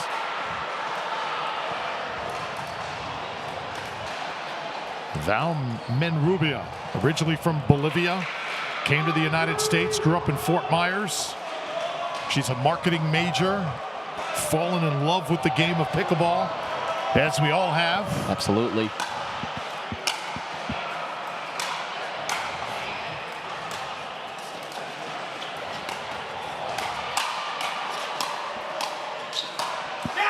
And there's another big-time point by Joshnig with Menrubia by her side. Let's take one more look here.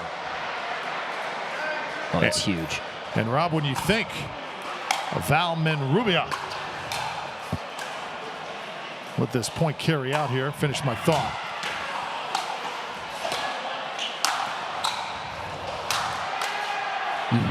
Val digging everything. Oh, that one comes up just shy. When you think Bolivia, though, you think pickleball. Who comes to mind? Bolivia. You think of Gabe Tardio. There you go. And his dad. Yes, sir. Mr. Tardio. I can't think of his. Martin, perhaps. They used to play together. Yes, they did. Joshnig comes up shy again. I think if you are UVA, keep playing to Joshnig's backhand. Make him continually move over there. That may be the only weakness in his game, if that.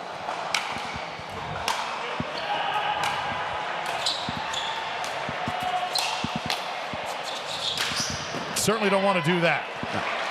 It's not what she intended. Tough ball. Running out of time. See what Aiden can pull off here. Tough, tough, tough, tough. And Drew, I think you can feel it here around center court. The fans, the spectators are starting to fill the seats. Yes. It's pretty cool and still early here. Day one of the NCPA National Championship.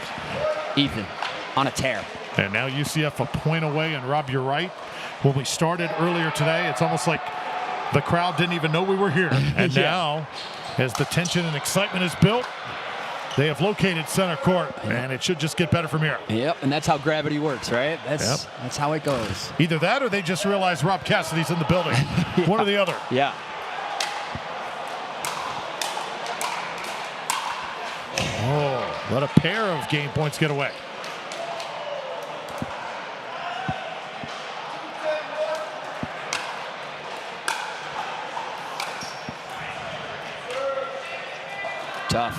Tough return. A lot of the matches concluding around the building here at this moment. You hear a lot of screams coming from all sides of the arena. No damage done there by UVA, and UCF tries to end it once more.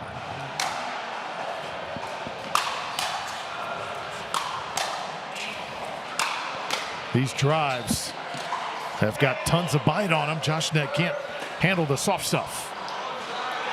Yeah, a little too much purpose on that shot, right? That's the one where you make it and start to set up again. You don't need to be setting up with that drop.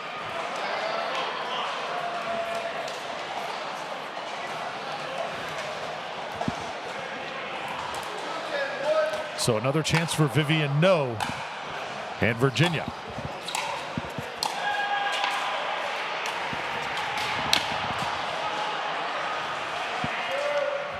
Viv can't seem to get that drop down just a little bit more for their team.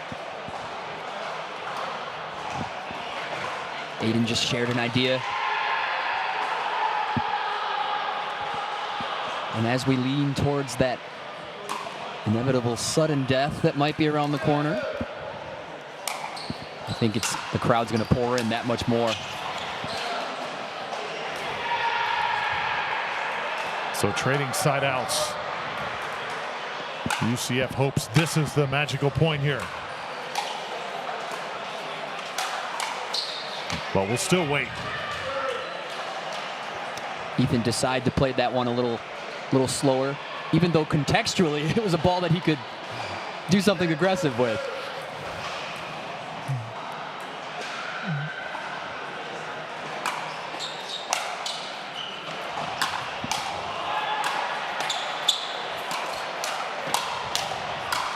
Oh my goodness.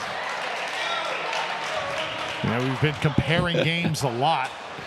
We compared Southwick kind of looking like a young version of Elise Jones, maybe when she was coming up and just learning the game. When I look at Josh Nick play, you know who kind of comes to mind? All or nothing. Who you got? Big guy. Mr. Jack Sock. Oh. A little bit. Yes, yes, yes. He moves well. Big man moves well. Crazy flick of the wrist, right? Although hasn't had the finishing touch here. He's looking for that decisive point.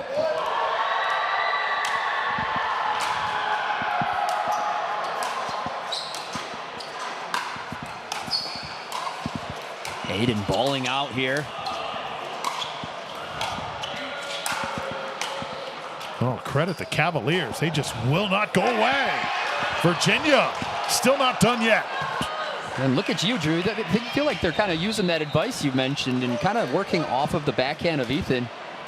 That's where most of those errors into the net have occurred. Whoa, that third's a little high.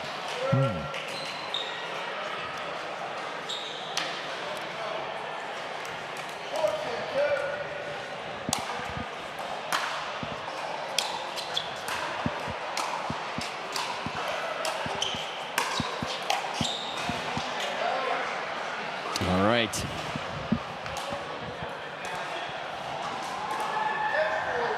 So another chance here, Valmen Rubia.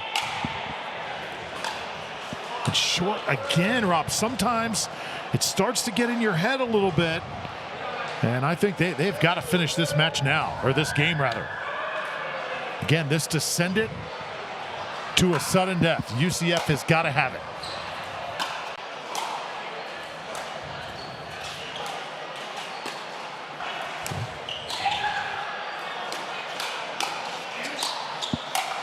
Oh, no. Sometimes the toughest point is that final one, isn't it? Oftentimes, certainly. It's something you really have to practice in the rec games. You have to focus on ending matches and adopt that mindset that every point carries the same weight. I should just be playing how I always play, and that's how I always play. You can see the score, you know, it's early in the game, they're free, but it's late in the game, and now they're very tight. Anna Bright's been able to move past that in her career, and that's a big reason for her recent successes is no matter what the moment, how big or bad or how inconsequential it might seem, I'm going to bring my A game, period.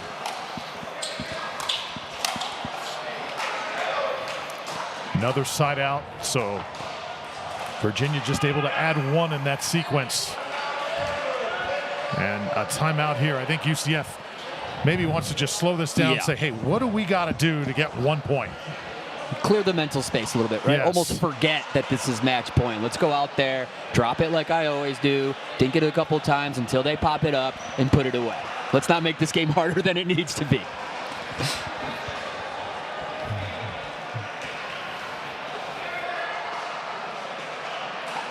So we've got the ACC against the Big 12. UCF, when they went to the Big 12, it happened about 3 years ago. It was a big, big deal they made of it, because before that they were in the American Conference and kind of wondering what their athletic department was going to become. The enrollment that I told you about earlier, huge, and the Big 12 committee for welcoming them into a new conference. And here we go. Do the Knights have 1 point in them to send it to sudden death? Yes, they do. Perfect timeout, Rob. It did the trick. Yep, forced that volley from Aiden, and there it is. A nice solid point, and you know, they're going to push us to sudden death here, Drew. So Monrubia and Josh Nick able to get it done. We're going to a sudden death here, our final match of the day. Day number 1, UCF and Virginia.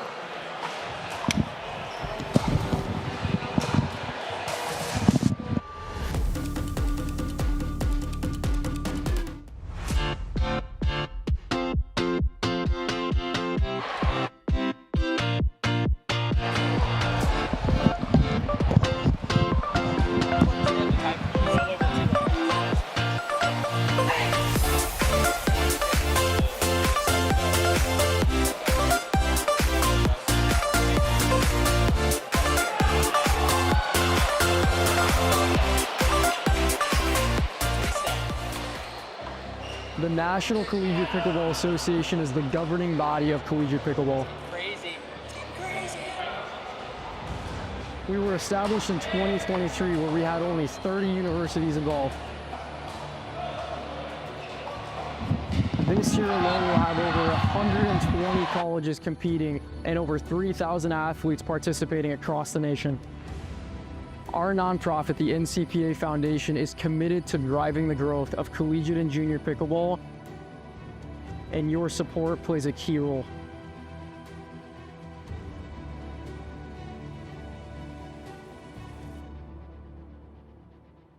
God is at the center of the NCPA, and Jesus has moved in ways that we never thought were possible. We would love for you to fuel the future of pickleball and the expansion of God's kingdom.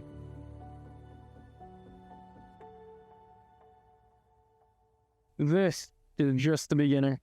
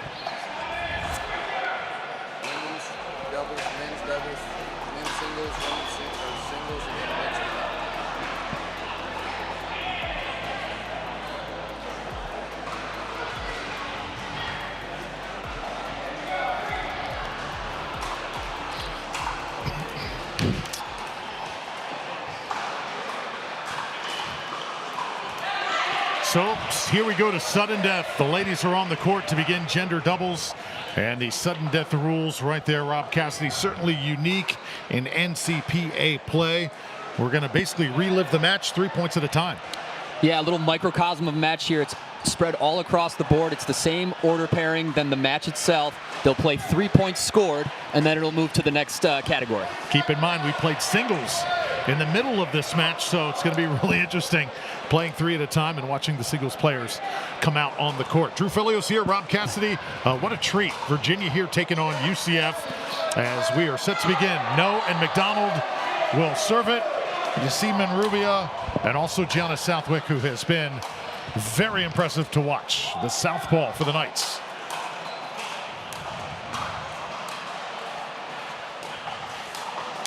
Oh my goodness. And with this point, Val, the Bolivian, has really stepped her game up as well since, seeing this women's doubles start of the match. And it's all catching up to me here, Drew. This sudden death means we get to see more points between Eric Lee and Ben. Men's singles. McDonald is all business.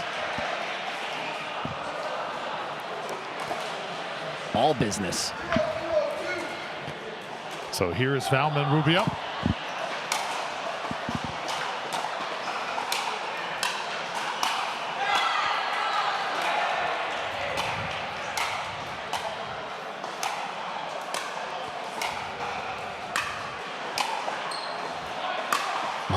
And to the net there for Southwick. Dynamic movements from Gianna. She certainly has a grace to her.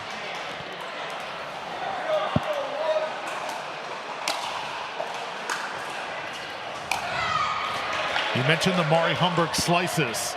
I'm seeing it come time after time off the paddle of Southwick. I love the way she directs that shot. Yeah, and that ball goes where she intended it to go.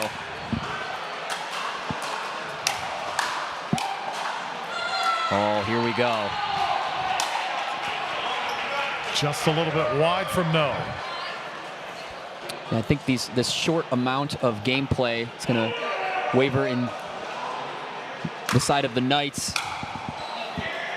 It's not going to give Virginia enough time to take the adjustments or make the adjustments they need to defeat Val and Gianna. Beautiful stuff. I mean, that women's doubles early in this match was grueling.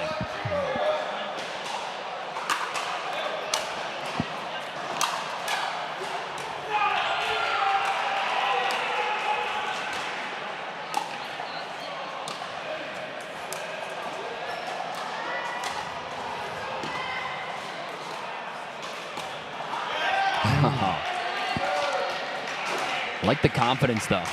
Going for the right stuff.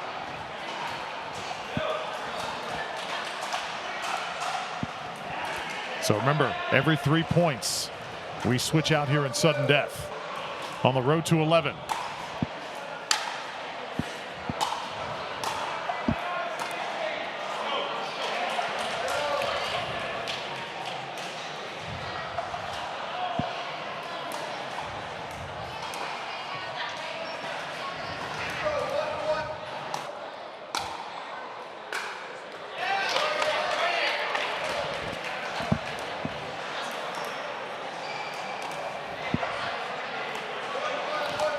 Vivian No here serving.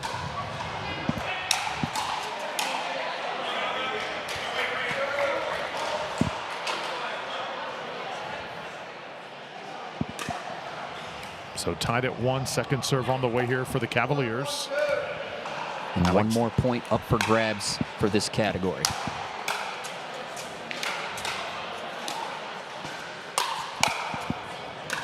Oh, man.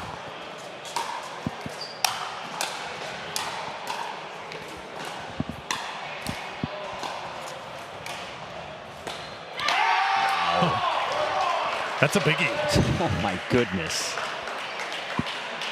So we'll switch now. The ladies off the court here at sudden death, and now the men will take their place. And for UCF, you see Ben Breitz and Ethan Joshnegg. For Virginia, Aiden Elston, the 20-year-old, and Eric Lee, who I think has been the player of this match overall, on the right there for Virginia. You can say that again, and out of nowhere, too. Just down 6-1, I believe the scoreline was on the end change, the men's singles. And to come back and take control of not only that singles, but the mixed as well.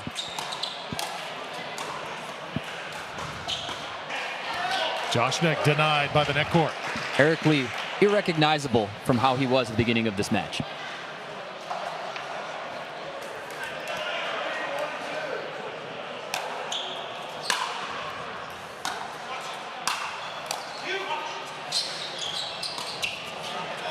And finally, Joshnegg able to sneak one by.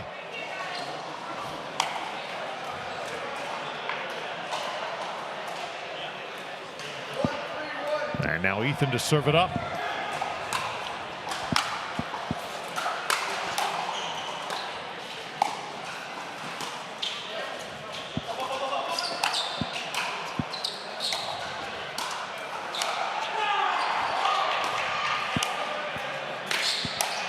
Oh, can't play it much better than that. But when Ethan really wants to take over a match, he's got that ability, Rob. Compared him to Jack Sock. Just the way he plays, lots of power in his game. Absolutely. Great mover.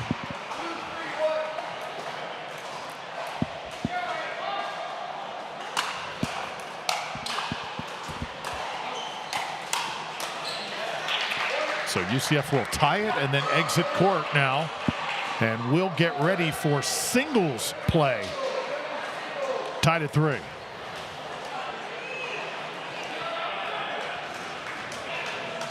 So very different from a standard MLP Dream Breaker where it's rally scoring in that final game. And now the ladies will do their thing in singles. And again, 3 points, and then the men take center stage, and these two put on a show. Southwig and McDonald a bit earlier. Gianna Southwig will serve it.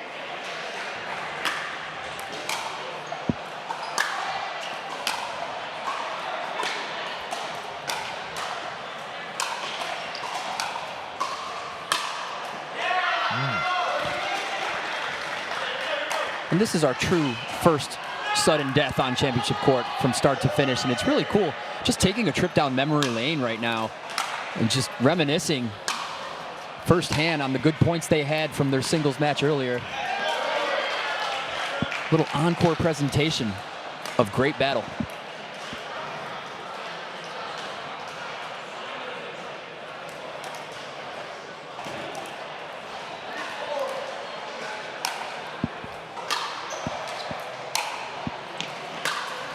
Oh, man.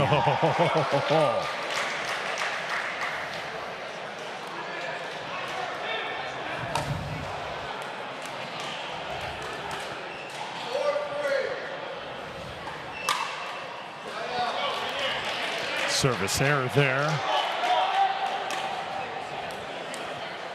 Serve now back to McDonald. She can shake that off. McDonald looking to capitalize.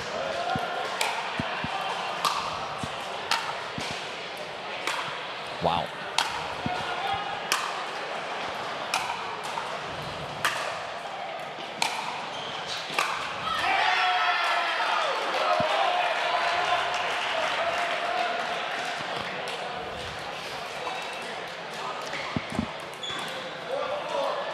One more final point to be had here.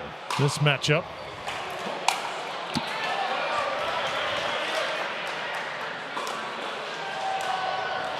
If McDonald wants it, she has to get the side out first.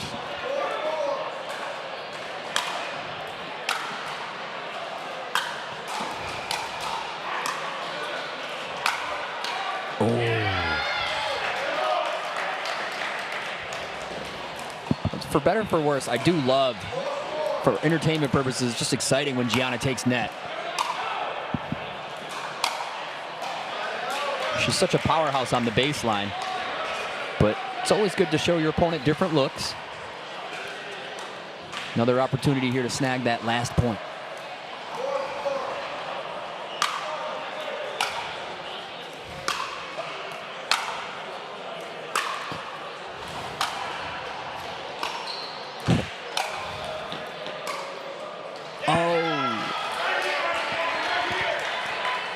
Who is going to take the opportunity here? Both players. Now 4 straight points without points.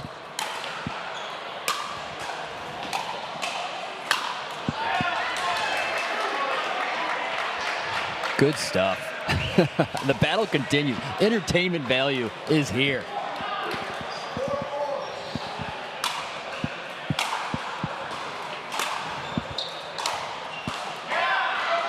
And there it is. UCF will have the edge here coming out of women's doubles. And keep in mind, we'll do a side switch, I believe, at 6 here. A gorgeous two-hander down the line from lefty Gianna to snag that point. This is it. Team effort here in sudden death. Ben's serve is too big. And how about this? What a treat. More singles points between these two fine gentlemen.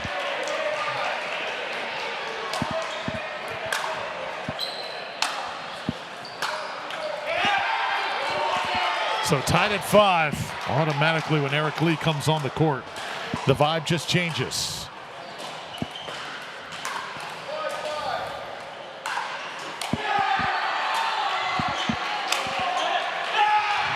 And a blistering drive that time to make it 6-5 and set us up for the end change here with Virginia. Again, setting the standard. Coming up immediately after the conclusion of this match, we will talk to Noah Sumnick, the orchestrator of this whole event, and get you ready for the seating selection show. That coming up a little bit. Should be awesome. Absolutely. And the bracket is impressive. It's a beautiful thing to see. So looking forward to see that fill up with the deserving college teams here. Oh my goodness. Little shimmy with the shoulders. Throws the deception at him. Take another look. Oh yeah. Eric Lee. All that is man here today. Eric Lee just filthy right now. He's feeling it. His emotion, his determination, leading this Virginia team. He turned it around earlier.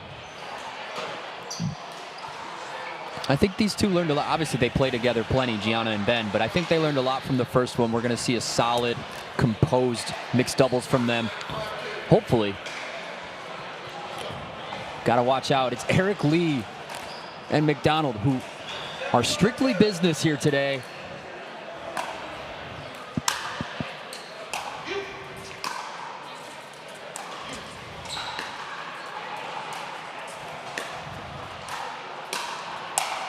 And there is Alexandra McDonald with the exclamation mark. That's good mixed doubles. Good identification. Cavaliers now 3 points away. Starting to sense it.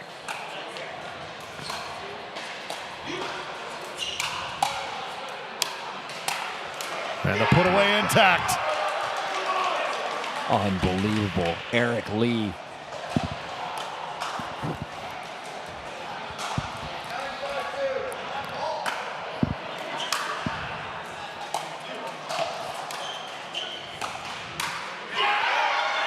They're a point away.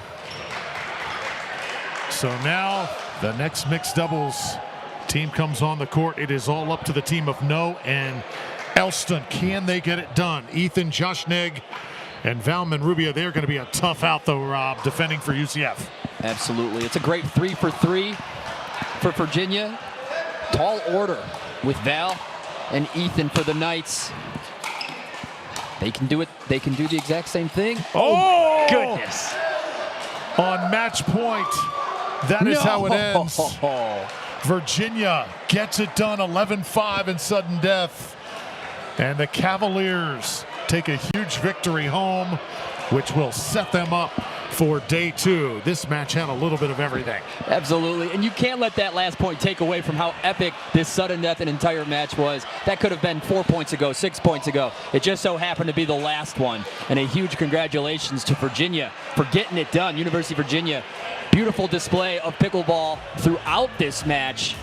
There are stars rising to the top here in St. Louis.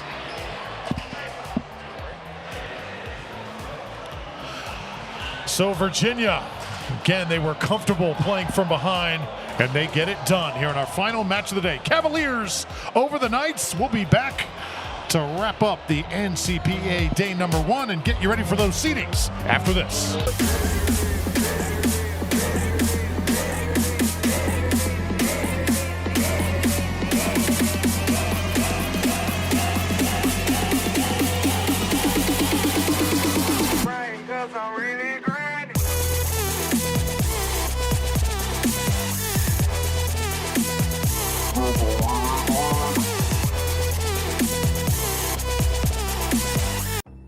The National Collegiate Pickleball Association is the governing body of collegiate pickleball.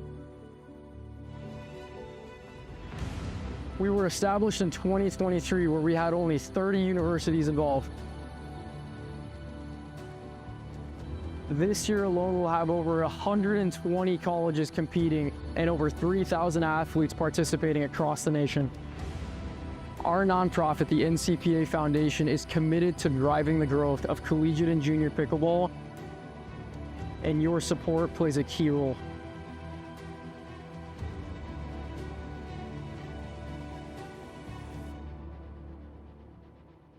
God is at the center of the NCPA, and Jesus has moved in ways that we never thought were possible.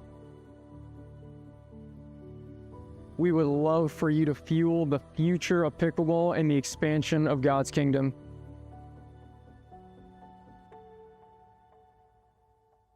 This is just the beginning.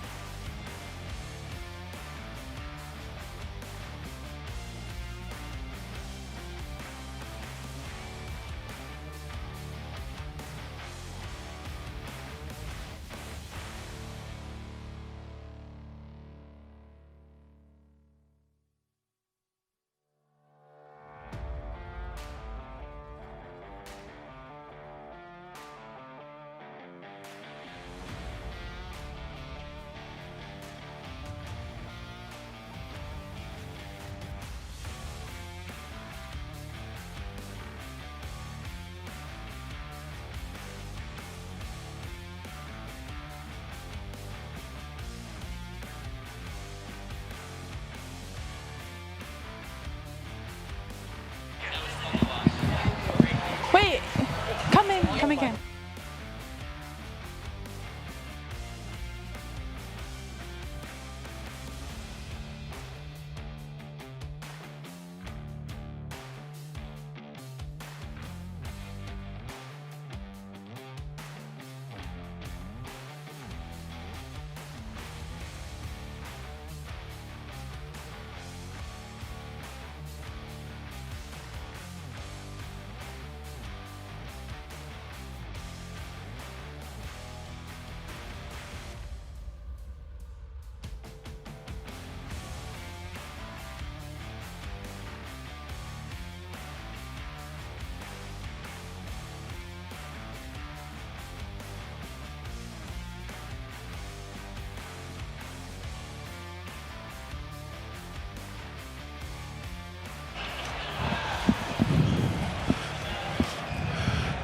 Welcome back, everybody. We are here in St. Louis at the Arch Pickleball Center for NCPA Nationals. Day one of play just concluded. Alexander McDonald, Eric Lee here from the victorious Virginia Cavaliers. Guys, that match had a little bit of everything. Alexander, let's start with you. Women's doubles, you had a little bit of a slow start, but you and your partner, Vivian Note, were able to rally and get that done early on. Yeah, I mean, man, it's surreal. Like, we had a rough start again. We just needed to get our groove, figure out the patterns, and we figured it out, and yeah, it worked out. And then eventually in singles play, Eric Lee, your play was incredible. Woo! With Ben Breitz on the other side, very talented player from UCF. He was getting the better of you early, and then what changed in that particular sequence? Oh man, he was cooking me at the start for real. I think I just found some spots that just worked, like his backhand. I feel like I was working there, and then I just kept going there, getting some points, getting a few runs here, and I really was just trying to extend the points to make him a little tired. I don't know. I think the crowd, I was feeding off the crowd's energy too. That's the biggest part. Yeah, you know, it is so cool. You guys get a chance to play a lot of pickleball throughout the year. What makes this event special? I mean, the people. Like, you just see all these schools coming together, and you see the growth too. Like, in the past 5 years, so many more schools are getting the opportunity to show up here. More sponsors are in the scene, and everyone's here. Just, it's such a good community. And your team's got a special dynamic. We've seen some tight bunches, but I love the way y'all feed off each other. Yeah. Am I onto something there? Oh, absolutely. We have the best energy in the whole country. Yeah, no doubt about it. We normally bring our whole team, so we're missing them back home. Shout out you guys. But you know, with our smaller squad here, we still bring all the energy. A few more questions for you guys. We've been talking about just different parts of the country, how these teams are constructed. Tell us about playing pickleball for Virginia. Do you guys practice a lot? Is this considered more of a club thing? Do you try out? How do you guys come together? I mean, we all practice together a few times a week, and we try to mix in also with like the local Charlottesville community and play like local money bowls just to get some extra practice so we don't get used to playing the same people over and over. Because when you come to these tournaments, not everyone has the same style, and you need to come out swinging, and you can't be used to a certain style. Gotcha. And Eric, you guys are very talented. Do any of you think maybe one day I'll make money doing this full time? Do you have those dreams and aspirations? Oh, I'd love to. I mean, Alexander here was talking all about it. I would love to absolutely do that. You know, I'd have to train a lot, but I mean, I think it's within reach, you know. Awesome. Well, here we are. We're about to look at the seedings coming up here momentarily. I know you guys curious where you're going to be seated. What can we expect over the next few days with your team? Just one match at a time, and hopefully you're still standing on Sundays. I mean, yeah, we're going to see a lot of close matches, unfortunately. All these schools are really good, and tomorrow, once we get into the later rounds, they'll just get closer and closer, and we just have to keep fighting. But I think as a team, we have such good motivation, and we never give up, and we will all put our blood, sweat, and tears on the court. So, yeah. Final question, is there one school that you really want a piece of, or one school that, oh my gosh, I would love to play them? And we'll take on anybody. Okay. You know, we bring the energy, we'll fight for every point, so we'll take on anybody in our path. Hope we can watch it. Alexandra, pleasure. Eric, pleasure. good luck. You guys are great. Thank you so much. Here at NCPA Nationals, Virginia, the big win over UCF. We'll have much more from the Arch Pickleball Center when we return.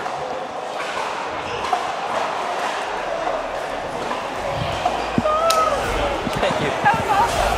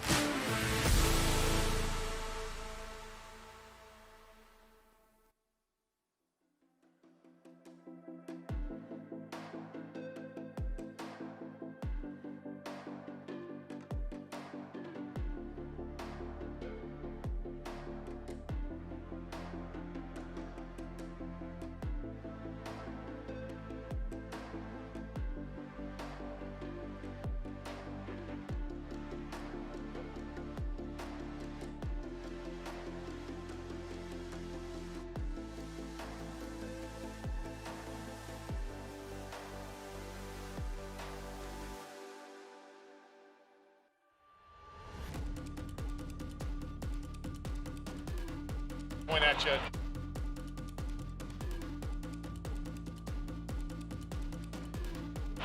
Is this enough? Talk to me.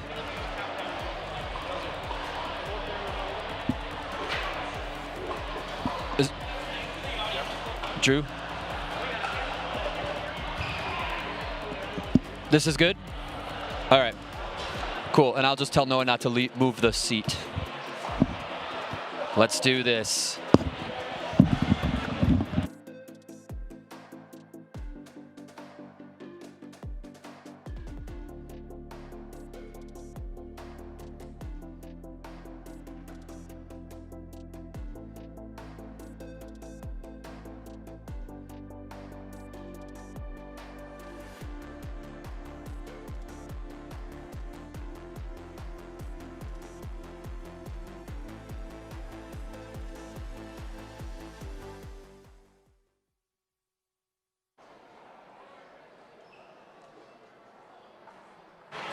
So welcome back here to Pickle TV, and we are getting ready for our announcement if I could on get the court. everybody's attention here. Noah Sumnick is starting to gather everybody. Rob with a very special announcement here as we have reached the seedings. Going into the weekend. So Noah, again, the orchestrator. So if I could get everybody's event. attention here, we're going to be announcing 5 seeds for the top 60 teams. Okay, so first things first, what we're going to be doing is right we're going to go through each of the 64 teams. If you guys look to right here, we got a massive, beautiful graphic. You guys are going to be writing your names into each of the bracket slots as you go through this championship. Big moment here. So we're going to be starting with the north, and then we're going to go to the east, west, and then south. So big moment here. Stay tuned. I'm going to turn this over to our announcer, Drew Fellier, who's going to be giving us a full rundown on the seeds. So let's get it going. You guys ready for this? Come on, let's get it.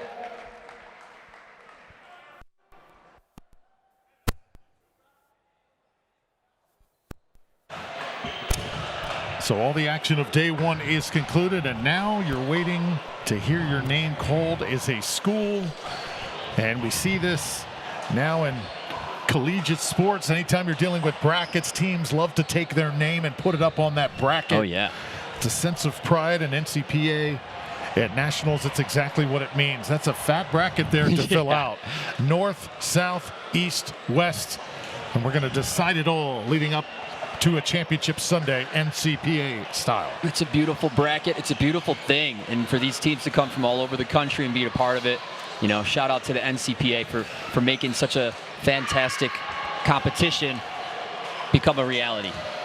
Championship Nationals, the North. You'll have that first seed and the 64th seed amongst teams in that portion. So play will start tomorrow at actually 8 a.m., but we'll go on the air at about 11 a.m. as we're going to have a full day of competition, and it's going to be a long journey for all these teams. You want to survive, get to Sunday. It's got to be a lot of strategy involved. Lots going on here, as many as 24 games at one time, so you're not just playing with what's in front of you, Rob. You're dealing with the elements here. A lot of drama going on throughout this arena, and you've got to keep your composure as a team, right, and keep focused on the task at hand. 100%, and just that match we saw here, that last match we had on championship court, so much drama in that one. That might as well have been a semifinal. It was just a pool play round. So, well, I mean, personally, I'm hoping that both of those teams advance and get into this brackets. But here we go. Our first one is up. So we've got Indiana there sneaking in. Indiana will be the 64th seed. And UCI is a part of this as well. 63, and then Virginia, the second team, 62. Arkansas, the Razorbacks, representing the ACC, coming here all the way from Fayetteville. Gotta love the Razorbacks here at NCPA. How about Auburn? A couple SEC teams back to back. Michigan Wolverines. In the house. Heard in from the here. house.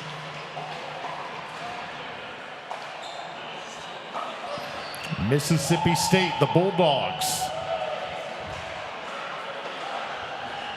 Stark Vegas represented. Florida State, the Seminoles, coming out of Tallahassee. And then we've got Drury pickleball as well. Drury comes in. So just to recap here, Indiana, Arkansas, Mississippi State, Florida State in there. You've got Michigan, Harvard heard from at the bottom of the bracket. They'll match up with Michigan early tomorrow. How about USC? The Trojans saw them play earlier today. Colorado. CU Boulder represented Arizona. The Wildcats in there as well. Liberty University. Heyo. Gotta love what Liberty does. And really exemplifying the charisma that it takes to play in this event. Purdue heard from here on day number 1. And who's that number 1 seed? Ooh. Let's see in the North bracket. Who is it going to be? Just one slot. Utah Tech will be the number 1 seed in the North.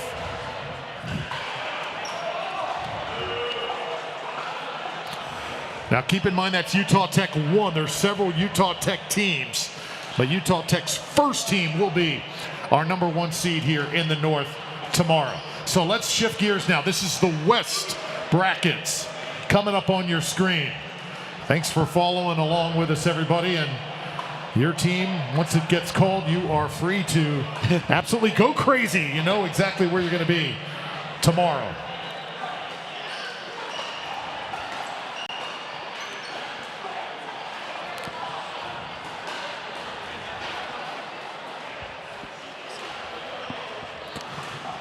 So waiting, now the West seedings here. Drew Felios alongside Rob Cassidy. Washington, their second team. So University of Washington represented. There you see San Diego State. Aztecs coming in, representing the West Coast. Tufts University, one of the smaller schools. They played great pickleball there. And then Texas A&M, all the way from College Station. The Aggies love the SEC representation. UC San Diego is here. Yes. So they are competing. They've got a pretty nice seed there, middle of the bracket. Coach Kai McMakin gave a shout out to Team San Diego. He wishes you guys the best. He wants you to go all the way. San Diego, such a great pickleball market. How about the Iowa Hawkeyes? Oh, yeah. Let's go. Let's do it. So Iowa's set to go, Big Ten. Represented, we saw Michigan earlier. How about High Point University? Playing really nice pickleball. Their first team will be slid in there. San Diego State has 2 teams in this bracket. Their first team right there just will be paired with High Point. And 28, the latest seed here to get filled out. And that 28th seed is Drury's second team.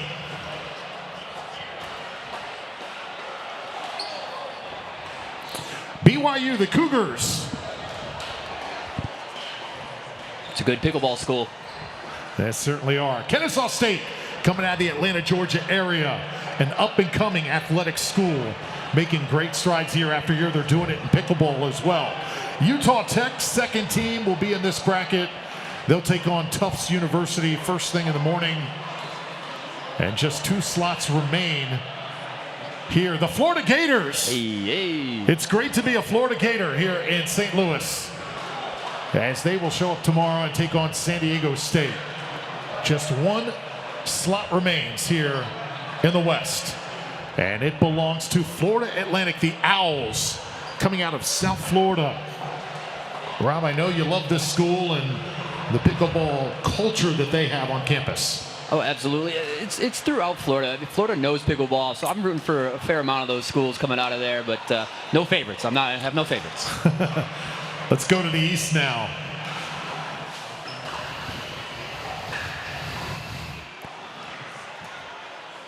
So the East bracket, we've got the North done, we've got the West done.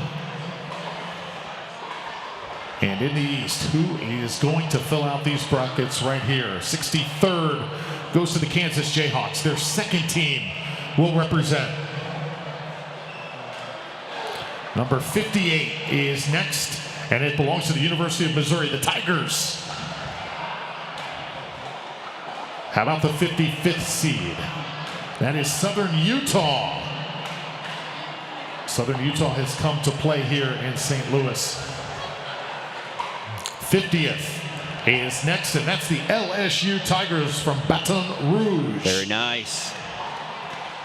Always winning national championships. LSU, they're incredible. Miami of Ohio representing the MAC. Comes in right there, middle of your screen. It's a good team. And 42nd now, bottom of your screen. We're going to go with the Purdue Boilermakers. Let's go. Purdue Pickleball. They are players.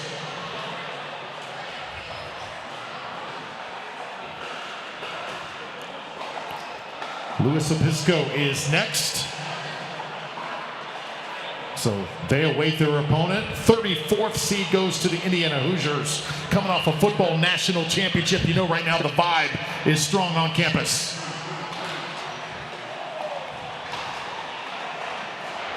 Penn State, Nittany Lions, they were solid today. We saw them here on center court, Rob. I've been waiting for them to show up on this list. Looking forward to seeing them play again. Yeah, Penn State was awesome earlier today. So we're working our way through the brackets here. Drew Filios and Rob Cassidy. This is the seedings for tomorrow. And Central Florida, UCF, the Knights. Knights, let's go. Little zombie nation here in St. Louis.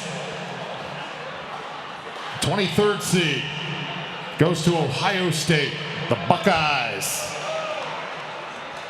They probably have the biggest fan base, I think, in the entire United States. ASU sneaking in. Arizona State, middle of the bracket, taking on Miami of Ohio. And the 15th seed now, who's going to match up with LSU, their second team? It's going to be Virginia, the team that we just saw. Virginia will take on LSU's second team tomorrow. It's going to be good. To start out Saturday. The 10th seed here in this group is Virginia Tech, Rob. Oh, yeah. Another powerhouse. The best football entrance, I think, in all of college sports, Virginia Tech. 7th seed goes to UC San Diego, their first team. Really like to watch that team play. I need to watch them at some point this weekend. Have not had the chance just yet. And the second seed goes to Madison, Wisconsin. The Badgers sneak in there to lead the East bracket. Wisconsin, another team to watch. Gonna have to. Didn't see that coming, but looking forward to it. Shout out to Dave Weinbach. Is he getting involved? Is he doing some secret coaching? Well, the Badger, he is the ultimate. Dave Weinbach. Shout out to him if he is watching. Man loves his pickleball, still playing at such a high level. All right, let's go to the South region now. All right, can't wait to watch this bracket. You're going to have schools in the South. You know the old saying, just better in the South. Let's see what teams we have here. And just one more bracket here to announce before we sign off here on day number 1. Start with number 62, and it's going to be Texas State. Texas State, a new member of the Pac-12 conference. So they leave the Sun Belt very recently, Rob, and switch conferences. This school has made incredible strides as of late. Number 59 goes to North Florida, UNF. UNF, good team. I believe that's the alum of Pablo Tellez on the Carvana PPA Tour. And pardon me, that's David Ted's pick for the tournament is the UNF, so watch out. How about Purdue, the Boilermakers? Their third team slides in there, bottom of the bracket. Nice. And continuing to go through. We've got 3 teams now down, Texas State, North Florida, Purdue. 46th seed will belong to, hear the suspense,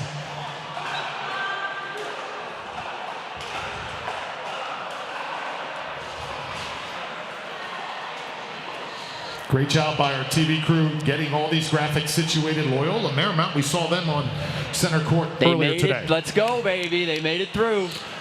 Derek Hyman doing a great job there. Flora Vogel as well. Lucas Magania for Loyola Marymount. We'll see them tomorrow. Let's go to number 43, bottom of the screen. It's going to be with Washington, UW, the Bulldogs. So their first team represents the South. Interesting, being the school actually located in the upper Northwest. So here we go so far. The teams that are in there, we're about midway through. Kansas Jayhawks, their first team represented. Let's go to number 35, UNHB. We saw them earlier today. This is a school that we're just getting to know for the first time. Really cool. Had a chance to meet all the players. Sam Ram. Yes.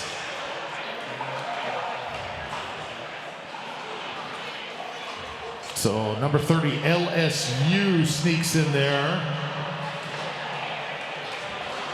So it'll be LSU versus UNHB in that top half there. And now let's go to 27. The South Florida Bulls from Tampa, new athletic director, new head coach in football, and their basketball team doing incredible things this year as well. Probably going to go to the NCAA tournament. I know their pickleball team wants to take care of business here in St. Louis. So here we go. Just about all filled out here. Who else we got? We got the 3rd seed, the 14th seed. South Florida is in there. And the Baylor Bears sneak in, representing the Big 12. And good old Waco, Texas. Great sports market down there in Waco. The 19th seed goes to UCF. So UCF led by Ben Brees and Gianna Southwick doing great things. Florida State will take on the University of Utah tomorrow, their first team. I hope I get a chance to watch the Seminoles. Let's get some tomahawk chops going.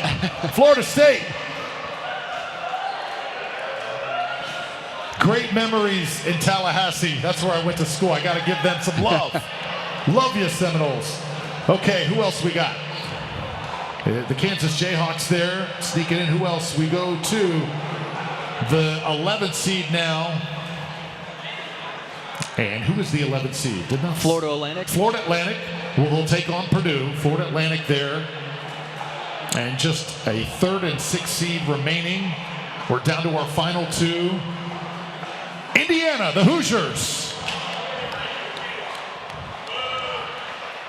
Any Fernando Mendoza sightings here this weekend? Maybe, if we get lucky. 3rd seed, top of your screen. It's Utah Valley. This team, a juggernaut. We saw what they could do, Rob, last year in Vegas. And this team is absolutely special. Utah Valley, Utah Tech, these teams are incredible. Yeah, the way they played last year, and you know they're coming back bigger, better, stronger, more refined. So looking forward to seeing them compete as well. So that was a lot to take in, and our crew behind the scenes doing a fabulous job here in the final moments, getting all those seeds out. Thank you for watching, everybody, and it is going to be one heck of a weekend. Saturday and Sunday is going to be thrilling for everybody here, for our entire crew, for Rob Cassidy. Thank you all, players, everybody, organizers helping get day one together. Noah, our orchestrator, and everybody behind the scenes. Rob Cassidy, any final thoughts here from day one? It was an amazing day of pool play, such a great environment and very entertaining matches. Pleasure to be here, and thank you guys for joining us and tuning in from home. So great to be here. For Rob Cassidy and the crew, I'm Drew Fellio saying so long from St. Louis. This is the NCPA National Championships, just one day in the books. Day 2 begins tomorrow at about 11 a.m. Central Time. We'll see you then.